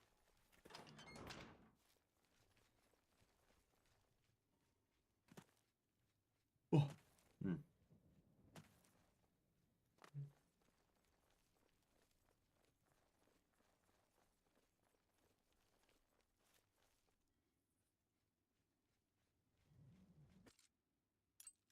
Nah, that was stupid of me.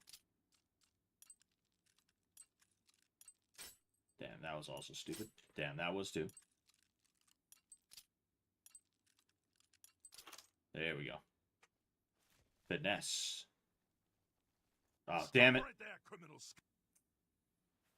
Whatever. Then pay with your blood. Oh, wait, no. Oh, fuck. I didn't mean that. I didn't mean that. Oh, shit. Okay, alright, okay. Dude, take it easy, take it easy, take it easy. Fuck, how do you yield again? How do you yield again? You should have paid the fine. Oh, damn, dude. How do I yield again? Fuck, I forget how to yield. Oh, fuck. I forget how to yield. I clicked the wrong one and I forget how to yield.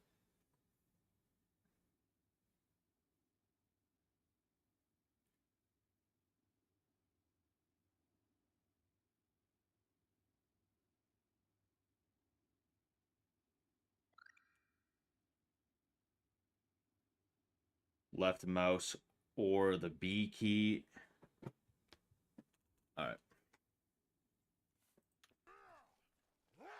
Die, you mangy house cat.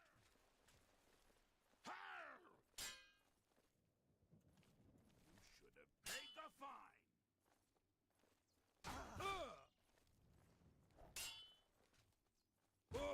Oh. I don't want this. I don't want this. Holy shit, dude. Alright,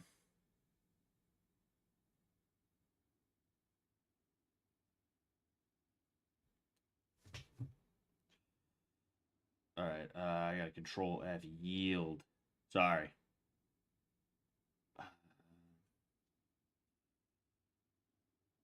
Right click plus space. Alright. Stop! Alright. You violated the law. That's too bad. I was hoping you'd resist arrest. Okay, here's the procedure. We go to the castle. First, we search you, confiscate any stolen goods. Then you pay your fine, and we release you.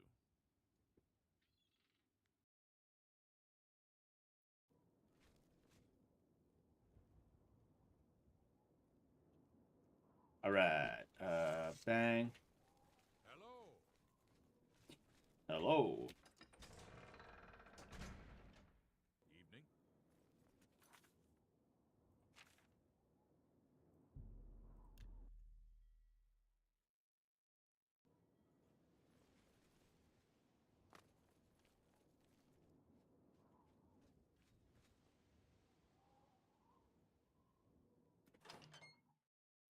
See, E and space are reversed for some reason. When I hit space, it's the, you know, activate or the action button. When I hit E, it's the jump button. What the hell is going on here? All right. Interesting. Interesting. Just gonna go ahead and you know.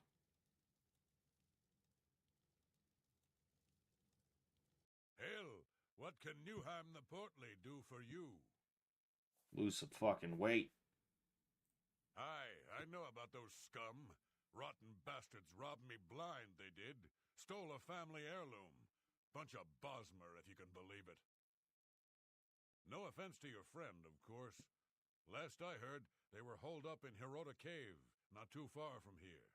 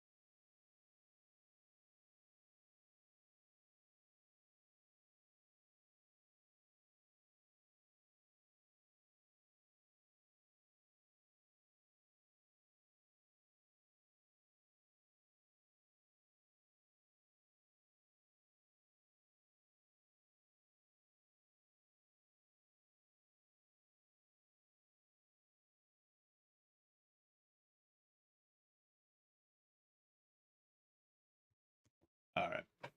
Rhoda Cave. You'll find it north of Anvil. Good luck, and give it to those bastards good. Goodbye. Goodbye. Oh, all right, perfect. We gonna fuck him up.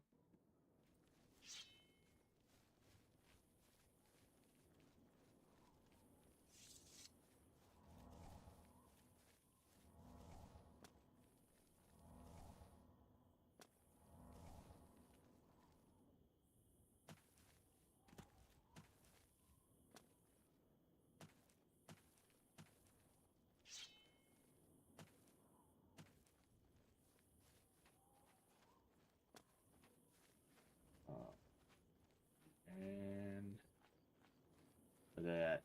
Oh. We going in guns blazing. Fuck sneaking.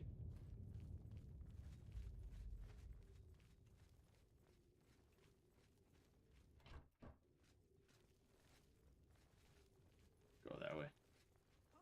There's what, like 5 of them? Oh. Damn. That's fucked up.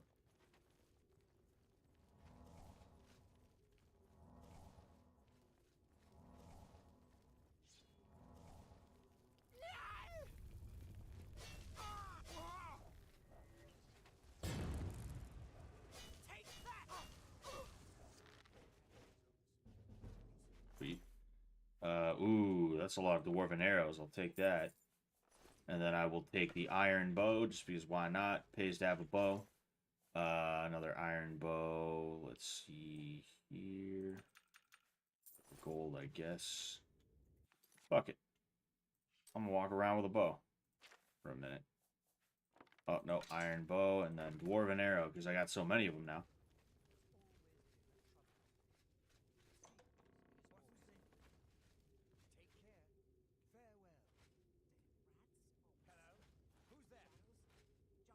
Oh, damn, there's way more of them. 3, 6, so there's 8 of them right now. 8 of them that I can see.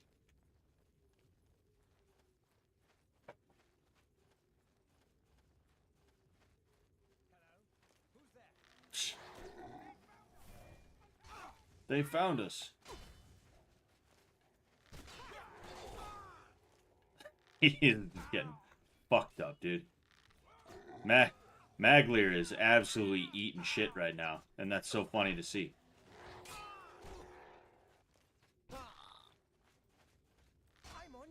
Whoop. Whoops. My bad, bro. Like I said, just absolutely cannot catch a break. Poor guy. Poor guy. Take those. I already got a Dwarven Longsword on me. I think I'm all set on that.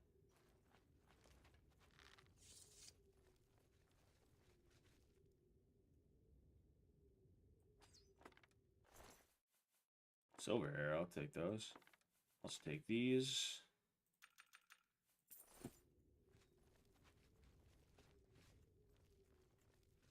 Sad. Everybody. Ooh, a steel bow. I'd rather have the steel bow. Steel bow is going to be a lot better. Hell yeah.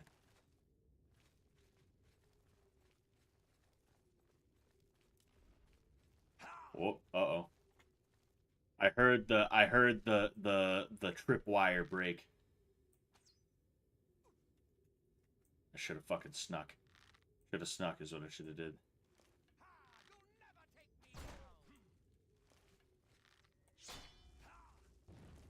He's unconscious again. I got him again. No. I'm alright, actually.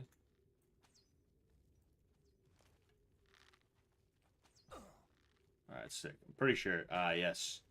Take that Bow of Embers.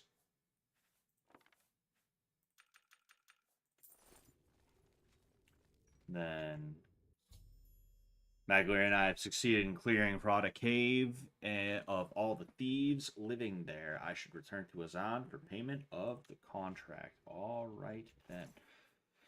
Mace of Weight. I'll take it. Oh, fuck. That put me over the edge. I'll have to ditch the bows that I just took on. Iron bow. Steel bow. Yeah, we are all set. And then I go Bow of Embers. Perfect. Perfect. Whoop.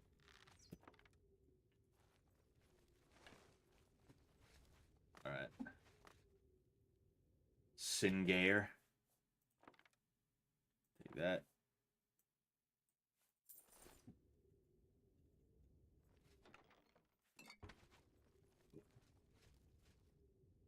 Shepherd's pie. That is some nasty looking shepherd's pie.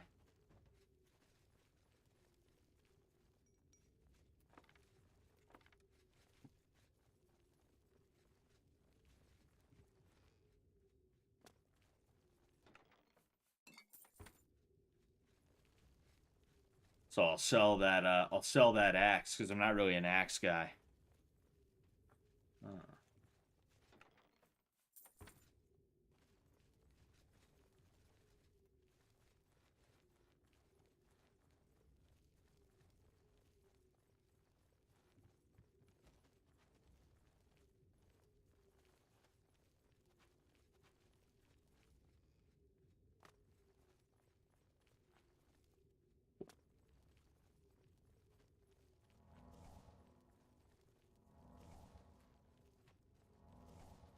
Now I gotta head back to Azan, and I think I get advancement.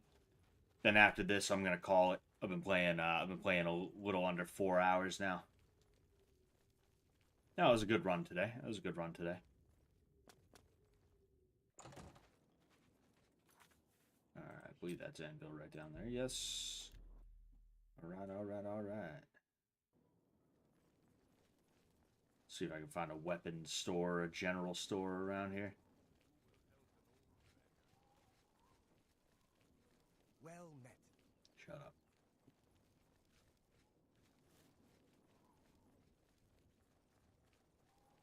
Good to see you. The Count's arms. Is it now? Whoa, holy shit, dude. Get out of my face. Go ahead, please. This dude doesn't actually May I sell interest weapons. You in some of my fine wares? Yeah, he doesn't sell weapons. Fuck.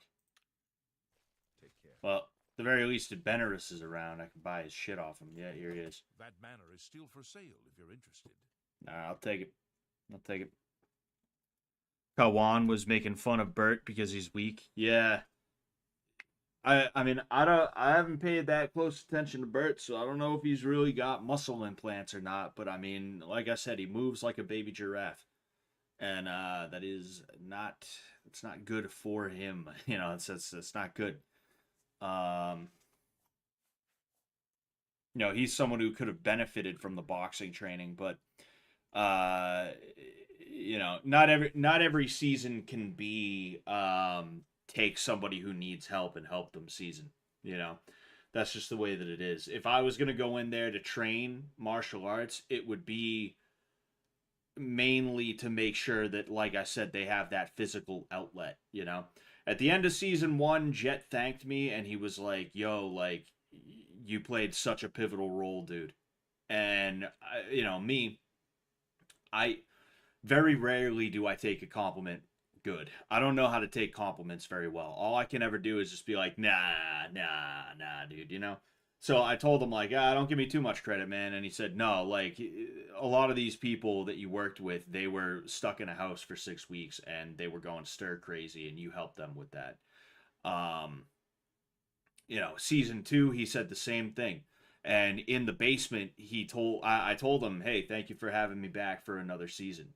And he said, hey, every season, man. You know, and he said the same shit. He said, you helped them to not be as all fucked up, you know? That's what the karate would be. That's what the boxing would be. That's what the whatever would be this season. There couldn't be another, hey, we're taking somebody who seems to need some help with some things and we're giving them boxing therapy here. You know, it couldn't be another TJ. It couldn't be another John situation. We couldn't allow it to be that. Because that's just like, you know. But Bert definitely could benefit from a little bit of actual boxing training. He definitely could, you know. To make him a little bit more coordinated. You know, a little bit more coordinated. If you want to buy Benaris Manor, it's still available for a modest price. No questions asked, please. Interested?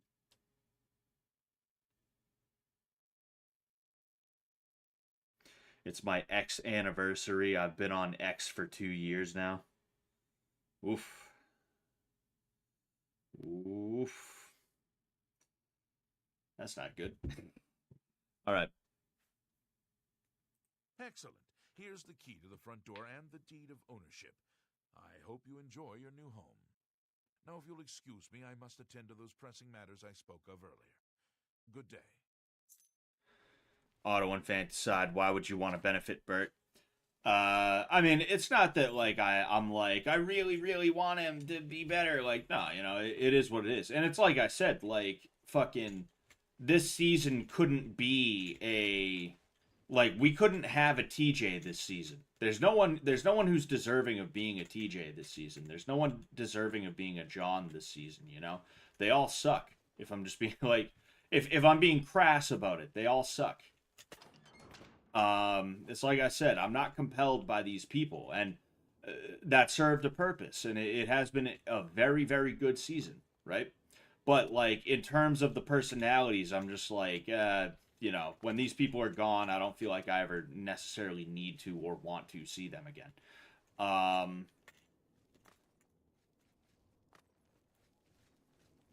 Oh yeah, but like overall, the way Bert is, like, he's underdeveloped athletically. You know, he's supposed to be Mr. Personal Trainer, Coach Bert, but he's extremely underdeveloped athletically to the point where someone like me, 240 pounds of pure body fat, if you stood me against him and put us in athletic activities, not just boxing, not just any, like, literally anything, fucking I'd at the very least be comparable with him. If not, I would blow him out of the fucking water. You know? And that's not a good thing. That's not a good thing at all. It just shows how, not hopelessly, but almost hopelessly uncoordinated the guy is, you know? The hell is this? Oh, that's Ons right here. I thought he was the porter.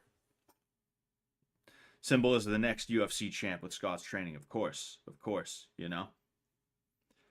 I think if you taught Symbol, he'd beat amongst ass and be the first India champ of the UFC. A weaker Burt is a Burt less likely to enact his violent fantasies. Oh yeah, of course, you know. Of course. But I also think he's just autistic as shit. And you know, he probably hasn't had many people who've told him like, "Yo, shut up. Yo, dude, shut up.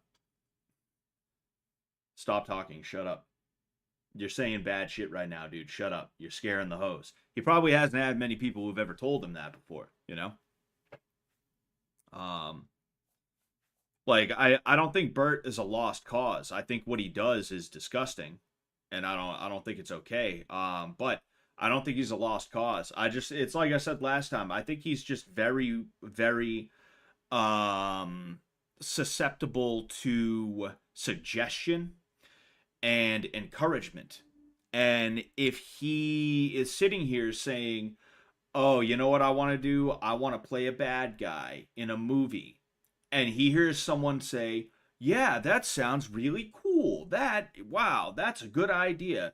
I think he, instead of just thinking, "Oh, it's a good idea for me to take part in a movie and play the bad guy," he's going to take it further and further and further, because encouragement to him isn't, "Yes, where you're at now is good." Encouragement in his mind is, "Go further." Right? When you hear "that's a good idea," you think, "Oh, what I'm thinking about right now is a good idea." When he thinks that's a good idea, he thinks, "Oh, this person approves of what I'm doing, so I should go further with it." I think that's what goes on inside of his head. And because of that, I have a feeling a lot of this stuff that he says and that he does and thinks about, it's not that he is legitimately thinking like, "Oh yeah, that's cool, that's a good thing, that's okay." It's more that he just doesn't really, you know, he's looking for social acceptance. He's looking for acceptance, and he's looking for people to tell him what he but more so what they want, right?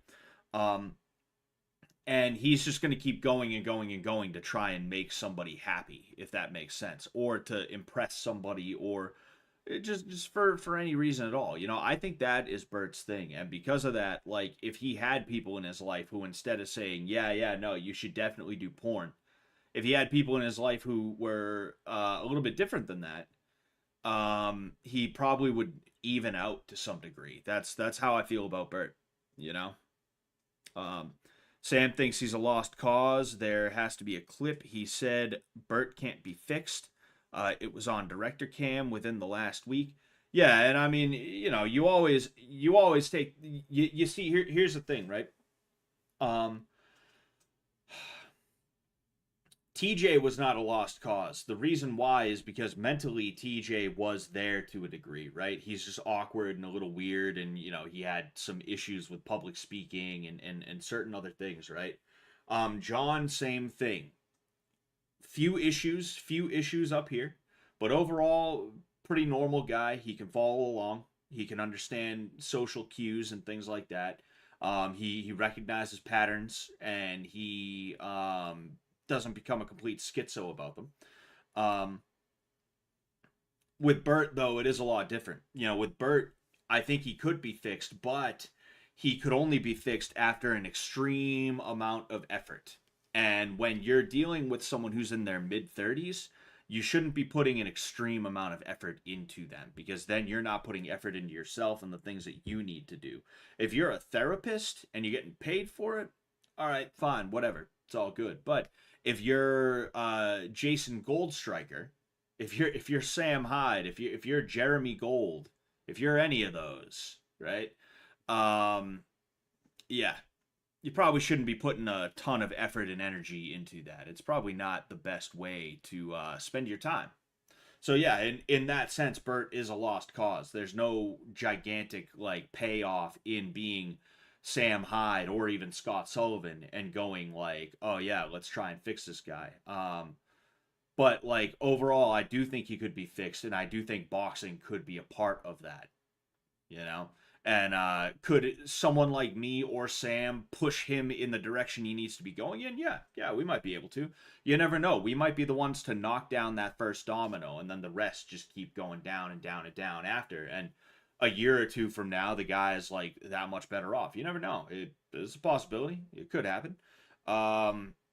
But you're taking a risk by even trying to do that. You know, you're taking a risk at wasting your time, or you're taking a risk where an artist latches onto you because they see you as as like a father figure or something like that, and the last thing you want to do is have that. You know, John didn't latch on to me like that. John considered me to be a friend. TJ, same thing. You know, but I could see Bert kind of latching onto us, and like, we're getting texts at 3 a.m. Hey, I was wondering if I should have some milk. I'm thirsty and all I have is milk. Would you suggest that? Like, you know, that type of weird shit, you know? Anyway, only Jesus can save him. Only Jesus can save any of us, sir. I think Bert is easily influenced, which means you need to have good people who want to influence him. Exactly. Cleared them out, did you? Good work, you two. I see big things for you with the guild. Here's your payment. Sick. Is power. Oh, hell yeah. You've got a lot. I like how you can buy your way to the next level. Knowledge is power. Yeah, shut up, bitch. Advancement. I'm sorry. Well, fuck you. I don't have anything for anyone in your rank. Check with Bird. Chadenhall. He might have something. I never know if it's Chadenhall or Shadenhall. I think it's either one. All right, so I'm gonna go ahead. I'm gonna head over to Chadenhall to the Fighters Guild just to be there for next weekend. That way I can, you know, remember that I have to be there. I believe it's by the East Gate. I could be wrong though. Friendly cunt says, nice beard, by the way. Thank you. I'm actually thinking about getting rid of it soon. I gotta get a haircut though. I don't like long hair, short beard. I like short hair, short beard, basically stubble. Or if it comes down to it, I'll do short hair, long beard. But I'm thinking it's about time to get rid of the beard. I look a lot older than I am due in part to the beard. Like when I shave, I look so much younger. And me, I'm not concerned with looking younger, older, anything like that, you know, but like I think it's funny that people say I look a lot older than I am. You know, it's because of the beard. When I shave my beard, I look a lot younger. I don't even know where the hell I'm going. You know what? We're gonna try something here.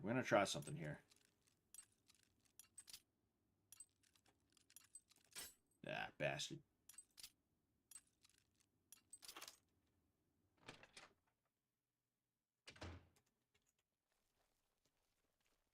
Damn. This is a nice ass house.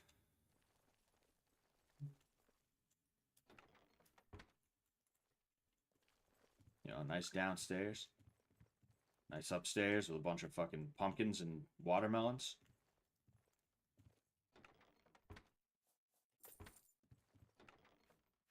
Iron Claymore, Iron Shield. I'm all set on that. Patched vest. Can I sleep? I was gonna say, like, can I sleep here? But I forgot you can't sleep while trespassing. Ah, poor guy. Poor guy.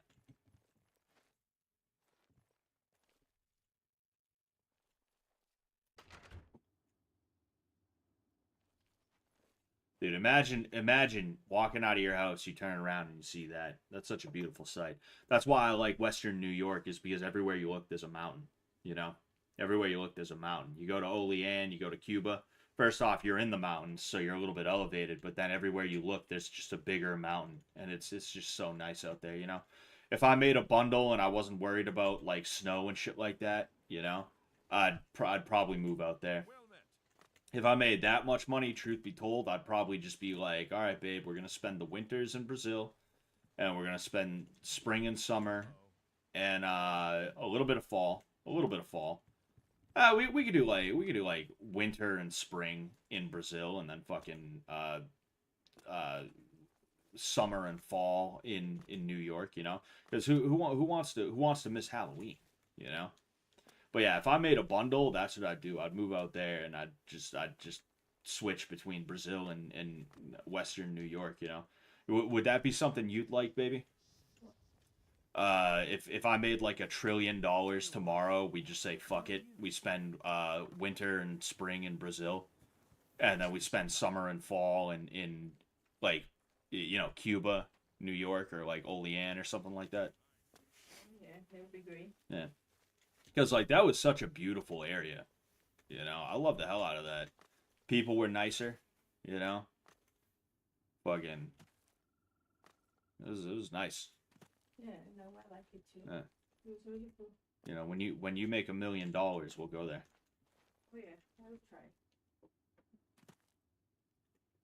I'm looking for the Fighters Guild before I call it. I believe my wife is going to get some food right now. Or enter. Actually, I believe it's around here.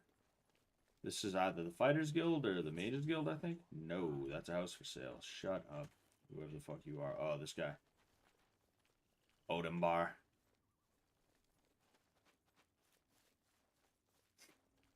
Ah, here it is. Here it is. Bada bing, bada boom. There we go. Brazil is so poor and messed up. Oh, I got a burp, dude. Fuck. Yeah, I mean, but there's nice, right? There's nice areas of Brazil.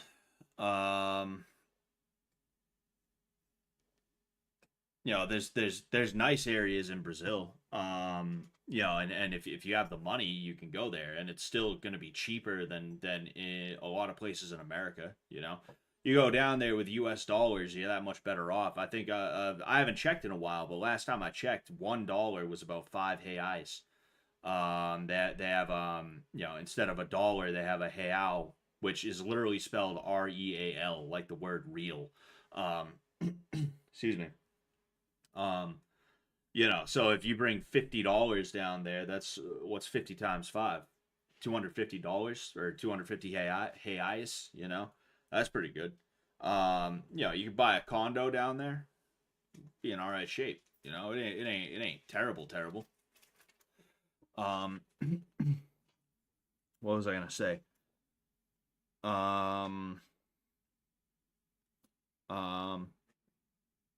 What else?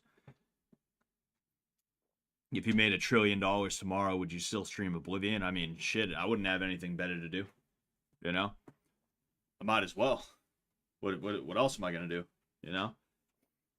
Heard Southern Brazil isn't literal jungle ape society.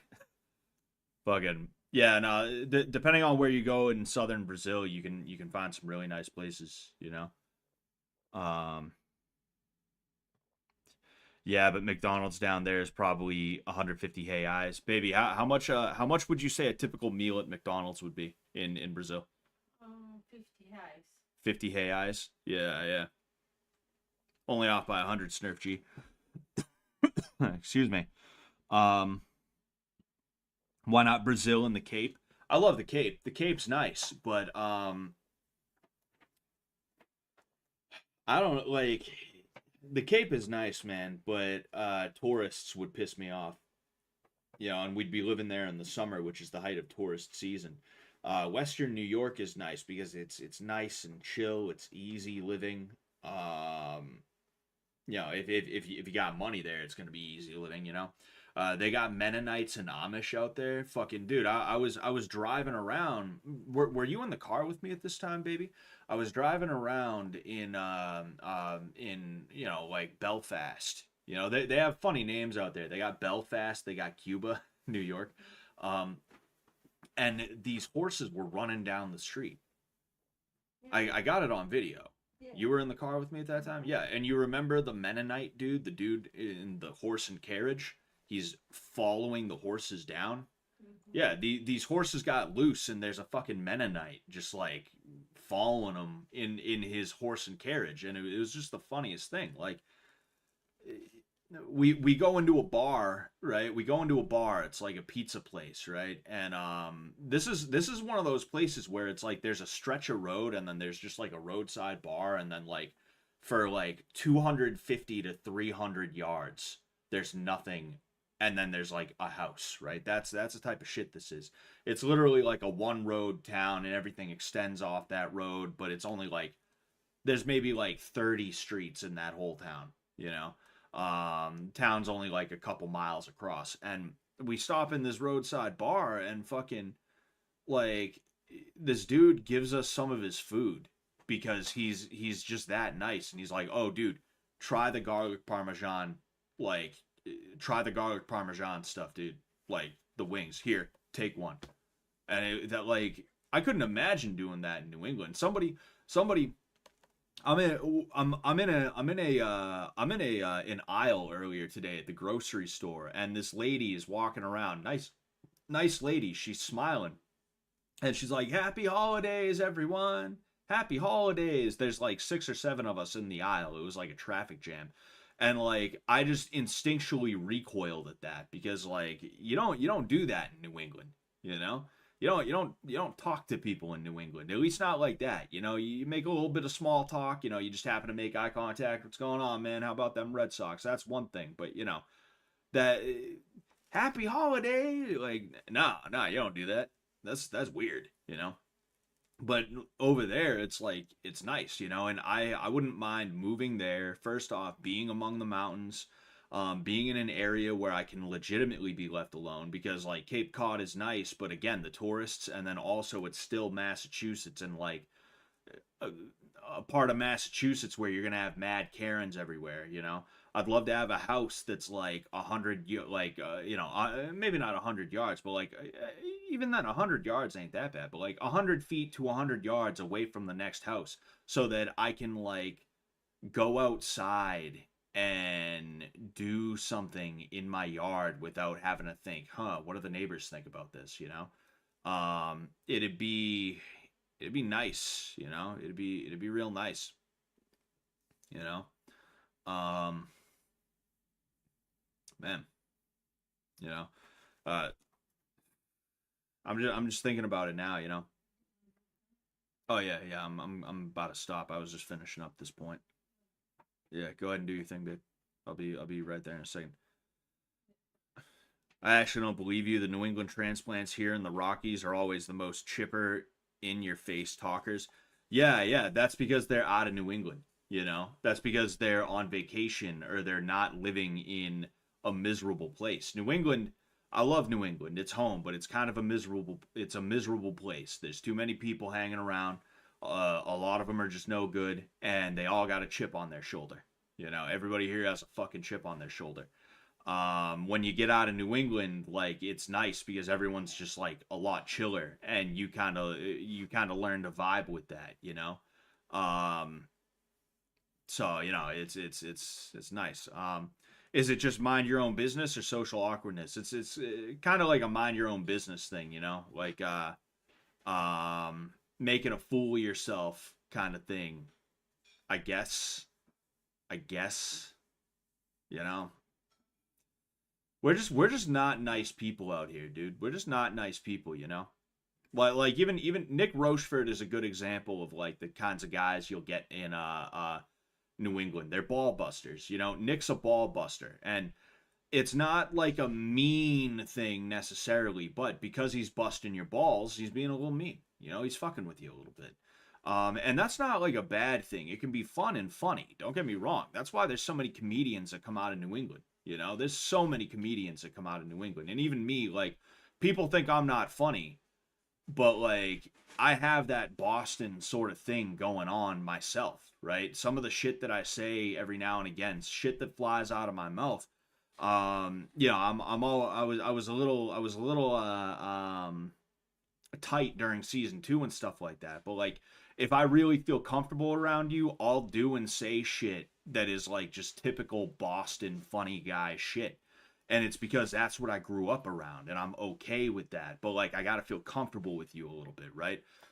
I'm not like Nick, where I can meet you and 2 seconds later I can start like riffing, you know. I mean, here, like, you know, I'm a little more loose here. But like, I'm saying that that's my sense of humor, is that Boston sense of humor, where it's like, you know, like the way Nick is. Um, but like, you know, we're a contentious people. We're a contentious people. We're always busting balls, you know, whether we mean it or not.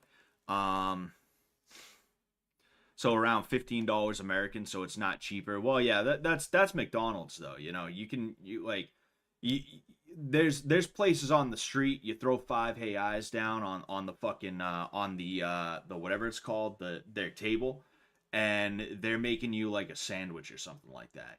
You know, five hey eyes, literally $1, a dollar sandwich or a dollar piece of meat that they cut off a gyro or something like that. You know,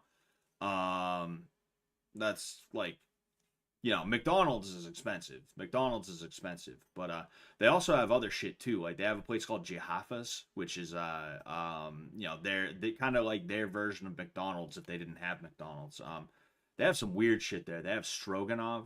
Baby, what do they have at what do they have at Jihafas besides stroganoff? What kind of like weird like Brazilian shit do they have that anyone here would be like, that's not fast food? Rice, beans, uh, um, beef, sausage. Yeah, sausage is kind of fast food.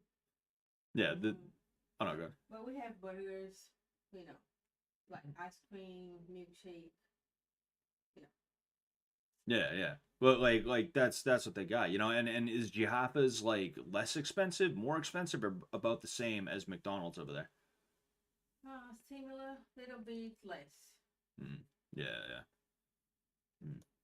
Yeah, but then there's other shit too. Like I remember your sister telling me about like you'll just have dudes that are like making meat out on the street, and they'll just be like, "Oh, you want some? All right, fucking, I'll cut some off. Like, give me a fiver." Oh yeah, yeah. Yeah, like the fast food is kind of expensive, you know, but there's a lot of other things that are just like much cheaper there. Yeah, like street food. Yeah, yeah, yeah. No, that's what you want in a country like that, is street food. You know, you don't have street food here like you do there. You have street food here. It's just not, you know, it's not the same as in other countries. You know. But yeah, anyway, I'm gonna get out of here, guys. All right. Let me save a couple of times. It's about time I eat dinner. I've been waiting on my dinner for a little while now. Exit game. Oh man. Bada bing, bada boom. The cowlick did not go down at all. Oh well. But yeah, thank you guys so much for coming today.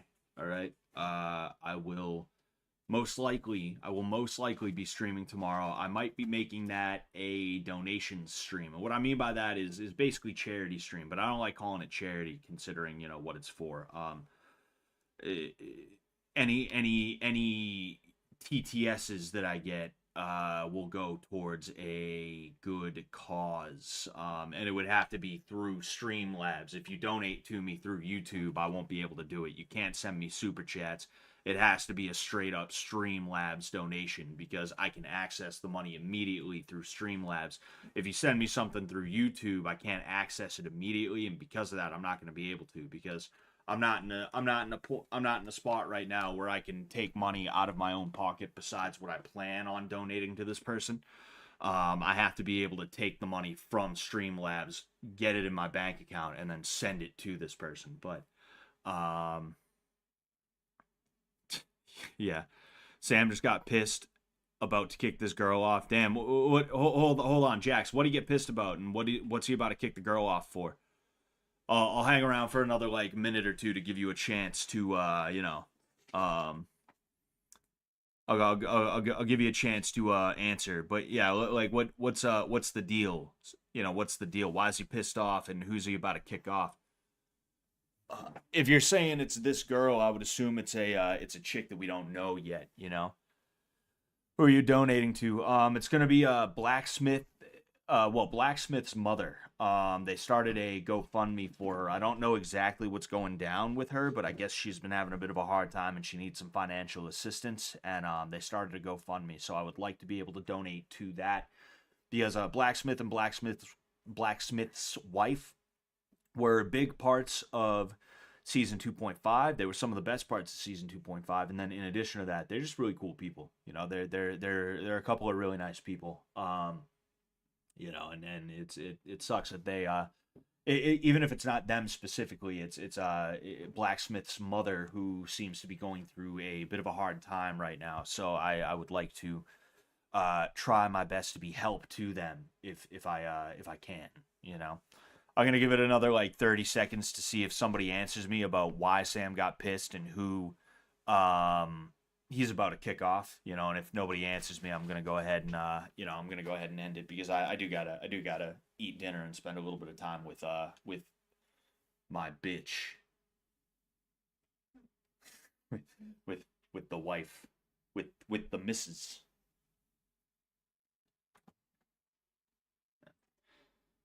There's a piece of me that hopes it goes another 6 weeks, meaning these next 2 weeks and then another 4.